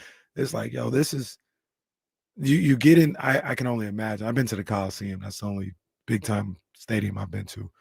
But I go in there, you go to Texas, you be like, you look around, I can only imagine what this looked like when Ricky was doing his thing, when Reggie was running. Like it's crazy to think of some of these stadiums because they're 100-year-old stadiums. Like they've seen everything. So yeah, man, I love college football. I love the pageantry of it all, man. Every year around the beginning of August, and I'll get the body clock starts going. It's like, all right, let me see what's going on. And that's one thing when I was listening to some of the podcasts I was listening to that is going to change a little bit that I don't like is I'm going to have to familiarize myself with teams every year. Like it's not going to be, oh, Arch has been here for 3 years. I know who's at Texas. Like, no, who moved? This guy's here now. Like, where'd he come from? I'm gonna have to do that every year. That's what I don't like about it. I'm sure in your preparation for last night, and I knew it was drastic, but didn't know how drastic. Coach Brennan Marion, the head coach of Sac State football, will join us in a minute. Like 5 guys are back. Yeah, 71 new. The whole football team is gone. All of them. Yeah, that's except 5 guys. Those 5 guys are looking at each other like, "Hey, I know you. Hey, you made it." Crazy. 71 new players. And that's like, obviously, that's an extreme example. It's not that extreme. Like there is changeover year after year after year with transfer portals, NIL deals, unhappy, young men and women, just people like, yeah, this isn't the move for me. And it's why Coach K quit. You know what I mean? It's why Nick Saban quit. Right. It's like, yeah, this is I'm not doing this. Which is why Bill Belichick getting involved in this world at 73 years old is interesting. Yeah, you sure you want to do this play? Like, yeah, this is let's start here. I don't know what you think this is. It's not. It's absolutely not. I saw something today. If you think you're just going to come here and coach football, right? Yeah, that's not how this works anymore. I saw something today. I think Florida State got like 50-something new players. Florida State.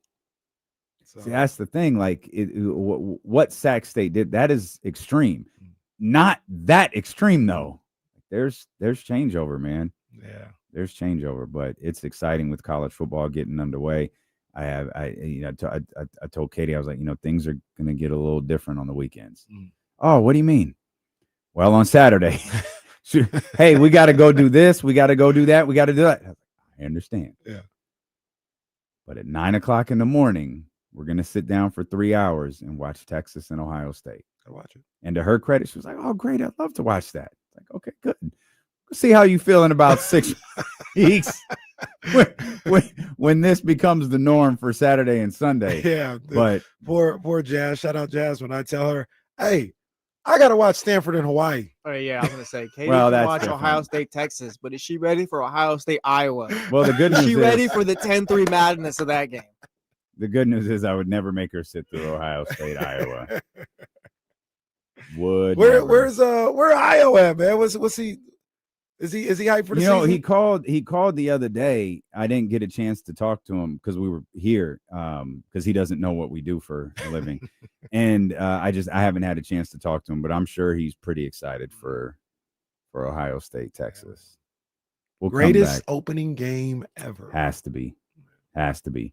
If I told you the San Francisco 49ers missed the playoffs, what happened?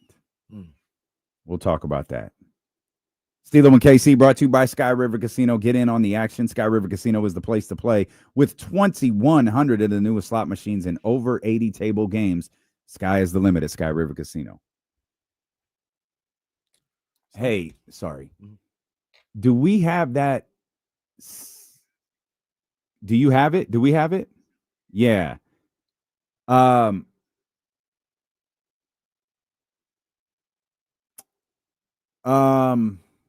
We're clear to play it. Do you want to load it into the system and I'll put it on the hotkeys?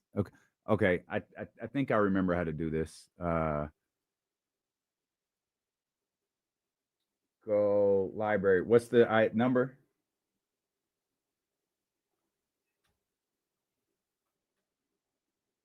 Okay. Yep. Here. All right, got it. Yep.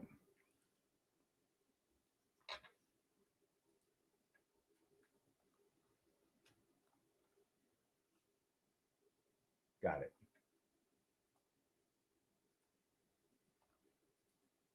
Okay. So I'll press that button at the open. We won't acknowledge it. I'll press that button at the end. We won't acknowledge it. We'll just keep it moving.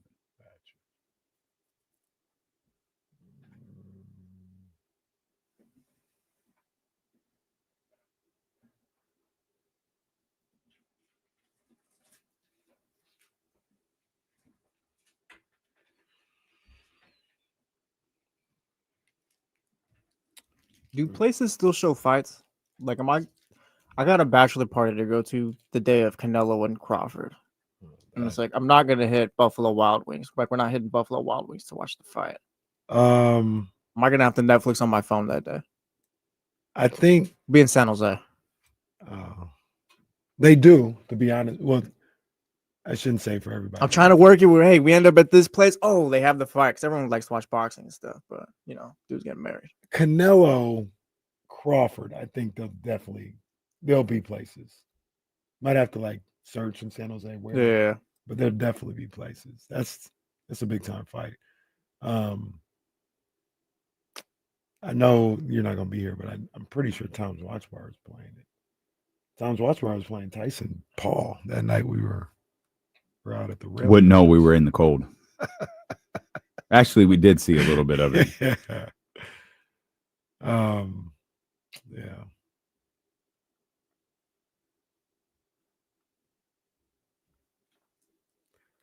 I'm gonna have to stay away from my phone because I think I'm gonna stay. I'm gonna have to stay for the football game the whole time. How much time we got, Jesse? Okay, yeah, hit the mics real quick.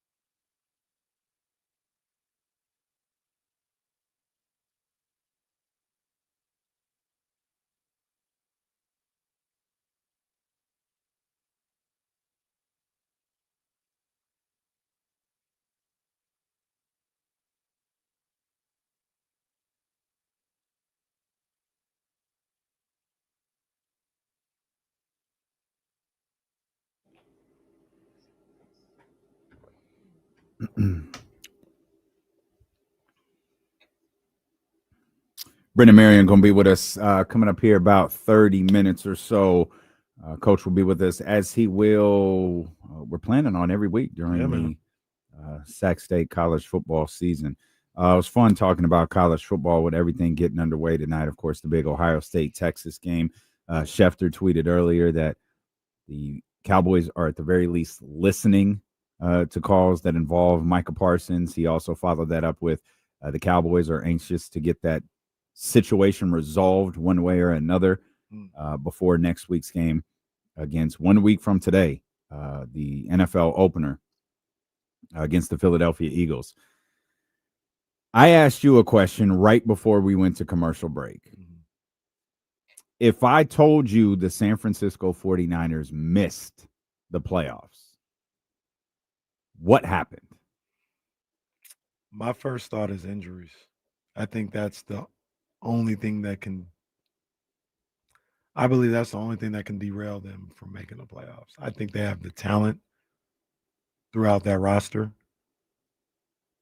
We talked about it on the handoff a little bit. I think you can absolutely survive, worst case scenario, survive your wide receiver situation and the outlook on it.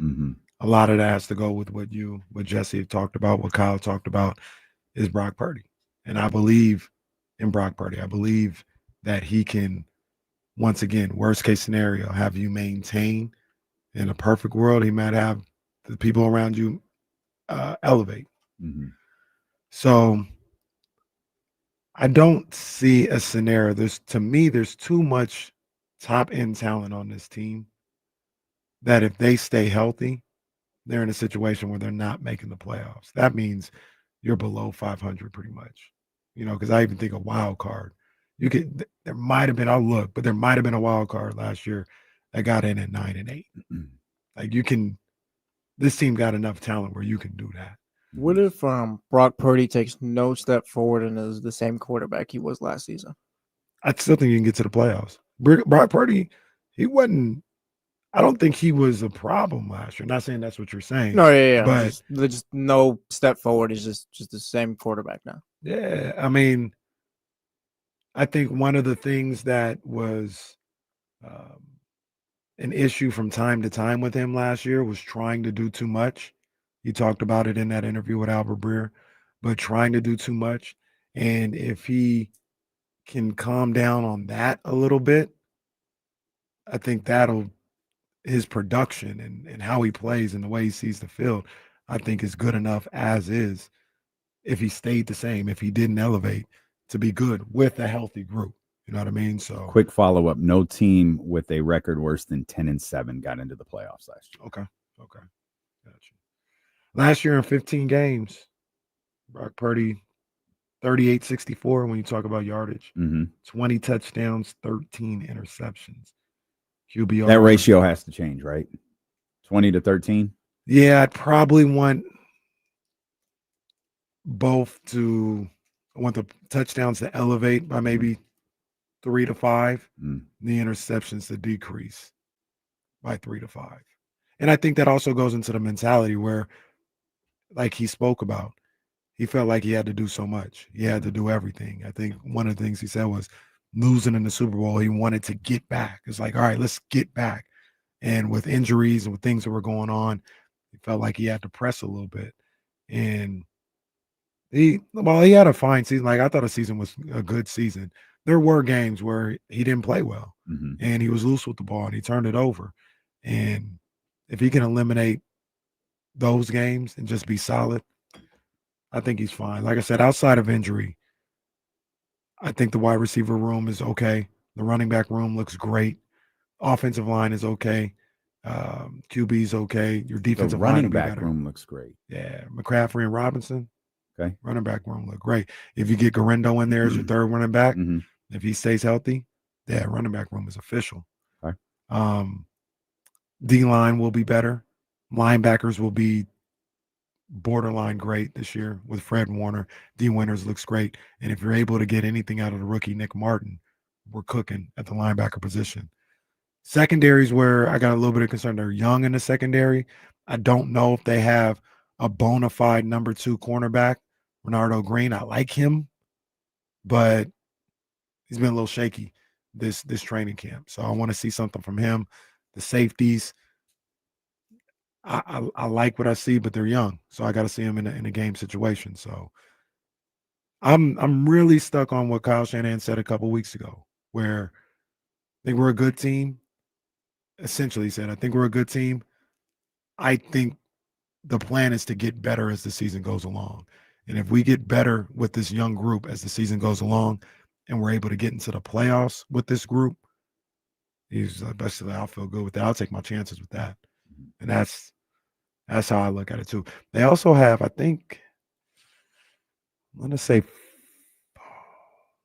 4 or 5 of their first 9 games on the road. Okay. So that's always something you got to look at too. You're starting out on the road so early with a young group. I'm talking about these guys being young, the secondary being young, and trying to learn some things on the fly a little bit. That would be a little bit of a concern, like having to play so many road games with young guys who are finding their footing in the league.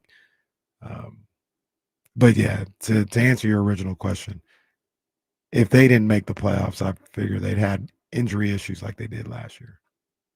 And it would have to be, at least in my estimation, when you factor in the schedule, we're talking injuries to the big dogs. We're not talking about depleted depth charts. We're talking about Brock misses a significant amount of time. Maybe Christian McCaffrey misses a significant amount of time as the same time Brock does. Fred Warner, Trent Williams, like those are the types of names we're talking about. One, because of how talented this team is. 2, this schedule from a appointment viewing standpoint is difficult. Like, I don't know what 49ers game I'm getting up for. Like, which, like, oh, I'm really excited about. It's like, no, sorry, baby, I got to go work. I got to watch 49ers play. Like, it's not like, hey, the 49ers are playing, let's go. It's like, no, they're playing the Colts. Yeah, don't nobody. They're playing the team that willingly said Daniel Jones is our starting quarterback. You know what I mean? Like there's you got Browns, and every team that has a quarterback question, every team that is preparing for Arch Manning is on the 49ers schedule. Yeah. Like the 49ers will have a direct impact on who Arch Manning plays for next year. And it's, oh man, all right. Like but that's the nature of their schedule, which means you can survive. Hey, Christian McCaffrey's out this game. You could survive. Hey, Brandon Allen's going to start this one because concussion protocol or Brock rolled his ankle, whatever. Right. You can survive one-offs, but man, when you start talking about the 49ers missing the playoffs, the 49ers finishing, we say, at 9-8. Yeah, that we're talking catastrophic injuries or near catastrophic injuries. And that's not the most outlandish thing to think of, with some of their players being older players. Christian McCaffrey being an older guy who has an injury history. George Kittle being an older player. Williams. Trent Williams. You know what I was I was thinking left tackle, so I was like L. I was like, his name does not start with an L. Trent Williams being an older player. So that's not inconceivable to think that may be a concern or an issue. Fred Warner, he's not an older player, but he's played a lot of football. He's played through injury in the past. So that's always a concern in football in general. But with a team that has older guys like that, you worry about that for sure. And then, this is what I was going to say to Jesse earlier. I'm not expecting anything at all from Brandon Ayuk. But you brought up that Ohio State-Miami game. And one of the memories, great game. Till the end. One of the unfortunate memories of that game was Clinton Portis. Willis McGahee. Yeah. And the way he destroyed his knee in that game. Oh, And- God, that was awful. Yeah. So and awful. It's a different position, wide receiver compared to a running back. But he was able to come back and be a really good NFL player. Frank Gore as well. Frank Gore tore Frank both Gore, ACLs. tore both of them. Yeah. So I mean, Adrian Peterson won MVP the next year. he's different. Legend. Yeah, he's different. We're not talking about Adrian. That's ridiculous. How do you do? Didn't he come back in the same 12-month span? Yeah, he tore it. He played like 7 games that year, tore it, and then came back, won MVP. That's ridiculous. Oh, Can I point something out? Isn't that the same year Peyton Manning came back with a broken freaking neck? I'm pretty sure Adrian Peterson took an MVP from He did, Peyton Manning, and I yeah. think because it was always one of them is going to get the Comeback Player of the Year award, and the other one is going to get the MVP. And Peyton's probably going to get the MVP, and Adrian Peterson will get the Comeback Player of the Year award. And that did not happen. What did they do? They fused his spine or something? Peyton's Something like that. Something crazy. But I talk about all this for That sounds like a wrestling thing. Like, no, they fused my spine together so I could go work WrestleMania. Cool. Seth Rollins. Probably not That's far how off. they got John Cena to the Royal Rumble that one time. Well, something got John Cena to the Royal Rumble that time. Yeah, what the hell was that? The guy ripped his bicep like a week earlier. Like, Johnson, what is he doing here? Was his arm still intact? Crazy. But I just think about Brandon Ayuk, and I think about it because I'm not expecting anything from him. Keep talking. But- I'm scared to do this, but I need to pull up some Adrian Peterson highlights. You're gonna be stuck for a couple Oh hours. my Yeah, God. we talk about a Oh rabbit my hole. God. But Look at his game against the Chargers. I think he ran for like 296 that day. he crazy. 296 He's still is insane. Still looking at my boy LT though. But finish your thought. Still looking at Man, my you boy. love that. Why If don't you- you get one of those jerseys? Pull up LT highlights. See what that boy was doing out here. Hold on, man. Every time the show talks running backs, we get caught every time. It's the same three that we always discuss. Does Barry, anyone want to LT, take and Emmett Adrian. Smith? Anyone want Emmett Smith? This feels like a great time to bring up OJ Simpson. Hey, maybe we bring it all full circle. You get his jersey for next week. No, not doing that. Oh, the OJ No. joint. Not doing that.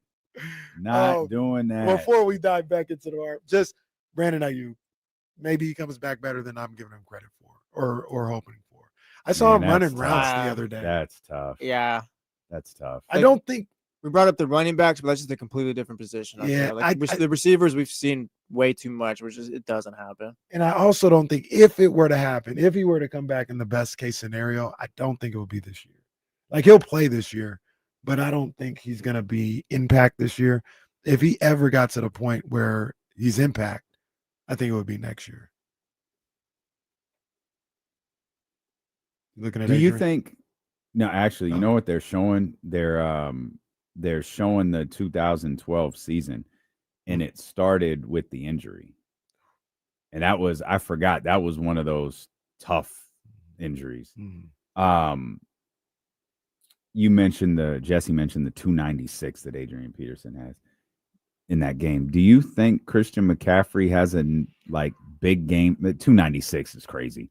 Do you think Christian McCaffrey has big games left in his career? I think he does, man. I think he like does. 200 total yard type games. I think he does. I look at Christian, and they had the 2023 season where he stayed healthy, played all the way through, was phenomenal, was an MVP candidate, and all this other stuff. He comes back the next year dealing with injuries. I think he's got maybe not MVP level. I don't want to say that, but a healthy, super productive, all-pro, Pro Bowl type year. I think. Oh my God! Uh-oh. Did it his rookie season? No! The Cowboys are trading Micah Parsons to the Green Bay Packers. Hey, oh my God! I should have. Wow! I should have brought it up. I should have brought it up when I saw it. I guess. Oh my snap. God! Oh snap! The Cowboys are trading Micah Parsons to the Green Bay Packers. Micah and the Packers have already reached an agreement on a 4-year, $188 million Oh my! $120 million fully guaranteed. Micah Parsons is the highest paid non-quarterback in NFL history. He'll receive $62 million in the first year. 120. This is where stuff gets weird. 120 million fully guaranteed. 136 million guaranteed. All records for non-quarterbacks. Do not rewind this show to the beginning. This won't be on the best. Micah. That's funny.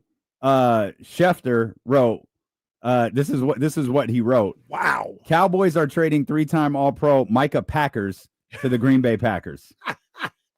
My man was flustered. Yeah. He got that Luka Doncic tweet. And see, this is the difference between Shams and Schefter. Shams got the tweet, cool hand Luke, got it out there to the world. Schefter got it and panicked. Micah Parsons is headed to the Green Bay Packers. Micah's already got the thank you Dallas video montage up and tweeted out. What a legend. It's already there. Go Pack, go is what he says. Episode 9 of that Cowboys doc is going to be sick. Wow. Micah Parsons headed to the Green Bay Packers. For what? Don't know. Okay. Can we have Don't know. Turns out that little tweet a couple days ago was something, huh? Micah Packers is killing me right now. I'm going to go follow, what was his name? Ricky Scoops? Ricky What was Scoops. his name? Follow the doggy. Hey, Follow the doggy. Hey, Ricky Scoops, salute my brother. Can we have a discussion real quick? I'm about to fire off a hot take. Go ahead. I think my take might be hotter. Okay, go ahead. This was the right move by the Cowboys. Oh. Okay, well, I guess Jesse? I'll go the other way. Yeah, I think this was the perfect move by the Packers. Two things can be equally true here. If I'm the Cowboys, I'm not. We talked earlier about having a realistic conversation about where your franchise is at. Mm-hmm. I might not even make the playoffs. Yep. What am I paying Dak, CD, and Micah Parsons all this money for? I think So we had them at single-digit wins right before they made the trade. Yeah. I don't think Kenny's wrong. Jesse's definitely not wrong. That's the move. I'm thinking Super Bowl. Like, yeah, like that's the a game changer. conversation around the Packers. So that's a game changer. So, spoiler alert, one of the things that we were laying out to talk about was, and like true NFC contenders to the Philadelphia Eagles, we have one now. Mm-hmm. We absolutely have one now in the Green Bay Packers. Yep. I don't think your assessment is wrong, though, about the Dallas Cowboys. Here's the problem. Did you know last year that you were willing to do this? Because if so, paying CeeDee Lamb was the wrong move. If it boiled down to, if this boils down to dollars and cents, because we've asked the question since this, we literally asked this the second Dak signed that contract. Mm-hmm. How are you going to pay Dak, who's, whether he is a number one quarterback or not, or whether he's a top 5 quarterback, he's the number one paid quarterback. Right. How are you going to pay CD at the top of that wide receiver group? How are you going to pay Micah Parsons at the top of that defensive end group? And now we have done gymnastics to try to figure out how Jerry is going to do this. And now we've learned he's just not. Right. But should you have made that decision last year when it was CeeDee Lamb's contract and not waited for this year when it was Micah Parsons? It feels like, Micah's a better football player than CeeDee Lamb is. So at that time, you were probably looking at it like, we can still do this, guys. And we can still be a good team. And we have a $60 million quarterback. Right. We have to have something here for him. Right. So, yeah, that is a shocker. In 1994, Jerry Jones traded Thomas Everett immediately after a Pro Bowl season. That is the only Pro Bowler Jerry has ever traded immediately following a Pro Bowl season prior to right now. Wow. That I don't know why Micah wrote this. Shocker. I don't know why Micah wrote this big long ass letter. You already wrote one. He wrote a letter, and this is second letter after already saying thank you, Dallas, and he has the video ready. Hey, Schefter has to own Micah Packers forever. Drew Down brings up a good point too. Dak Prescott is the one who's not worth the money in Dallas. Well, I mean, Drew Down's not wrong, but what do you do? Well, it's like you said. But what do you do? Do you just not have a quarterback? Yeah, I think you trade him and you look to draft a quarterback. I don't know if that's going to happen during the season. I would have looked at that. Yeah, probably as you were like once you got to 60 million, it's like, Right. yeah, this is a little ridiculous. Well, 60 million. How did you get there? Through the history of quarterback contract growth, it is $2.5 to $5 million in growth every year. Mm-hmm. It's always the who's next. Dak is like the only one who jumped like 10 million. Yeah. And threw the whole market off to where no one's touched that yet. No. No one's getting paid $60 million. Everybody's like, bro, this isn't this isn't real. Let's not do this. Let's not do this. Oh man, someone tweeted out a picture of Luka and Micah next to each other. Oh, it was Eagles Nation. That's well done. That's well done by the Eagles fan base. That's hilarious. Oh man. Do we even know what Dallas got? I'm searching a couple of different people trying to find it, and I don't see any parameters for a trade. Again, I'm sure it's a ton of draft picks. Boy, Schefter wasn't playing this morning. Like Schefter got the word, hey, we're trading Micah today. Yeah. Like this is on the doorstep. Get this out there. We're trading Micah today. Either that or this escalated quickly. And again, shout out to Ricky Scoops. Legend. This guy, he was on it. Micah Parsons is one of only 3 players to record 12 plus sacks in at least 4 of the last 5 seasons. He's 26 years old.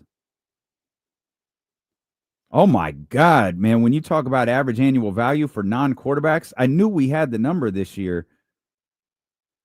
Micah cleared it by $6 million. Micah Parsons, $47 million. TJ at $41, which was about $500,000 more than Myles Garrett. It's $750,000 more than Jamar Chase.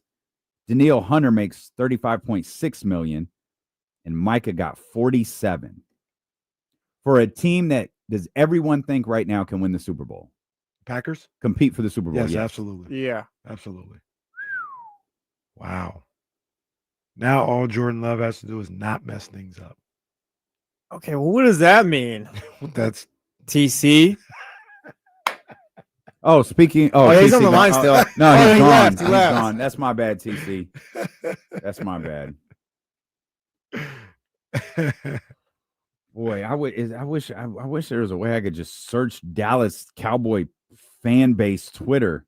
Go to the list. I got him on one of my lists, which is called The Enemy. Of course you do. Of course you do. The enemy is the Seahawks, the Cowboys, the Lakers. A lot of people from them, but just Cowboys Twitter right here. Let's see what they talk about.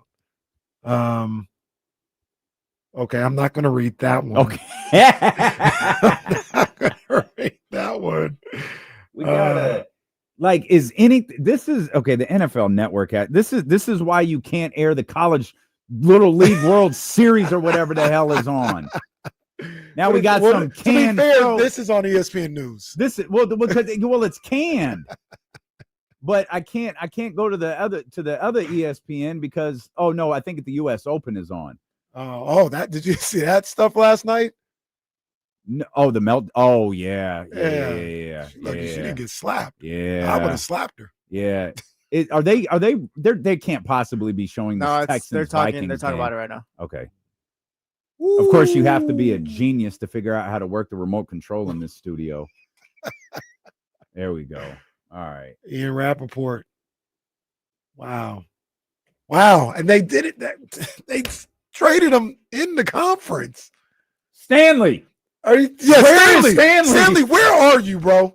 They couldn't him. trade him to the Raiders. Jerry's never seen that Super Bowl, I'll tell you that much. We have never talked this much about the Dallas Cowboys, but this conversation is going nowhere because I've got more questions.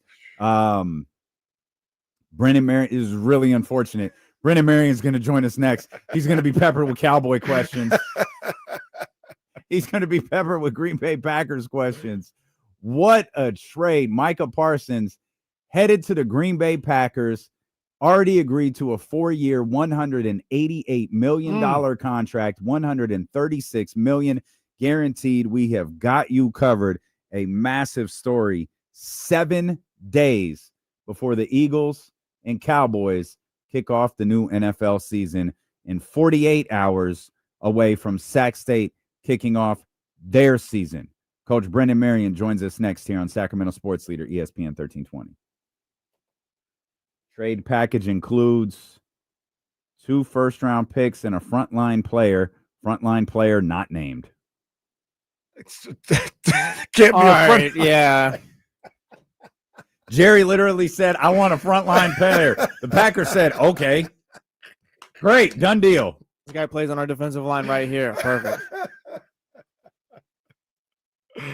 Oh man, okay. Packers are gonna be my league pass team this year. Let's see. Yeah, facts. I was a year too early last season. I'm gonna be right this year. Luka traded to the Lakers. Barry Switzer rooting for the Longhorns. Micah Parsons going to Green Bay, of all teams. Why does sports hate me so much? Oh man. Bruh. 2 first-round picks. I'm crying. We're drafting another bad left tackle on a linebacker. Dak is 49 years old. I'm fucking out.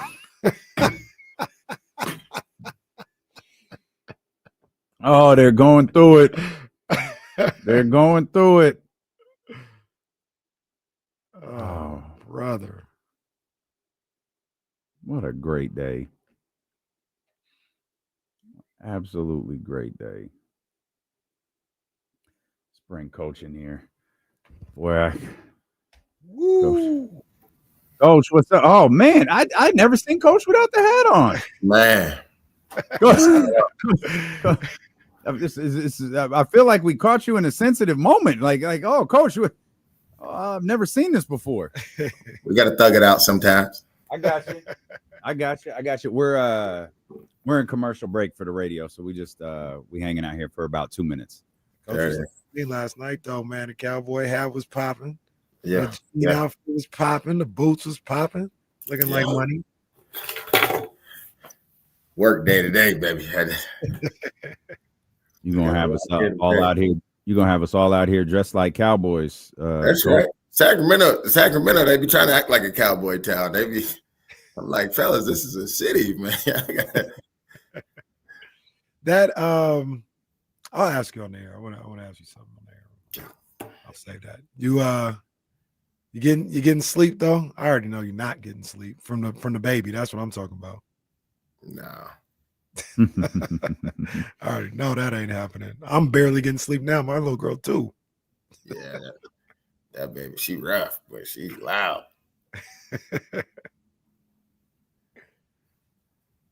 Oh man. Kenny Clark is the frontline player going to the Cowboys. You see that trade that just happened, Coach? Yeah, my boy just texted to me. I'm trying to look at it on Twitter right now to see what happened. 2 first-round picks and Kenny Clark are headed to the Dallas Cowboys. Micah Parsons is headed to the Green Bay Packers. $136 million guaranteed. I don't feel like I'm familiar with Kenny Clark. Kenny Clark's nice. He's a D tackle though. He's not a DN. He was the kid. He was out of UCLA. He was good. He was a good player. He's older though now. He's a little older now. That name sounds familiar. Yeah, UCLA is where I remember him at. That's crazy. Micah Parsons. So my first game as a high school coach, I was supposed to coach against him, and I told them change that game. Micah, I can imagine him in high school just wrecking everything. That boy was a running back. Oh, Yeah, a running back. Imagine trying to tackle yeah. him. Here we go. 1 second, coach. Hang on, coach.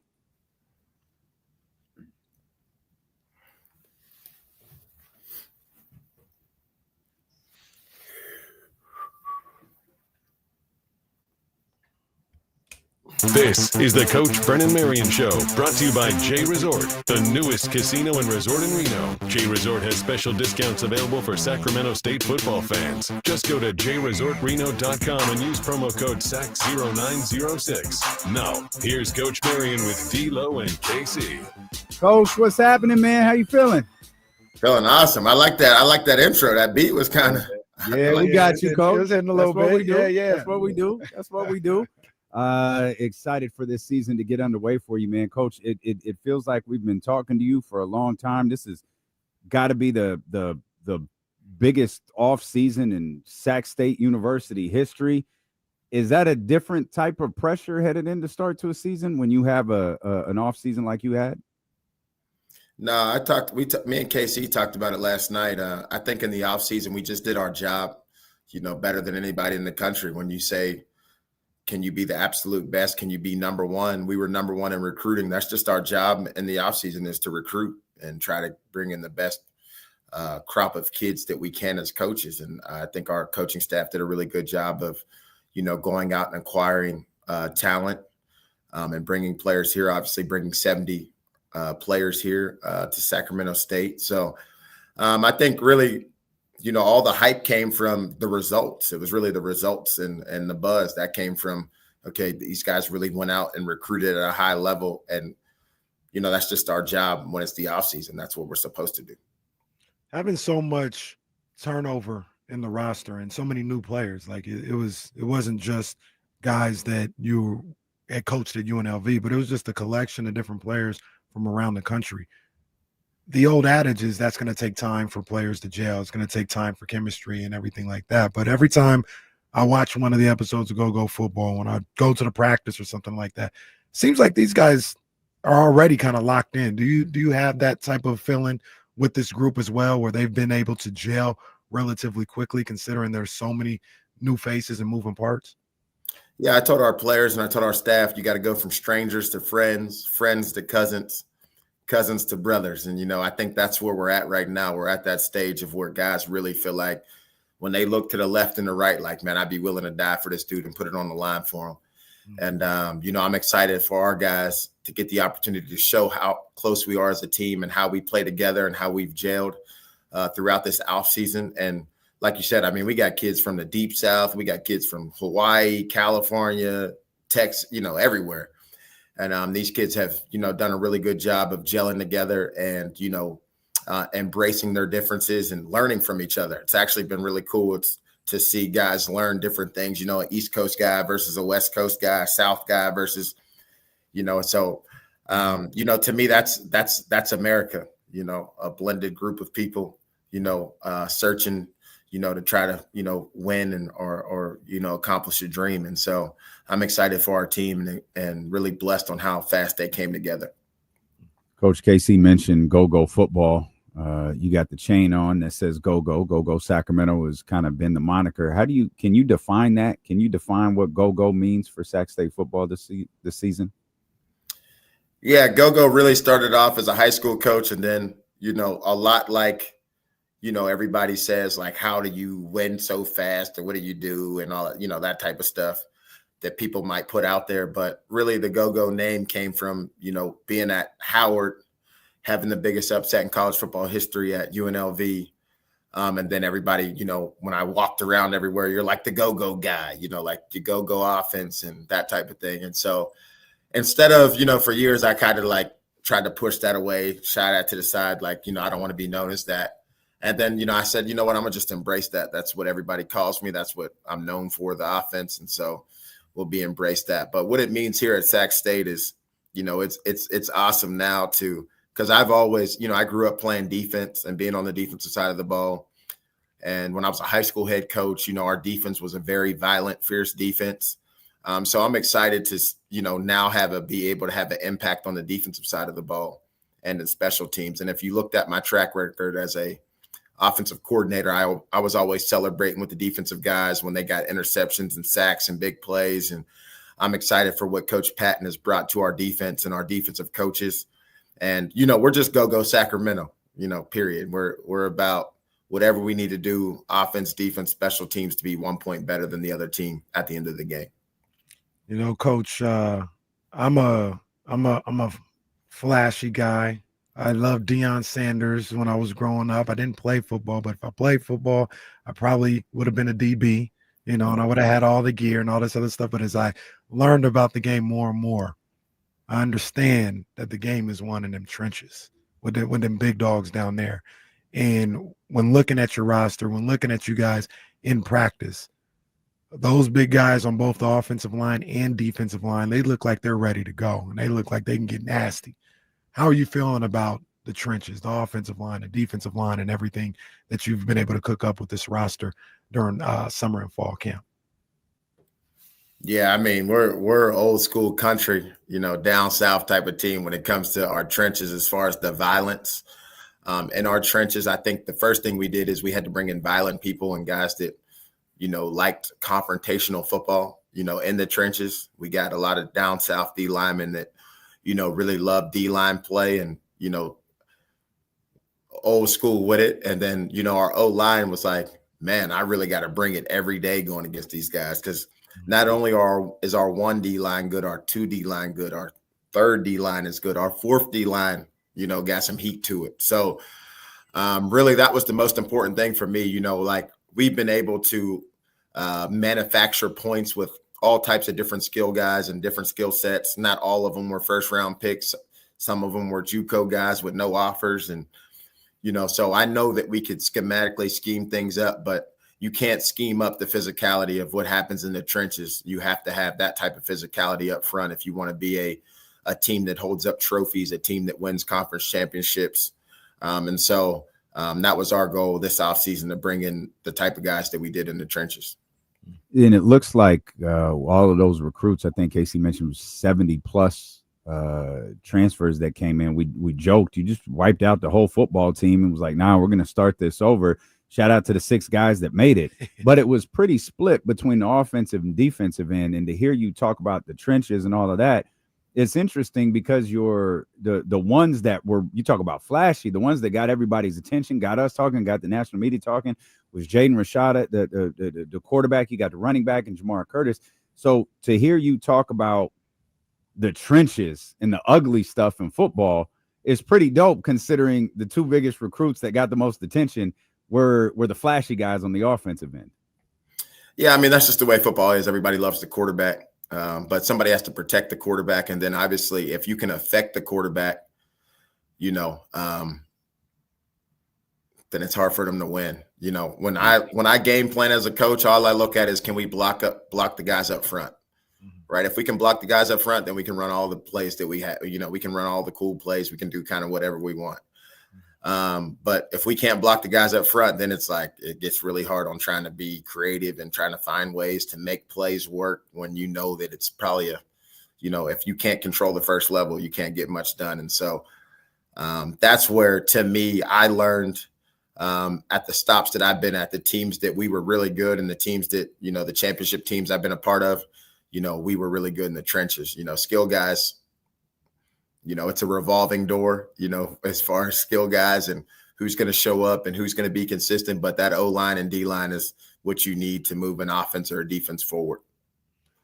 And Coach, you talk about that D-line, and you're like, our first unit is good, our second unit is good, third unit, fourth. Where else I feel like I see that on that roster is that running back room. My goodness.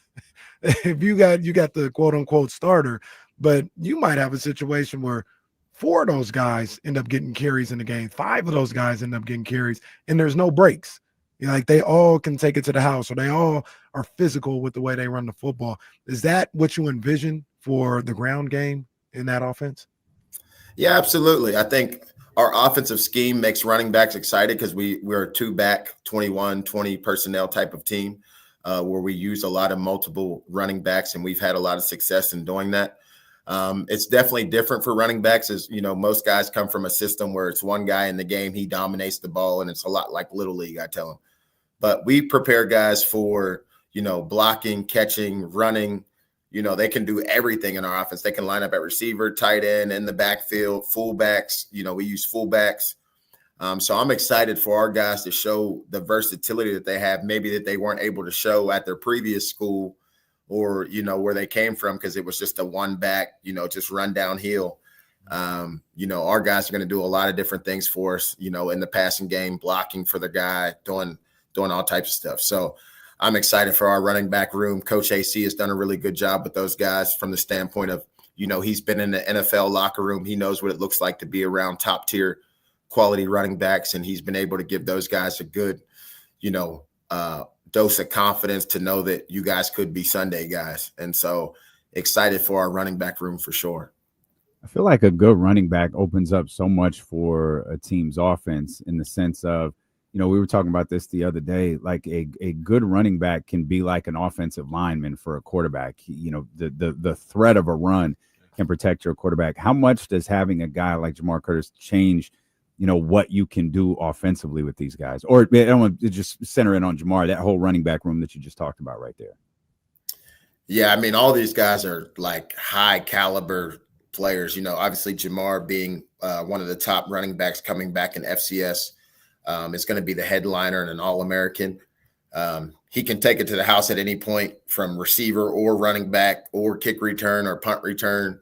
Then you have Savion Red, who played Wildcat quarterback at Texas, ran the ball, played receiver, started games at receiver as a freshman, went to Reno and was a really good running back for them there last year. And then you have Rodney Hammond, who won a championship at Pitt. He's protected Kenny Pickett in the pocket as a freshman, ran the ball against Clemson in big games, and, scored touchdowns in conference championship games and been in big bowl games. So, and then we got some young heat. We got Jaquil out of Florida. I mean, that dude is, every time he gets the ball, everybody is like, ooh and ah, he gets you out of your seat. He can make the big runs. We got Damian from Colorado State that came to us. I mean, he's another guy that can get up, and if he gets a crease, it's going to be a touchdown. He can really run. And then we have, the old veteran in the room. We call him Uncle Sam out there, Sam Adams, who was at Washington when they won, those championships, and we're rolling, protecting Michael Penix back there. So we have a good, really, really good, solid room of guys that understand that they're there to help the quarterback in protection. They're also there to help the receivers. I always say a great running back helps the receivers. Now we're in one-on-one matchups, because if they don't put an extra safety in the box, then we're going to be able to run the ball for a lot of yards. So we're excited for those guys. And I know the O-line is ready to block for those guys and open up holes. They get excited to just, these guys are must-see TV. So we're excited for that running back room for sure. 100%, man. Coach Marion, head coach of Sac State football, and during the break when we were just talking, Coach did not trade Micah Parsons. He did not. That was not Coach Marion that traded Micah Parsons said, to no, the Packers. Not. We'll get back to that. I'm about to call Jerry Jones' grandson Paxton that I coached at Texas and be like, bro, what y'all doing, man? That was wild. Yeah. But Damian was talking during the break. He's like, man, coach with a style, he gonna have everybody around here looking like Cowboys, because Coach has a hat, he got the jeans, he got the boots. A Cowboy company, is that your company, or are you just kind of affiliated with them? Yeah, I've just been affiliated with them. I like to do designs and all that type of deal. I think, obviously A Cowboy now has a couple guys on the rodeo circuit and girls. And so I think that company will continue to blow up. But I really have loved, I've always had an affinity for the country. I grew up with a unique experience in the summer times. I would go to Virginia and I have to get water from the well, go to the bathroom in the outhouse, catch fish to eat. That's too goddamn country, Coach. That's a little extra. Yeah. So people, oh, he's a city guy. Yeah, during the school year, I was in the city with my mom in Pittsburgh, but in the summertime, I would go to Virginia in the country. And I've always, I never was into cowboy hats until I got to, Texas, but I was always into cowboy boots and gator boots. I always thought that, the whole Carhartt shirts and Timberlands and, just the country swag was kind of my deal. So I think that company is going to get rolling here shortly. No doubt. Shabuzi live at Sac State at some point this season. That ticket's too high for Shabu. I don't know. Hey, that's facts. Man, his NIL's too high. I don't know. We can recruit I hear him. you. Yesterday's price is not today's price for my man.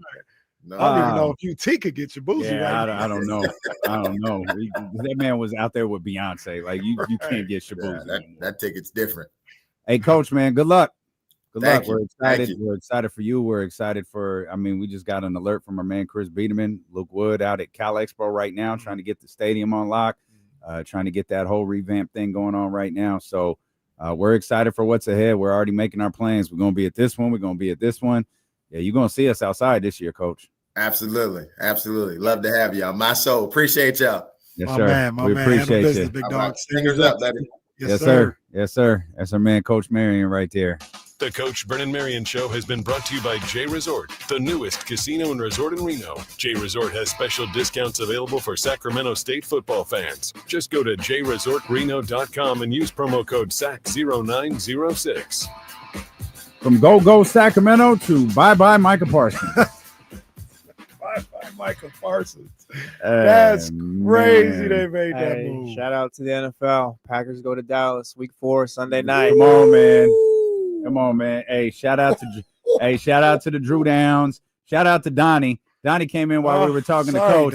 Donnie said, I only came in here to say Jerry Jones is an idiot. And why did I sign up to be a Cowboys fan and a Kings fan in this life? Poor Donnie. Donnie is a Cowboys fan. He's a Kings fan. He's from Fresno, so he likes Fresno State. They just got slapped up by Kansas last week. They're probably going to lose again this week. They're actually underdogs at home against Georgia Southern. Donnie is done with sports. I understand. Donnie a Braves fan too. They're having a terrible season. Oh man, it's hilarious. Wow. There's some dude out there with a Micah Parsons and Luka Doncic jersey in his closet. Oh, sucks to suck, pal. Oh man. Let me ask you guys a question right now. I think I know the answer, but I'm gonna just ask the question because this is radio. What's the bigger loss for a Dallas fan? Luke. For a Dallas fan. Because the Cowboys are a little different. They're different. It's Micah. I think it's Luka. I think the loss to the franchise is bigger, like Luka.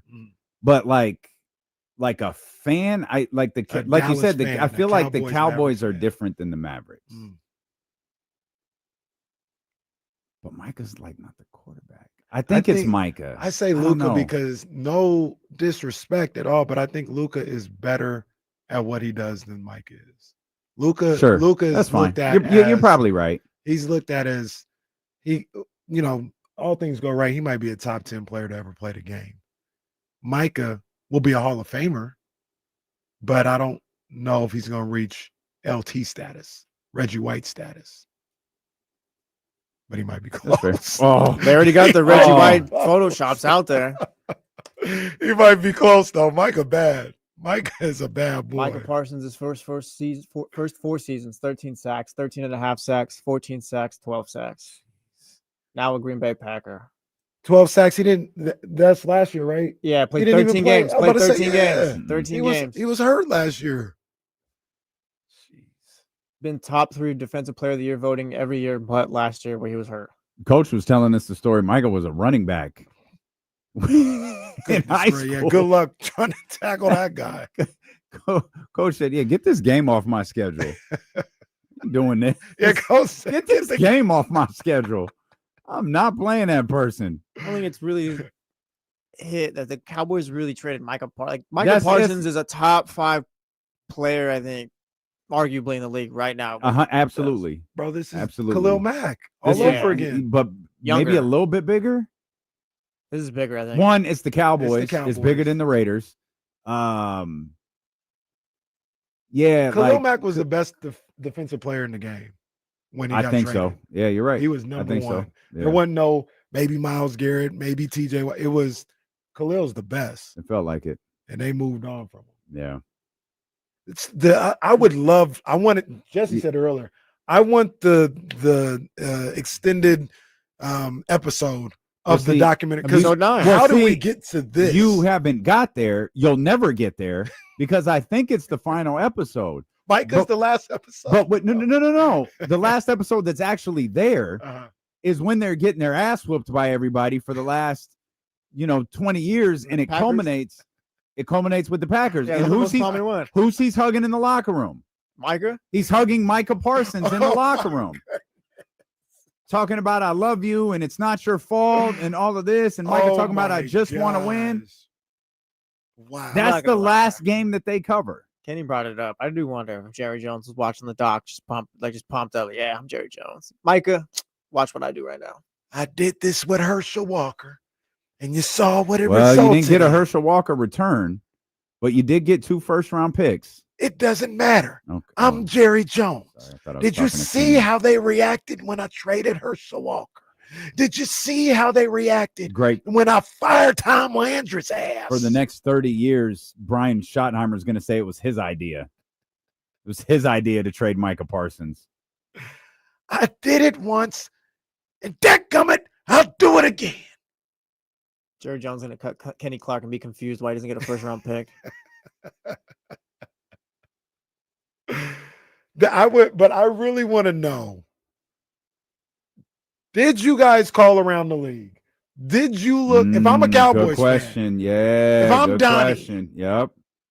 It had to be the Packers. Did you DeMarcus Cousins this joint and Kenny Clark was your buddy healed? They got to. I don't know how much more you get from Micah. I don't know. I think you could get. I think you get equal to that. Kenny Clark's made a couple of Pro Bowls last season. He kind of equal to what? Equal to what the Packers gave you. You could get equal to that from the Ravens, the Steelers, the Dolphins. Like you could have got equal somewhere outside of Green Bay. Did the 49ers at least call and offer Nick Bosa? I hope so. Like, look, because I'd start straight up Bosa for Micah. No, fine, first round pick. Then I'll start with third. Like, we'll say something. Like, keep going. Get this 5. I'll give you the Desmond Bain deal, the Kevin Durant Brooklyn deal. What would it take? Yeah, at the very least, I like to know: did you take calls, or did you just talk to the Packers? Because that is, I think when you go down the list. I'm not a Cowboy fan. Donnie, anybody, Drew Down, you could tell me. When you go down the list, it's the NFC East, it's the Niners, and then it's the Packers when you talk about rivals. So it's not like your 1A rival. But you guys got history. You don't like each other. They're in your conference. You may have given them an opportunity to be a Super Bowl team. Did you take calls from anybody else? Please tell me you took calls from other people and they were only giving you 1 third-rounder. Please tell me that's what happened. Well, you'd probably have to look at like the contenders too, because I'd assume a team with a high first-round pick probably wouldn't give that up for Michael Parsons, given you're not in the right just state organizationally to win now. So it's like for the teams that are good, and I guess could trade for him. Let me see. Let me find a team. Did the Jets call you?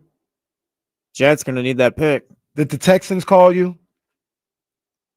I admire the fact that Schefter, and I assume it's Todd Archer. I'm sorry. It's not Schefter at all. It's Todd Archer's article. I admire the fact that they threw in this line. Jones could hope the trade of Parsons has a similar effect as the 1989 trade of running back Herschel Walker. Bro, they talked to Jerry. I told Jerry, watch that documentary. Yeah, I'll do it again. Casey's right. He watched the doc, bro. He watched the doc and got pumped up. Like he hyped himself up. He's like, I'm going to trade Michael Parsons. He said, I'll do it again. Do you think Jerry, in a fit of anger, just said, F it, trade him? Yeah. Because remember a week ago, he was like, I've got 3 years to figure this out. Yeah. And then all of a sudden, a Packers rumor starts last night that Jesse doesn't bring to the show. My fault. from Ricky Scoops. My fault. I didn't bring the dog's tweet to the show. Ricky Scoops. Is that his? I keep saying that. It's Ricky. Yeah, it's Ricky Scoops. That's crazy. Oh yeah, it's an actual dog. And again, Florio was like, "No, this dude's real. Like he's tapped in. Got like 50,000 followers. Yeah, no, he's real." Ricky Scoops. It's crazy. But it goes from we have 3 years to figure this out to a Packer rumor coming out to Schefter tweeting the Cowboys are at least listening. He didn't say, again, if you go back and you read Schefter's tweets this morning, he's not saying, hey, we're open for business. He said they're at least listening. Right. And that they want to get this situation resolved to where hours later, Micah Parsons is a Green Bay Packer. It feels like Jerry turned the table over and said, get his ass out of here. Like this morning? Yeah. Yeah. And in an hour, he's going to regret it. We'll come back. You posed a great question before we talked to Go Sacramento with Coach Brennan Marion. And that was the scenario we put together earlier. Did Jerry and Stephen Jones have a conversation about the reality of the Dallas Cowboys? We'll talk about that. We'll shift gears in about 30 minutes. Matt George will be with us. It's Steelers with KC, brought to you by Sky River Casino on Sacramento Sports Leader, ESPN 1320. That prize picks on the way back. For sure. And tell Andrew we'll get him right after the break. That is wild.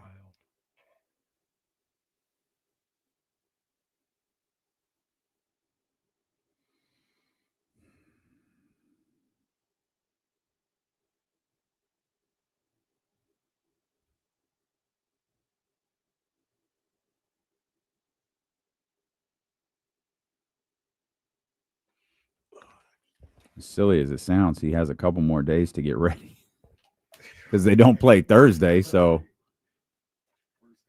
yeah.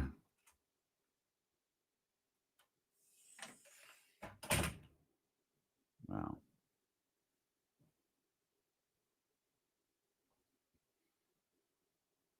I think Drew's called the KSFM show more than he's called the ESPN show.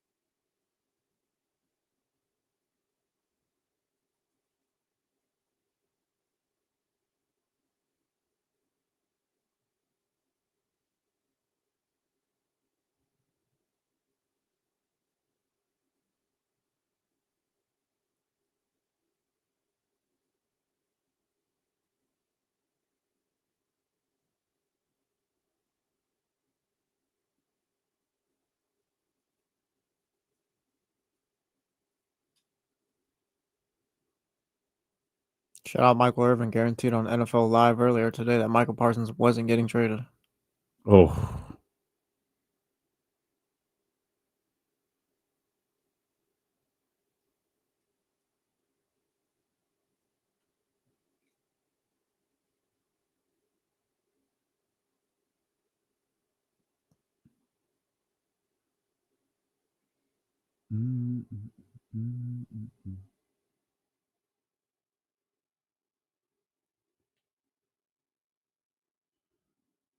I think next week we'll just dump the rejoiner and I'll fire that open. Come Pete, what's happening?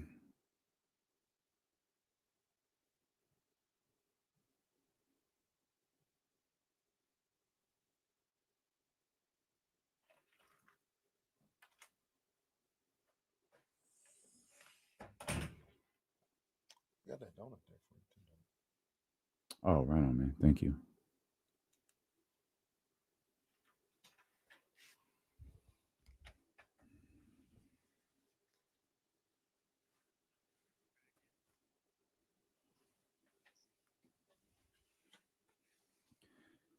This Micah Parsons conversation on ESPN 1320 is presented by Paramount Plus. You can't count on much these days, but you can always count on Sundays with the NFL on CBS and Paramount Plus. Watch your local NFL game live every Sunday on CBS and Paramount Plus all season long. Visit ParamountPlus.com/NFL to get started today. 916-909-1320, the Elk Grove Kia Talk Line. Our man Andrew here. Andrew, what's going on, man? Hey, what's up, guys? Hey, so what you guys are saying about, the Cowboys fielding calls from other teams regarding the trade, do you think that teams were reluctant because Micah deserves a contract and obviously is going to get a lot of money regarding that? Do you think that's why teams were a little hesitant? Well, it's a good question, Andrew. One, we don't know if teams were hesitant. We don't. The question was posed. We genuinely don't know the answer. If there was it doesn't feel like this was a busy morning for the Dallas Cowboys. When Schefter tweeted this morning, I feel like I get the feeling he knew that Micah Parsons was being traded and that he was being traded to the Green Bay Packers. The contract is negotiated. The contract is done. So this didn't start this morning, and it probably didn't start last night. The question Kenny posed was, how many teams did they talk to? And Andrew brings up like a hesitancy or a reluctance. I wonder how many people were hesitant or reluctant to get involved in these conversations or a conversation with Jerry because, one, history says it'll inevitably be leaked, and two, they probably didn't take him seriously. They didn't take the idea. You've come this far with Dak and CD to trade him? There might have been teams who were like, yeah, we'll talk to him for a second. He's not serious about this, or don't even bother. He's not serious about this. Or what could be the likeliest of scenario, no, don't bother. We've already heard it's Green Bay. Because they talk to athletes first, or they talk to or someone involved with the Cowboys, like, yeah, we're trading Micah, but they've already negotiated the contract he's going to. Green Bay might have just been the team that was just willing to overpay over everyone else. Because I'm looking at like spot tracking everyone's deals. The next highest annual average for non-quarterback is TJ Watt at $41 million. Yes. Micah's at $47. So that's $6 million is a big That's a gap. Dak Prescott bump. Yeah, that's like the Packers were like, no one's gonna outbid us type of deal right there. I feel. Yeah, and look, I don't have a problem with that. If it's a put forth your best offer thing, and you want Micah Parsons there, put forth your best offer and go get the player you want. This is a Super Bowl contending team now. We've asked and asked and asked who can compete with the Philadelphia Eagles. Micah Parsons is the type of player. The Green Bay Packers are the type of team where you put those two entities together. Yep, that's a team that can compete with Philadelphia. Go back to Andrew's call real quick, too. Like, I do wonder if teams were like, yeah, we'll offer 43, 42, 44 or whatever, but like 47, that's a bit much. That's a jump. Yeah. Yeah, that's a jump. But in that respect, though, that ain't got nothing to do with the Cowboys. Because the other teams could have been, we're offering this and that. The Cowboys are deciding to trade. It ain't Micah saying he ain't got no trade. He could choose not to take the deal, though. True. Like in which the team wouldn't do the trade then. True. Yeah. Right? True. Yeah. Very true. If the Packers are offering you 2 first-rounders, Kenny Clark, who has been like a decent NFL player. I mean, he's made 3 Pro Bowls and all that. Like, it's a pretty good deal for Dallas. Like, if you like I said, if it's teams are only willing to offer 44, 45, then you got to go with the Packers. Yeah. Yeah, that number is way different. If teams are, I'd like to. Micah got to tell me no. Sure. Micah got to tell me no. I'm sure he did. I got to be like, hey man, I got this deal with the Raiders. Yep. Is it more than 47 per? No, but do you want to go to the Raiders or not? And if he says no, then he, like I said, he's got to tell me no. Mm-hmm. I'm sure he made it clear though. 47 mil per, like that's insane. And you're going to the Packers. You got a chance to win there. Yeah, you have it. Yeah, like that's the other thing. You have a chance to win the Super Bowl. Because if they were reversed, right? Like if the Raiders were offering, no, I'm just using the Raiders as an example, but if the Raiders were offering 47, but the Packers were offering 44, Micah might say, I'll go to the Packers for 44. Mm-hmm. Right. You know what I'm saying? Yeah. Because right. I'm in a better situation. Yeah. So, but if the team with the best situation is also offering the making the best offer. Yeah. Yeah. And that's what it felt like happened. Now, like we talked about before, though, Jesse brought up this is a really good move for the Packers, and this elevates them. Sorry, Donnie. Sorry, Drew Down. I don't think this is the worst move for the Cowboys. I don't think, like Micah, the actual player, not to sound like Bill Parcells, but the player is amazing. But in its total context, when you talk about where you are as a franchise, the money that you already have tied up in other players, and how close you actually are to being a championship team, I'm not sure. It's unfortunate for Micah. It's unfortunate that his contract came up last, but I'm not sure I would have paid him that money. Is this a rebuild? You're starting to flirt with that. Like, but can you rebuild? I think the idea is to make the rebuild short. Yeah, I think it might be more of a reload. Yeah, because you have those 2 first-round picks. You have a starter coming in, but you still have CD and Dak. And like I understand we might not think that Dak is a winner, we might not think super. Dak's not a bad quarterback. And you still have probably a top 10 at worst, at the absolute worst, you have a top 10 quarterback on your roster. You have a top 5. Yeah, you got one of the true number ones in the league in a receiver. Yeah. So you don't have to like tear the whole thing down. You have to properly utilize those first round picks. You have to make the most of every draft, and you have to get better pretty quickly because Dak is getting older, and everything, as we've outlined on numerous occasions, goes back to the quarterback.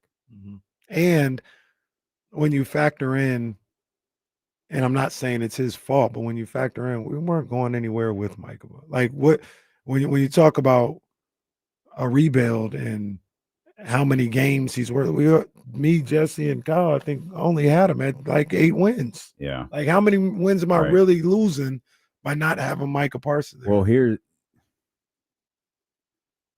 you imagine the hysteria? Don't want this at all. Play along with me. Okay. Imagine the hysteria if Dak gets hurt week 1. If Dak gets hurt week 1 and I'm Jerry Jones, something happened to CeeDee Lamb. He slipped. He's in the weirdest concussion protocol of all time. And I'm going to sleep and I'm waking up when Arch Manning is my quarterback. Because the truth is, we talk about this with the Kings all the time. You need so many things to happen for the Sacramento Kings to be as bad as some of you want. Like, at least 4 or 5 things have to happen. For the Cowboys, only one has to happen. Yeah. One. And then you can start, okay, how's this season going without Dak? Oh, it's bad. Great. Because this is going to be a Victor Wembanyama level of losing games the second half of the season. Right. Because, I mean, you've got New Orleans and Spencer Rattler. You've got all of these teams who you're like, I don't know what their quarterback is. Or I know. Right. Or I know who my quarterback is, and I want that one. I want the one who's playing at 9 a.m. West Coast time in Ohio State. That's who I want. Or your boy from Arch is that dude, but your boy from Clemson. I always forget his last Different name. Draft. But it could be a 1-2 thing. Real quick, sidebar. Giants sweep the Cubs. Walk-off win. Jung-Hoo Lee. Whoa, would have been fun to watch, wouldn't it have? Sure would have loved to have that on the big TV. Now you can watch the highlights. Go ahead. No, I don't care. Now it's over. You can watch the highlights. Yeah, Giants sweep the Cubs. Sure would have really would have liked to watch that game here in the studio. But I'm banned from watching Giants games. You lead to a month-long losing streak, and all of a sudden you can't watch anymore. So I think the Diamondbacks won today. So I think the Giants are like. But we're watching Cincinnati. We're watching Cincinnati and St. Louis. St. Louis, who both lost yesterday. Yeah. And you still got to leapfrog. No, I think they might have already leapfrogged the Diamondbacks. I'm not sure. Well, that doesn't matter. That'll like take care of itself in time, right? Yeah. Like, and actually, they leapfrogged the Cardinals too. So it's really getting to the Cincinnati. So Reds. Are we at? They're 4? 6.5 back. They are 2 back from the Reds. Wait, they're 6.5 back from 6.5 what? back from the Mets, who lead the final wild card spot. But the Reds are in between the Mets and the Giants. So you need to catch the Reds. Like the way I look at it, catch the Reds before you even talk about getting to that final wild card I got spot. you. Okay. And they're 2 back of the Reds right now. Okay. You see the A's moved out of last place after their sweep of the they won. the Tigers. Yeah. They're in third I didn't place. see that. I didn't say they moved out of Where's last Chris? place. They didn't pass up the Angels. That's Oh. Chris's team. Sorry about that, Chris. But yeah, Good that luck to happened. We can go back to Micah Parsons. But shout out to everybody who got to watch it. it was great. You should have saw it. No, it would have been nice. Would have been nice. Yeah, that's the move though. Arch, got your eye on Arch, man. And I don't think that's crazy to think that's you're talking about one catastrophic thing happening to the Cowboys. Don't want it to happen. Don't want that to happen to Dak. Like, he can't recover from that. In my opinion, I don't think he can recover from another season-long injury. But like, that's what there's no conversation. Well, the defense might be able to win you a couple of games. That's probably not a thing. Let me ask you a question. Let's just say we are showing respect to Micah Parsons and a team that we thought was going to win 8 games. I think they actually won like 5 or 6 last year, but they had some injuries. But a team that you thought was going to win 8 games, you trade Micah, and he takes 3 games off of what you're trying to do. Now you're a 5-win team. Dak stays healthy. Do you still find a way to go get Arch? Yeah. Because I don't think you can. You're talking about 5 wins at the end of the season? Because if you're a 5-win team, that means you're not far from number 1. Yeah, I don't think you can. I don't think there's a team in the league because you're talking about New Orleans, right? You're talking about true. It depends on definitely depends. New Orleans, you New Orleans could would be crazy because they got the bloodline there. You could be. Oh, that would be insane. New Orleans got the bloodline there.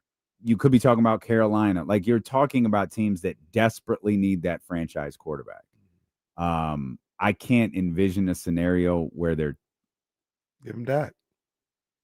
I can't envision a scenario. One, again, let's stick with New Orleans because that feels very easy. Yeah. There's no way.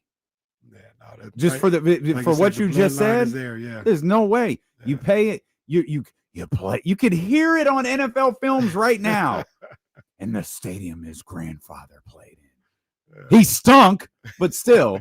In the stadium is great. Well, he didn't. The team did. That's a trip to hear too, because I hear they talk about that all the time when they talk about his grandfather. I've always known him to be the dad of the Mannings. Now we're talking about he's grandpa. Yeah, that's crazy. That's crazy. But yeah, that's Saints. I agree with you. Saints couldn't do it. Saints the Saints have already been playing this game. It seems like. They might have been. Saints. No, they might have been thinking about this for a while. Yeah, Spencer Rattler is our quarterback. Tyler Slow, right? They walked into camp. All right, boys, don't even bother. And truthfully, I don't blame them. I don't either. I don't blame them. Like, you can run through this time and time again. If you don't have a quarterback, you have nowhere to start. Arch playing for his grandpa's old team. That's it. That's it.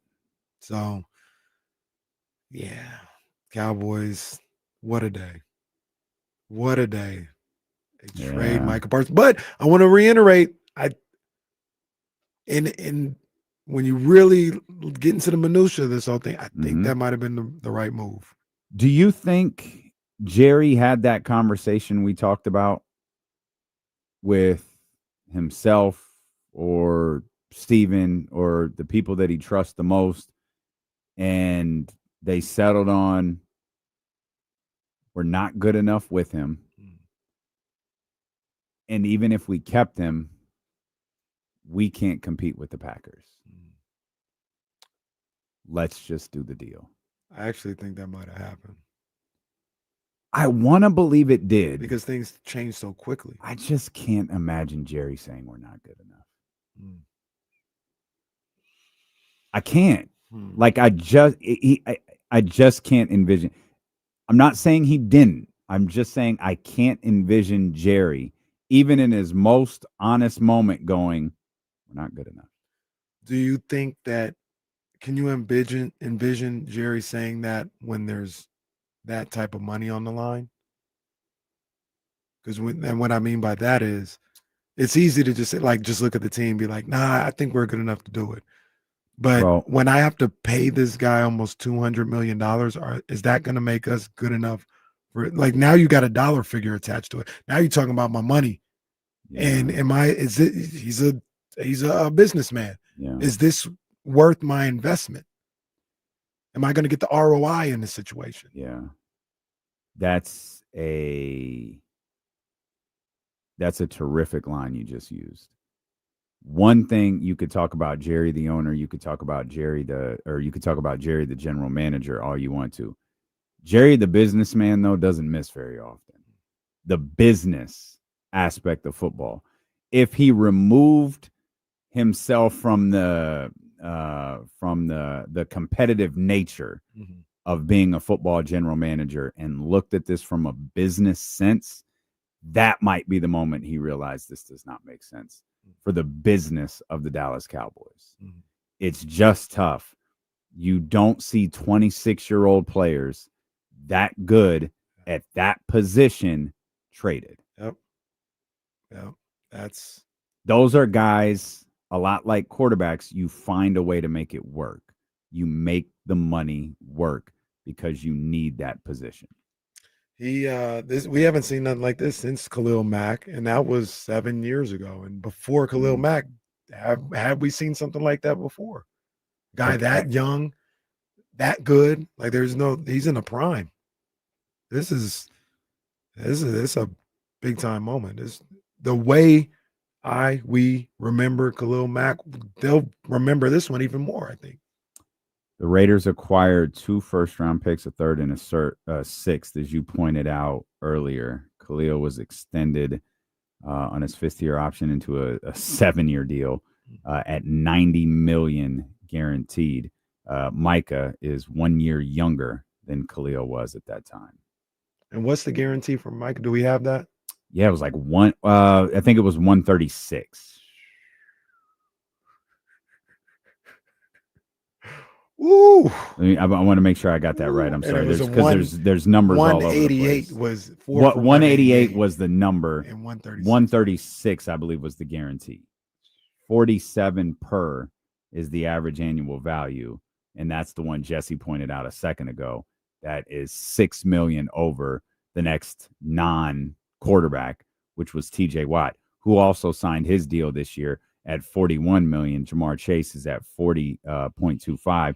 And then Myles Garrett, who was topped, I believe, by less than $500,000. If you don't think these contracts are just about ego and the ability to say, I'm the highest paid, there's the perfect example.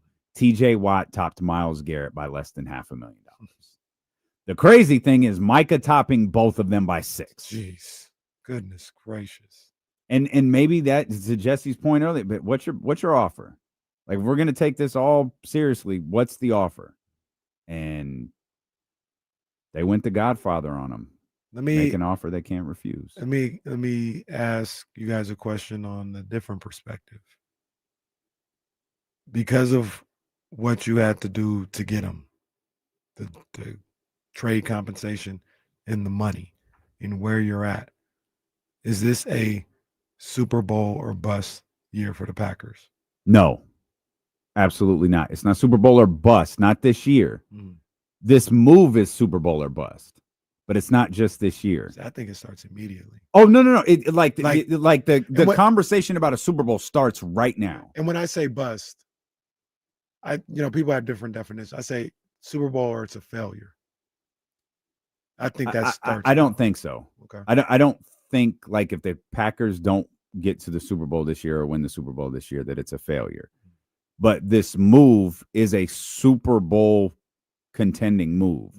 So you start to get into this contract, you start to get into this deal, next year, you're not going to have a draft pick. The year after, you're not going to have a draft pick.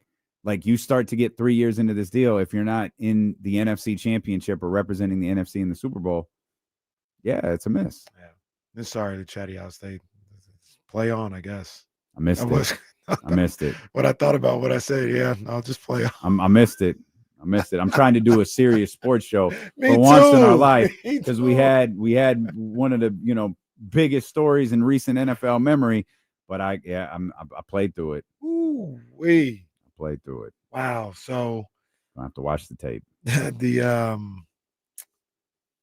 Cowboys don't really change their projection of this year in anybody's opinion. Maybe a little less. I'll show Micah that respect. Like, you're gonna lose a couple games because of this move. Packers elevated themselves. Do you think the Packers elevated themselves over the Eagles? Over? No. I don't think so either. Nope. Not yet. I think higher of Jordan than you do. And no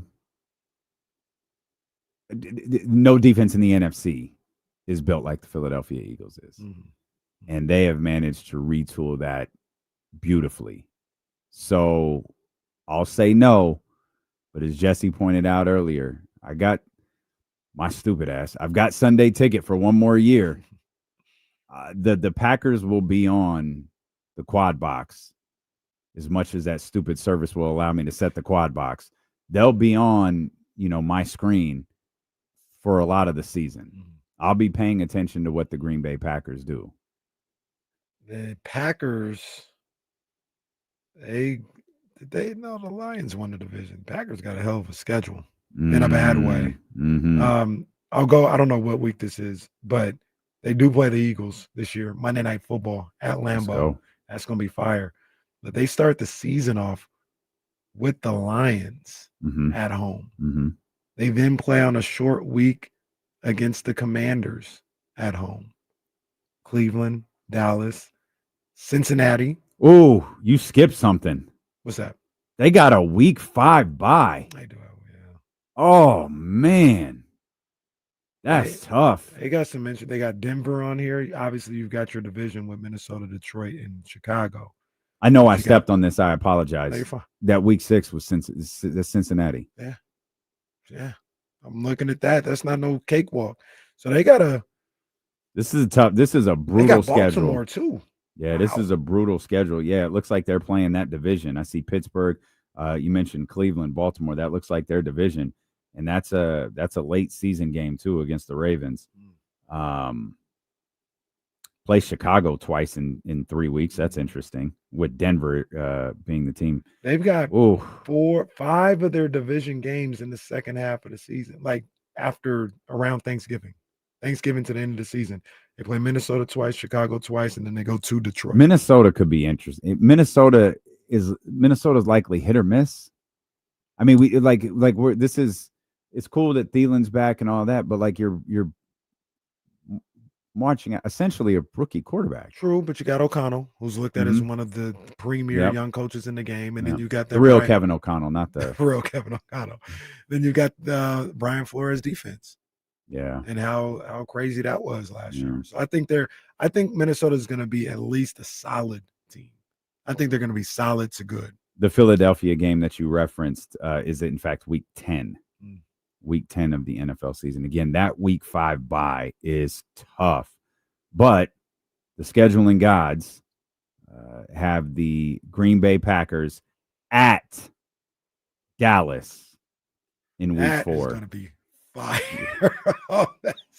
That's a standalone primetime game. That is going to be fire. That is a standalone primetime Goodell might have said, you can only trade him to the Packers. Look, guys, I'm going to give you the schedule. You figure it out from here. Right. You can only trade him to the Packers the Packers or nothing else. Just that's all I'm looking at right now. Let it be the Packers. What if we found out another team did call and it was the Commanders? Woo. That's a team you have to say no to. Like in the division, yeah. The Commanders are right. They're in your division. Like you'll die that death over and over and over again for years. Yeah, you'll see them 2 times a year for the next 5, 6, 7 seasons. That can't happen. Yeah, it can't you happen. might see the Packers every other year or whatever. Like, no. That's why I say in the division, the Niners, and then the Packers. Those 5 teams. I gotta call around and see if I can find a better deal. I gotta call around and see if I can find a better deal. And one of the teams I was looking at too, when I was just going down the teams that might have traded for him, I kind of feel that way about the Texans too. Like I know it's AFC, but yeah. How close are Houston and Dallas to each other, anyways? I don't know. It's a good question. I don't feel like they're close, but then again, I don't know. But what if Micah put Houston over the top, and they get to a Super Bowl in Texas? Bro, that just happened before you. That's tough. That's tough. We'll come back. Matt George, the host of the Locked On Micah Parsons podcast, joins us next here on Sacramento Sports Leader ESPN 1320.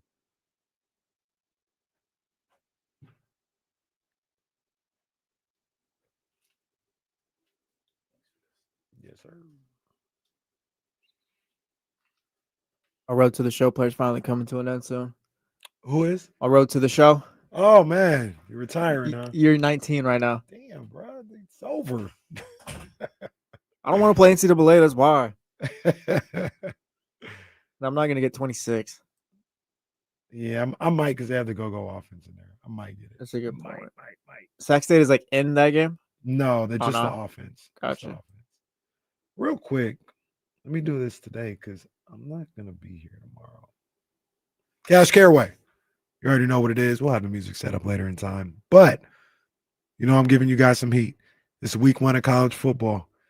And I'm only going with the big time games. I'm not gonna give you Tennessee and Syracuse, even though that's looked at as a big time game. I'm not gonna give you Georgia Southern and Fresno State. I'm giving you the heat. I'm giving you the real. And I'm starting at 9 a.m. We've got number 1 Texas going to the Horseshoe, taking on number 3 Ohio State, the defending national champions. Right now, they got Texas as a 1.5 point underdog. Give me that. I think they're going to win the game. I don't think they're going to beat the hell out of them, but I think they're going to win the game. So give me that. Then you have on Saturday as well, the Battle of Death Valleys. Number 9 LSU, go Tigers. Number 4 Clemson. A lot of buzz around Clemson. A lot of people think Dabo's going to get it done this year and possibly get to the national championship game. I think they start off the season the right way. And initially, I thought this was a neutral site game, but this is in South Carolina, in Clemson. It's Clemson minus 4.5. Go ahead and give me that. Go ahead and give me that. I'm not happy about it, but go ahead and give me that. And then in the afternoon, you've got Alabama going to Tallahassee. Number 8 in the nation, Alabama going to Tallahassee, taking on the Noles. Alabama's a 13.5 point favorite. Go ahead and give me Bama in that one. I think they're going to handle business. They're going to try to look to make a statement on Florida State. So, recap. Texas plus 1.5. Hurry up and get that if you can. Clemson minus 4.5. And give me Alabama minus 13.5. Straight cash, homie. I don't know what those people. What the hell is wrong? Like, I don't know all what of you guys. What is wrong with you guys? What they were doing. Real quick, Manny, Collins, Russ, TCG. What are you guys doing? This is not Prize Picks. I don't know what these guys were doing. Oh, look, I have yeah, no Johnny idea. G. Manny, what are you doing, John? Like, oh my gosh. I have no idea what these guys are talking about. I'm sitting up here talking about point spreads. Yeah. What are they doing? Oh, man. Jeez. Baker event. Some staffing thing going on there, so it'll be in like a month later or something. They don't have it nailed down yet. Okay.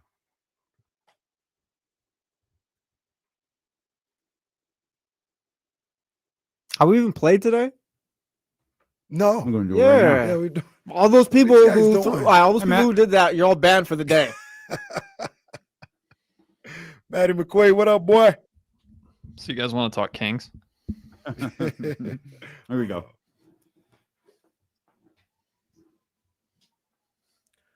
I don't know what happened in the chatty house during the break. Disgusting behavior. Yeah, I don't know what's going All on. start on the whole offensive line. If you want to call it that. It feels like even more than that. But just want to remind everybody, make sure you download that Prize Picks app and play one of the hottest games going out. College football starts. It's actually already started. I got to turn the game on. It's Boise State and South Florida. What am I doing? All right. But it starts this weekend. You guys know I've been talking about this Texas, Ohio State lineup that I have with Arch Manning, with Jeremiah Smith, all that. I'm putting it in on the social medias. I've got that taken care of. Make sure you put in the promo code KIFM to get $50 towards your lineup when you make a $5 with your first $5 lineup, excuse me, when you put the promo code KIFM in. You get $50 towards that first $5 lineup by putting in that promo code. You must be present in certain states. Go to prizepicks.com for more details. Prize Picks, run the game. Shout out to Kieran. He's on fire. He is on fire. Restock was first, but again, was banned due to the fiasco in the break. That's tough. We welcome in our buddy Matt George joining us to talk Kings basketball on the most inopportune day imaginable. I got to Kuminga got traded today. Oh my God, we'd be on the air for hours. You know, you can bench me. I can be benched. To be honest with you, I don't know what else to say about Micah Parsons. Like, we are not in Dallas, we are not in Green Bay. It's a major story. Great time filler for the last 2 hours, but like we've said what we've had to say. Mm-hmm. There's actually a couple of Kings things I want to talk about. I want Kenny to bring that Zach LaVine I guess video you were watching to Matt's attention. Schefter tweeted this. I just want everybody to do this because I was looking at it on my way in back in during the commercial, and it made me laugh. Schefter tweeted, new Packers linebacker Micah Parsons is one of 2 NFL players to have at least 12 sacks in each of his first 4 seasons. The other was Reggie White. The first comment, Hardaway money sign S. Swap Penny says, Dallas won the trade overall. We got 2 first-round picks and a solid DT. We good, Dallas. We good. Let's go.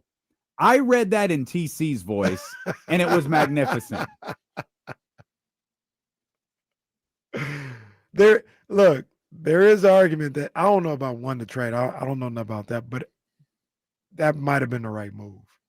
You're a sports fan, Matt. What do you think about this Micah Parsons trade?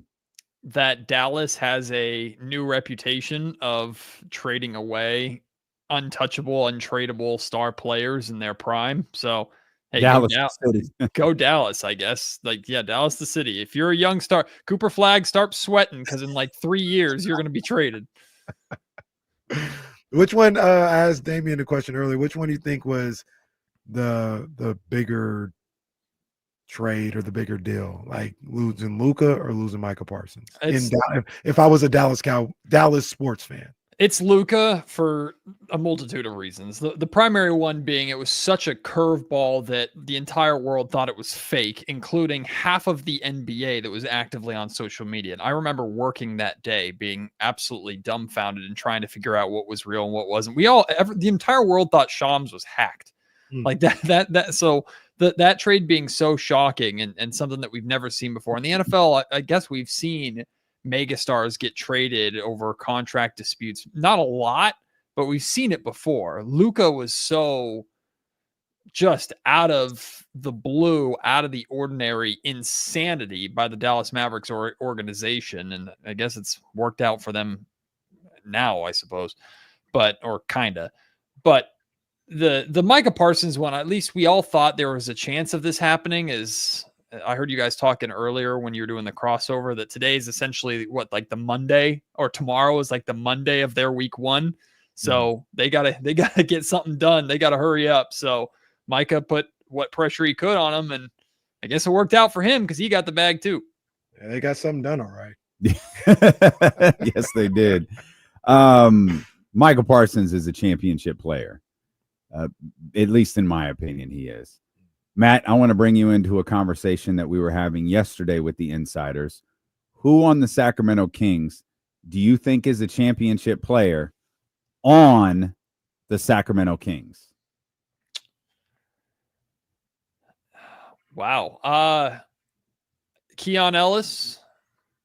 I think that one was universal. Hopefully Keegan Murray, if he can live up to the, like, if Keegan Murray can be what I think Keegan Murray, and I've been consistent with this, can be a better version of Michael Porter Jr. And Michael Porter Jr. won a ring with Dallas. So I think Keegan Murray has the potential. He won't be the number 1 guy or even the number 2 guy, but I'd put Keegan Murray in that conversation. None of the top guys. I think Domantas Sabonis can be if he's like your 3rd option. But there's very specific parameters around Domantas Sabonis, which has always been the conversation of you have to have very specific things around him for him to be it. Domantas Sabonis is without a doubt one of the best centers in the NBA, but as much as we've seen the center, the resurgence of the center position with Nikola Jokic winning multiple MVPs and of course Joel Embiid winning an MVP in there, like the center position is still unbelievably important and impactful, but you have to be a featured offensive piece as well as the well-rounded player that Sabonis and Jokic are, and Sabonis doesn't have that desire or willingness offensively to take over games, so I hesitate with him. I wouldn't. It feels disrespectful not to include DeMar DeRozan, but based off of his entire career sample size and how everything went in Toronto, it's hard to put him in that category. And then I guess I hope Nick Clifford, but I haven't seen anything beyond that. But I think that the 2 easiest ones for me are Keon and Keegan. But as role players on a championship team, not feature. I don't think there is a feature player or a top guy on this roster that you can say with confidence is a championship caliber player. I agree with that. I said Sabonis and Levine can be championship players. I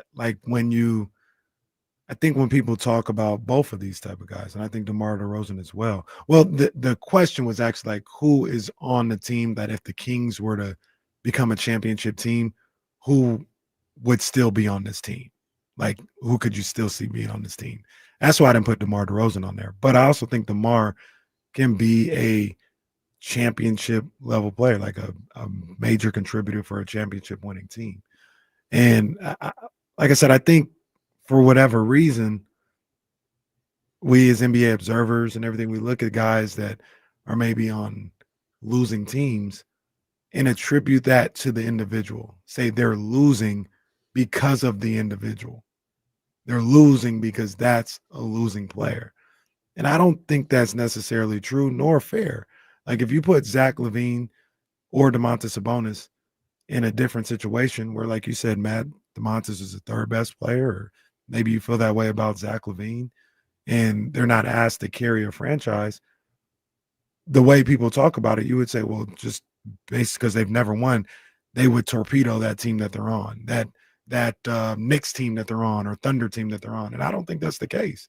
That when you look at some of those guys, it just means, yeah, they can't be your number 1, but they have attributes that you absolutely need for being on a winning team. Well, I agree with that to some extent, but wasn't the question in Sacramento? And like I see other people bringing up, like DeMar DeRozan could be a championship caliber piece off the bench, but how are you building that in Sacramento? Like you're not. You don't have nearly the talent to push DeMar DeRozan to the bench in any sort of championship role. That would be like if you traded DeMar midseason to Cleveland. Okay, maybe now he's a championship caliber piece or addition to that team. With LaVine and Sabonis, again, if we're talking about here in Sacramento, those are 2 guys that are combined making almost $100 million. If they aren't your top guy in Sacramento, that means you're going out and getting another player that probably is worth around that much, or you hit an absolute home run in the draft short term that turns into a generational win now superstar, and they're carrying that team for you. So they're like, to me, there's no, barring like some kind of fantasy situation that nobody sees coming, there's no realistic scenario where those 2 players are championship caliber players in Sacramento unless something else comes in and happens that isn't here now, and we have no reason to believe is coming in the next 2 years before at least LaVine's contract runs out. which I don't believe after that contract, Levine is going to be a Sacramento King. We discussed that a little bit yesterday. Like, I guess what Zach is 30? Mm-hmm. Contracts up. Well, yeah, I guess I understand that in 32 years. Do you think at 32 years old, do you think any of it depends on, again, 32 years old, that's a couple of, being a couple of years away. Is there we were talking about, this all kind of started because we were talking, it was like an evolution of a conversation about pathways to a championship. And I think you and I discussed this when we did Locked On together, that, there's tanking, losing, trading superstars, depleting your roster, doing all like there's that. And that's certainly a way of going about things. But how can the Sacramento Kings adjust over the next few years? What can the Sacramento Kings do with DeMar DeRozan on the roster before he's gone, with Zach LaVine on the roster before he's gone? What type of moves can they make over the next few years that perhaps keeps them from bottoming out, but doesn't sacrifice anything they want to do moving forward? You mentioned Nick Clifford. It feels like a lot of any hopes for that conversation that we're having, it feels like a lot of it starts like now. You got to hit with Nick. And you probably want Max to wind up being a pretty solid player for you too. You can't have too many draft picks, no matter where they are, miss when you're trying to retool, I guess, this way. Yeah, I mean, to me, it is the draft, right? If the question is like, what's the path, the most likely path forward to the Kings building a championship contender, it's this season solidifying pieces like Keon, Keegan, Neek, and Maxime, having a good idea of what those four players are, and hopefully those four are steady, solid contributors to your foundation going forward. Obviously, you have to re-sign both Keon and Keegan, and then Perry has to hit in the draft. And it's using the assets that are on this roster right now appropriately, to whether it's acquiring future draft compensation or moving those pieces to bring in a young player or two that end up just working out or making sense. And these are things that are hard to predict. Like, you have to move one of Levine, DeRozan, or Sabonis and get a young piece in return that maybe has upside that hits here. What you don't do is trade any of those three pieces or any of the aforementioned four young guys that I said for a win now talent. That doesn't make sense.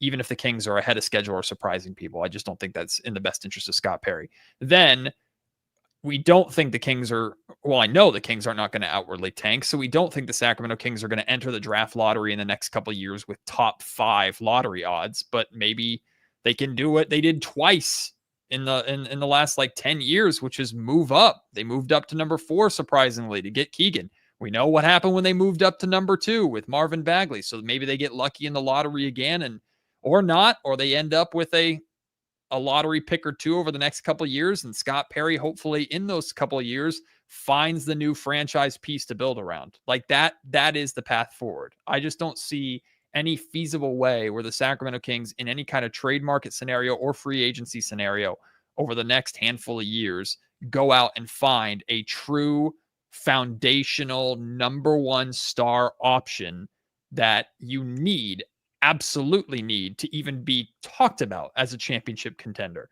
And we're talking a player that comes in and takes over the De'Aaron Fox responsibilities while actually being better than De'Aaron Fox. That's what the Kings are looking for. And it's not going to be easy to find outside of the draft. I mean, those guys don't grow on trees. No. There's 32 teams in the league. I don't think there's 32 number ones. Yep. You got to find it. Math. So but my thing is, especially when you say that, in the meantime, like, you're always looking for, you're always searching for it. What do you do? You try to win. Yeah, you try to compete with what you got. And I think that's where Scott Perry and Doug Christie are.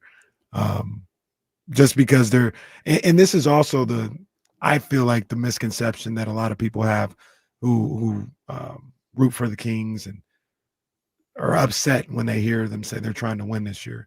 Just because you're trying to win doesn't mean you're not trying to find that guy. Sure. You know what I mean? Like, you could win 42 games this year and go to the draft and be looking for a guy at 14 and be like, maybe he could be Jalen Williams. You know what I mean? Like I think a lot of people look at it, it's one or the other. If you're trying to win, then you're not trying to find your franchise player in the future through the draft. No, you're trying to do that even if you do win. So I just think I was watching this thing on Zach LaVine, and I just feel like people are so quick to just he gone. Like, we don't want him here when we get back, when his contract gets done. And I don't think that's the best way to look at Zach LaVine, and I don't think it should be so cut and dry. That's a hell of a basketball player. Yes. That's a hell of an offensive talent, and he has shortcomings, which keeps him from being one of those number one type guys.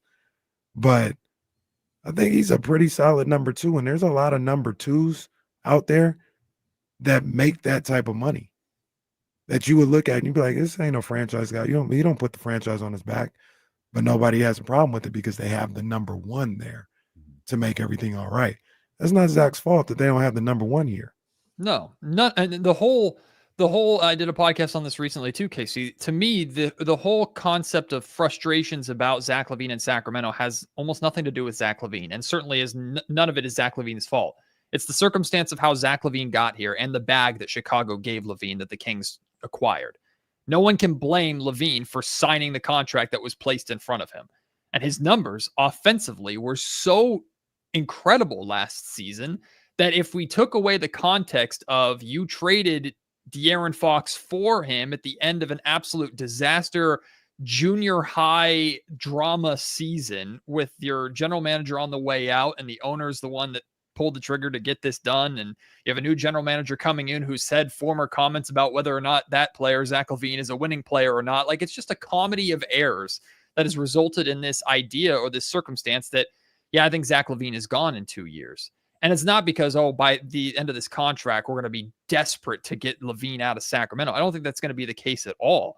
I think it's in 2 years from now, I think we're going to see the same things that we see now when assuming, please God, that Doug Christie is still the head coach and Scott Perry is still the general manager, please, when they're laying out their traits, identity traits of what they want in a basketball team, and you just do a simple application of who we believe and who we know Zach LaVine to be to those traits, he doesn't fit enough of those boxes. But he's not alone on this roster of guys that are in the same boat. I think Malik Monk is in the same boat, which is one of the reasons why we see that the Kings are looking to move on from Malik Monk. He doesn't seem like he fits the long-term vision for Scott Perry. And my thing is, okay, if you feel that you can bring Zach LaVine back at the end of these 2 years, but as a number two, like you're talking about, Casey, I completely agree. You have a flamethrower that can go off. And we saw in the very short period of time last season how hot Zach LaVine can get very quickly, right? He took over a number of fourth quarters in the final third of the season that was here in Sacramento. And that included that random stretch when we were like, does Zach LaVine want to play basketball? What's going on? Why is he not shooting? So I believe he's going to put on a show a number of times here in Sacramento this upcoming season.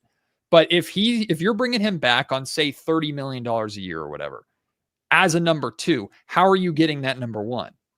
Well, you're probably either trading away Domantas Sabonis and DeMar DeRozan, or over the next 2 years, the Kings were such a disappointment that they got a high draft pick, or got so lucky in the draft lottery that they got a high draft pick, to which then I could turn around and go, well, if the Kings were a disappointment, why are you bringing back Zach LaVine, who was part of that disappointment?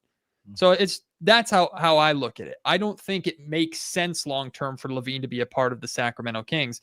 And it shouldn't just be an indictment on LaVine. It should be an indictment on just the pathway or lack thereof of this organization. You can stretch the idea of luck out too, to where the Sacramento Kings make the playoffs and still draft well.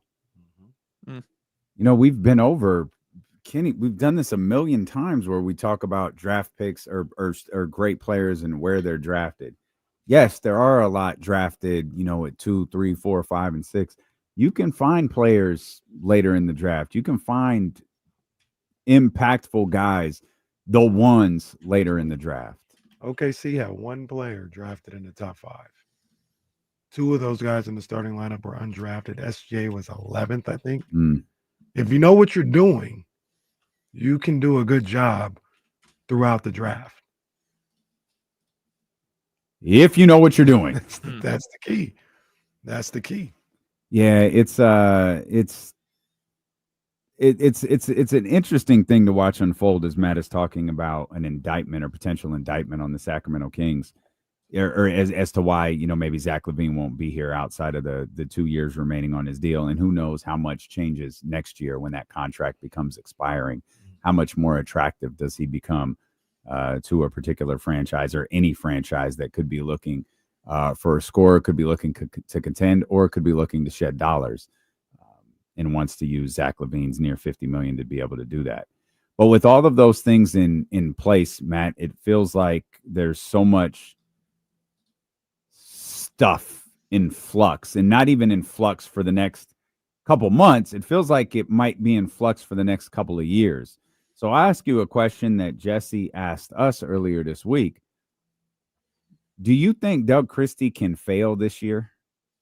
No, I don't. Well, yeah, no, because the one area that I would consider a failure for a coach is completely losing a locker room. But I ranted about this earlier, and then I heard Casey talking about it, I think, yesterday.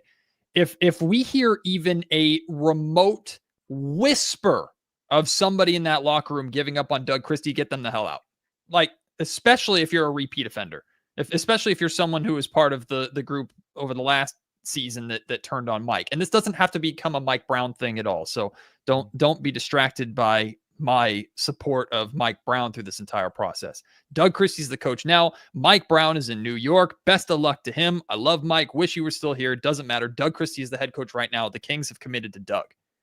If anybody starts whispering and talking about, oh, Doug Christie's not the coach for me, or man, Doug wasn't the guy, or whatever, the entire organization, top to bottom, I'm talking from Scott Perry all the way up to Vivek Ranadive, need to have Doug Christie's back 100% and support him.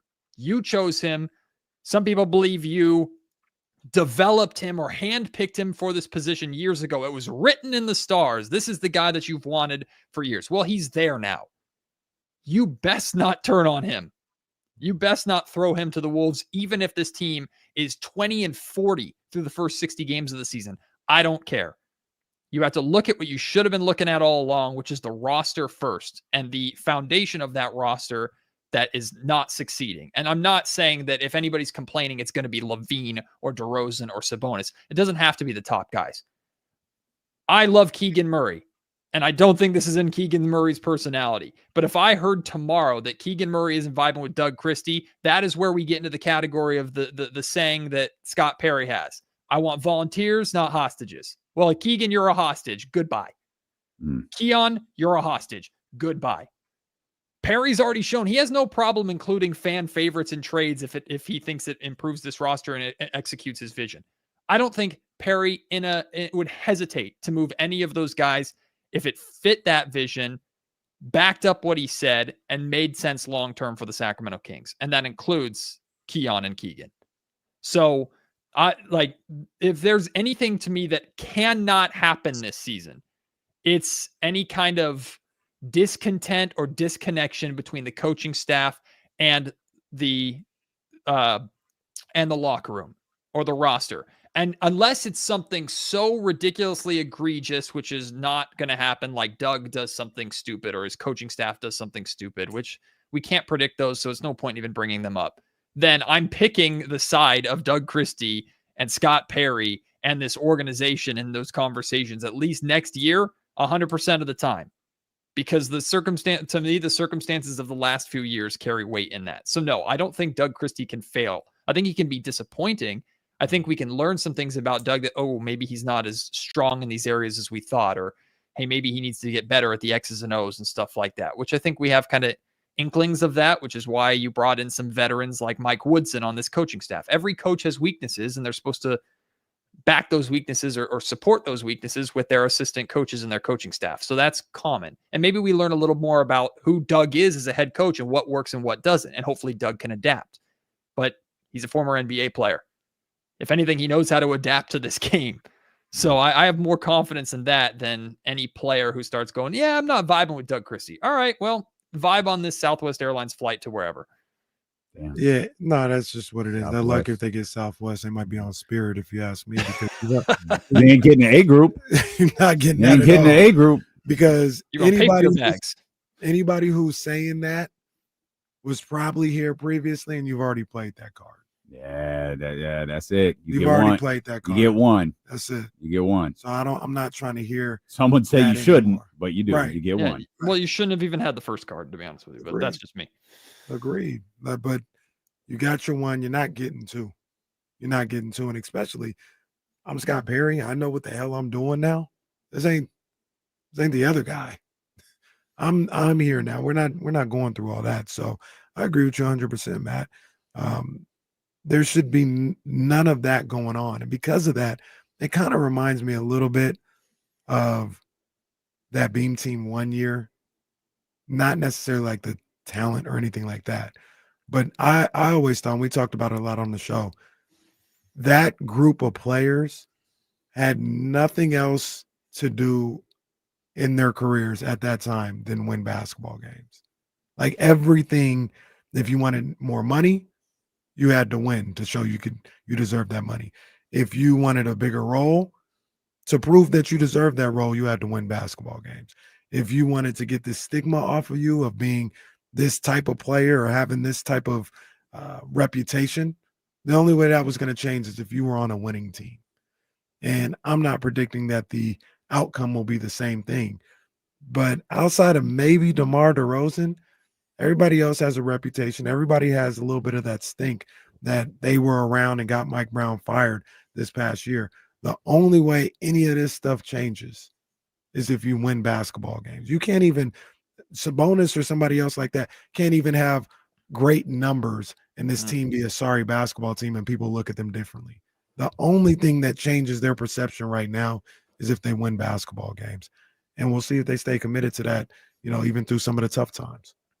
KC, we could take it a step further. We could go down this roster. We could go down this organization, the front office, the ownership group, and we could talk about for each one of these prominent figures why they have something to prove this season. I mean, you can go all the way to the top to Vivek Ranadive as proving something as an owner that you can win more than a flash in the pan season or two. And I mean, I think DeMar DeRozan you can. And it's not, no one blames DeMar DeRozan for what happened last season. But DeMar has carried the reputation around the league of he couldn't win the big game. He couldn't get it done. He's also fighting against father time. And the last thing any player wants to hear outside of their own body is it's time to hang it up. Right. DeMar wants to be in control of that. Hey, I'm leaving on my terms. I'm done. My body's telling me I'm done. You're not going to, some person on Fox Sports Radio or whatever is not going to tell me that my career is hell no, done. He ain't gonna say nothing. Then you're like Domantas Sabonis. Do we even need to Sabonis has dealt with the critics for years and proved every single one of them right on national television against Anthony Davis and the Dallas Mavericks in the play-in game. Keegan Murray, you're playing for your next contract, buddy. You want to be paid for more than Jabari Smith Jr.? Go out and play and perform. You want to prove that you can be a top guy? Now's the time to do it, dude. Keon Ellis, you are paid $2.5 million next season. You're paid less than almost the majority of the roster, and yet you're a top rotational piece. If you are trying to prove even to your own organization that F you messed up by picking up my option, I'm going to make you regret it, or I'm going to make you pay me what I'm worth before I become an unrestricted free agent, so be it. We could do a whole exercise, guys, of going down this list. Doug Christie, hey, you got your shot, buddy, but are you an NBA head coach or are you not? We can go down the entire list of this organization and talk about why they have something to prove, and what checks the boxes for every single one of these guys is winning basketball games. It's not individual numbers. It's performing and winning basketball games. So that's what this season is about. We could even include Scott Perry in that. No one blames Scott Perry for the state of this organization right now. But Scott Perry's last trip in New York, ultimately, they didn't get to the status they're at now until Scott left. So Scott might have something to prove too.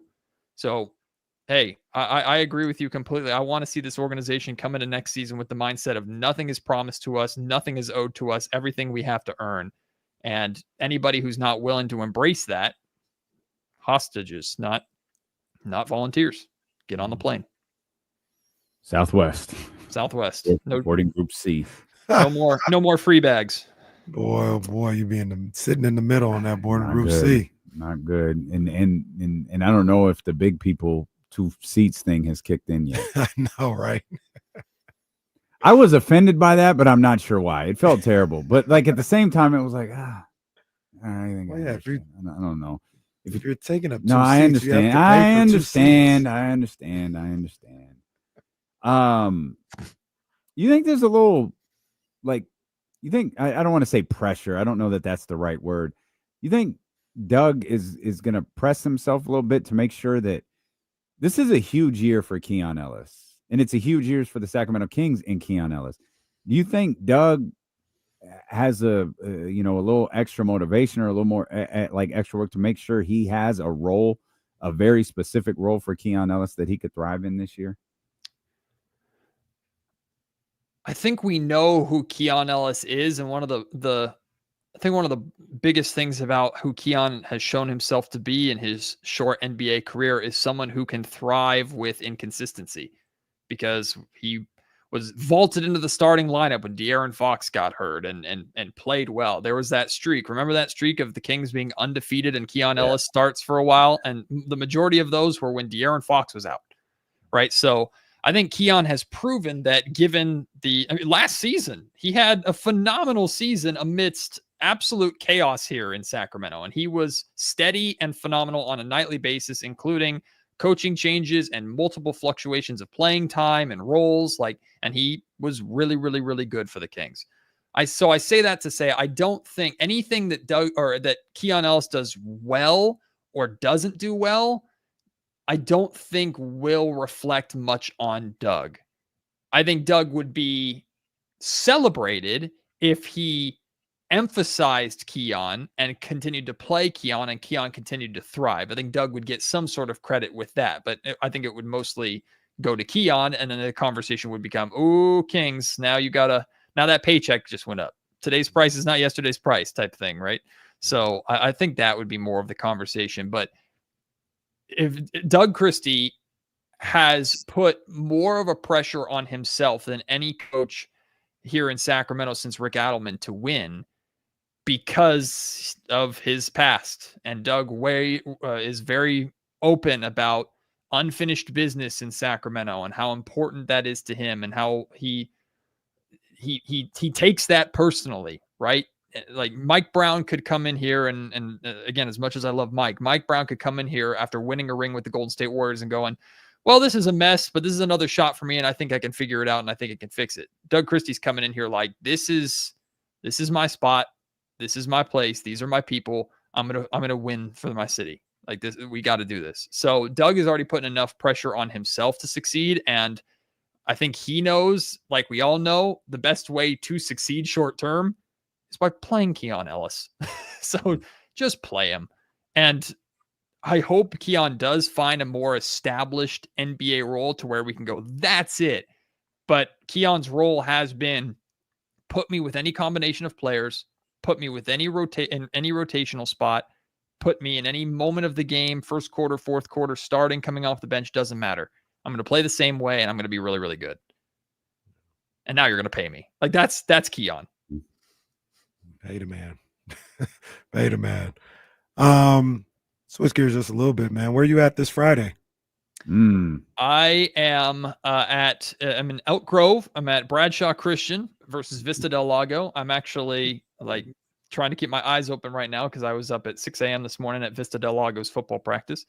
But yeah. Are you acting like 6 a.m. early? What'd you wake up so late for? Well, I'm not a psychopath like you, Mr. Garage Workout Man. And two, I got off of work last night at 11:45 p.m. Okay, yeah, that's different. That's different. So, that's different. A little bit of a tight turnaround there, but no, football practice in the morning, those are vibes, man. Especially up in Folsom at Vista Del Lago, they got a beautiful stadium up there. Watching the sunrise while playing football, it's pretty awesome. Yeah, it does look like a college campus. But yeah, Vista Del Lago Eagles versus Bradshaw Christian Pride. So last season they met week 2, so it's almost an exact year ago tomorrow. And Bradshaw won 50-48. So it was a good game. So we're hoping for more of that. That's good stuff. Were you at Grant last week? No, Kevin was out there. I was back holding it down in the studio, which we were talking about this in the studio too, guys. Like I watched the game. I thought Grant completely shot themselves in the foot multiple times, and a team like Folsom is going to take advantage when you have silly penalties and things like that. But like we and other stations, I think, ran stories about Grant, and there were statements that like Coach Carl Reed put out, and like the athletic director of the entire school district put out a statement after that game about I thought it was the silliest, most ridiculous stuff on the planet. Like there was not a fight. There was not a brawl about just the entire game and how Grant acted. It's like, that's Grant football. Like I'm not saying that like they're okay getting penalties and they're okay shoving people stuff like, but Grant plays with an attitude. They've always done that since I was going to Rockland and I watched Shaq Thompson or Roseville, excuse me, at Wood Creek High School. And I was watching Shaq Thompson destroy everybody in his path. Like that's Grant's attitude. That's who they are. That's their identity. And that's what makes them special. And there's a reason why they've won 2 state titles in the last 3 years. Like that is who they are. And when Folsom comes in on national television, Folsom being the crown jewel of Sac Joaquin section football, Grant is going to feel a certain type of way about it and play with a certain fire. Again, did they go too far and get too many penalties? They had over 100 penalty yards in the first half. Yes, they lost the football game because of it. But I thought we're getting statements from people like Grant needs to learn from this and stuff. And our student athletes will go, no, it's football. It's highly competitive athletes, including people that already have signed huge offers to go play at D1 programs.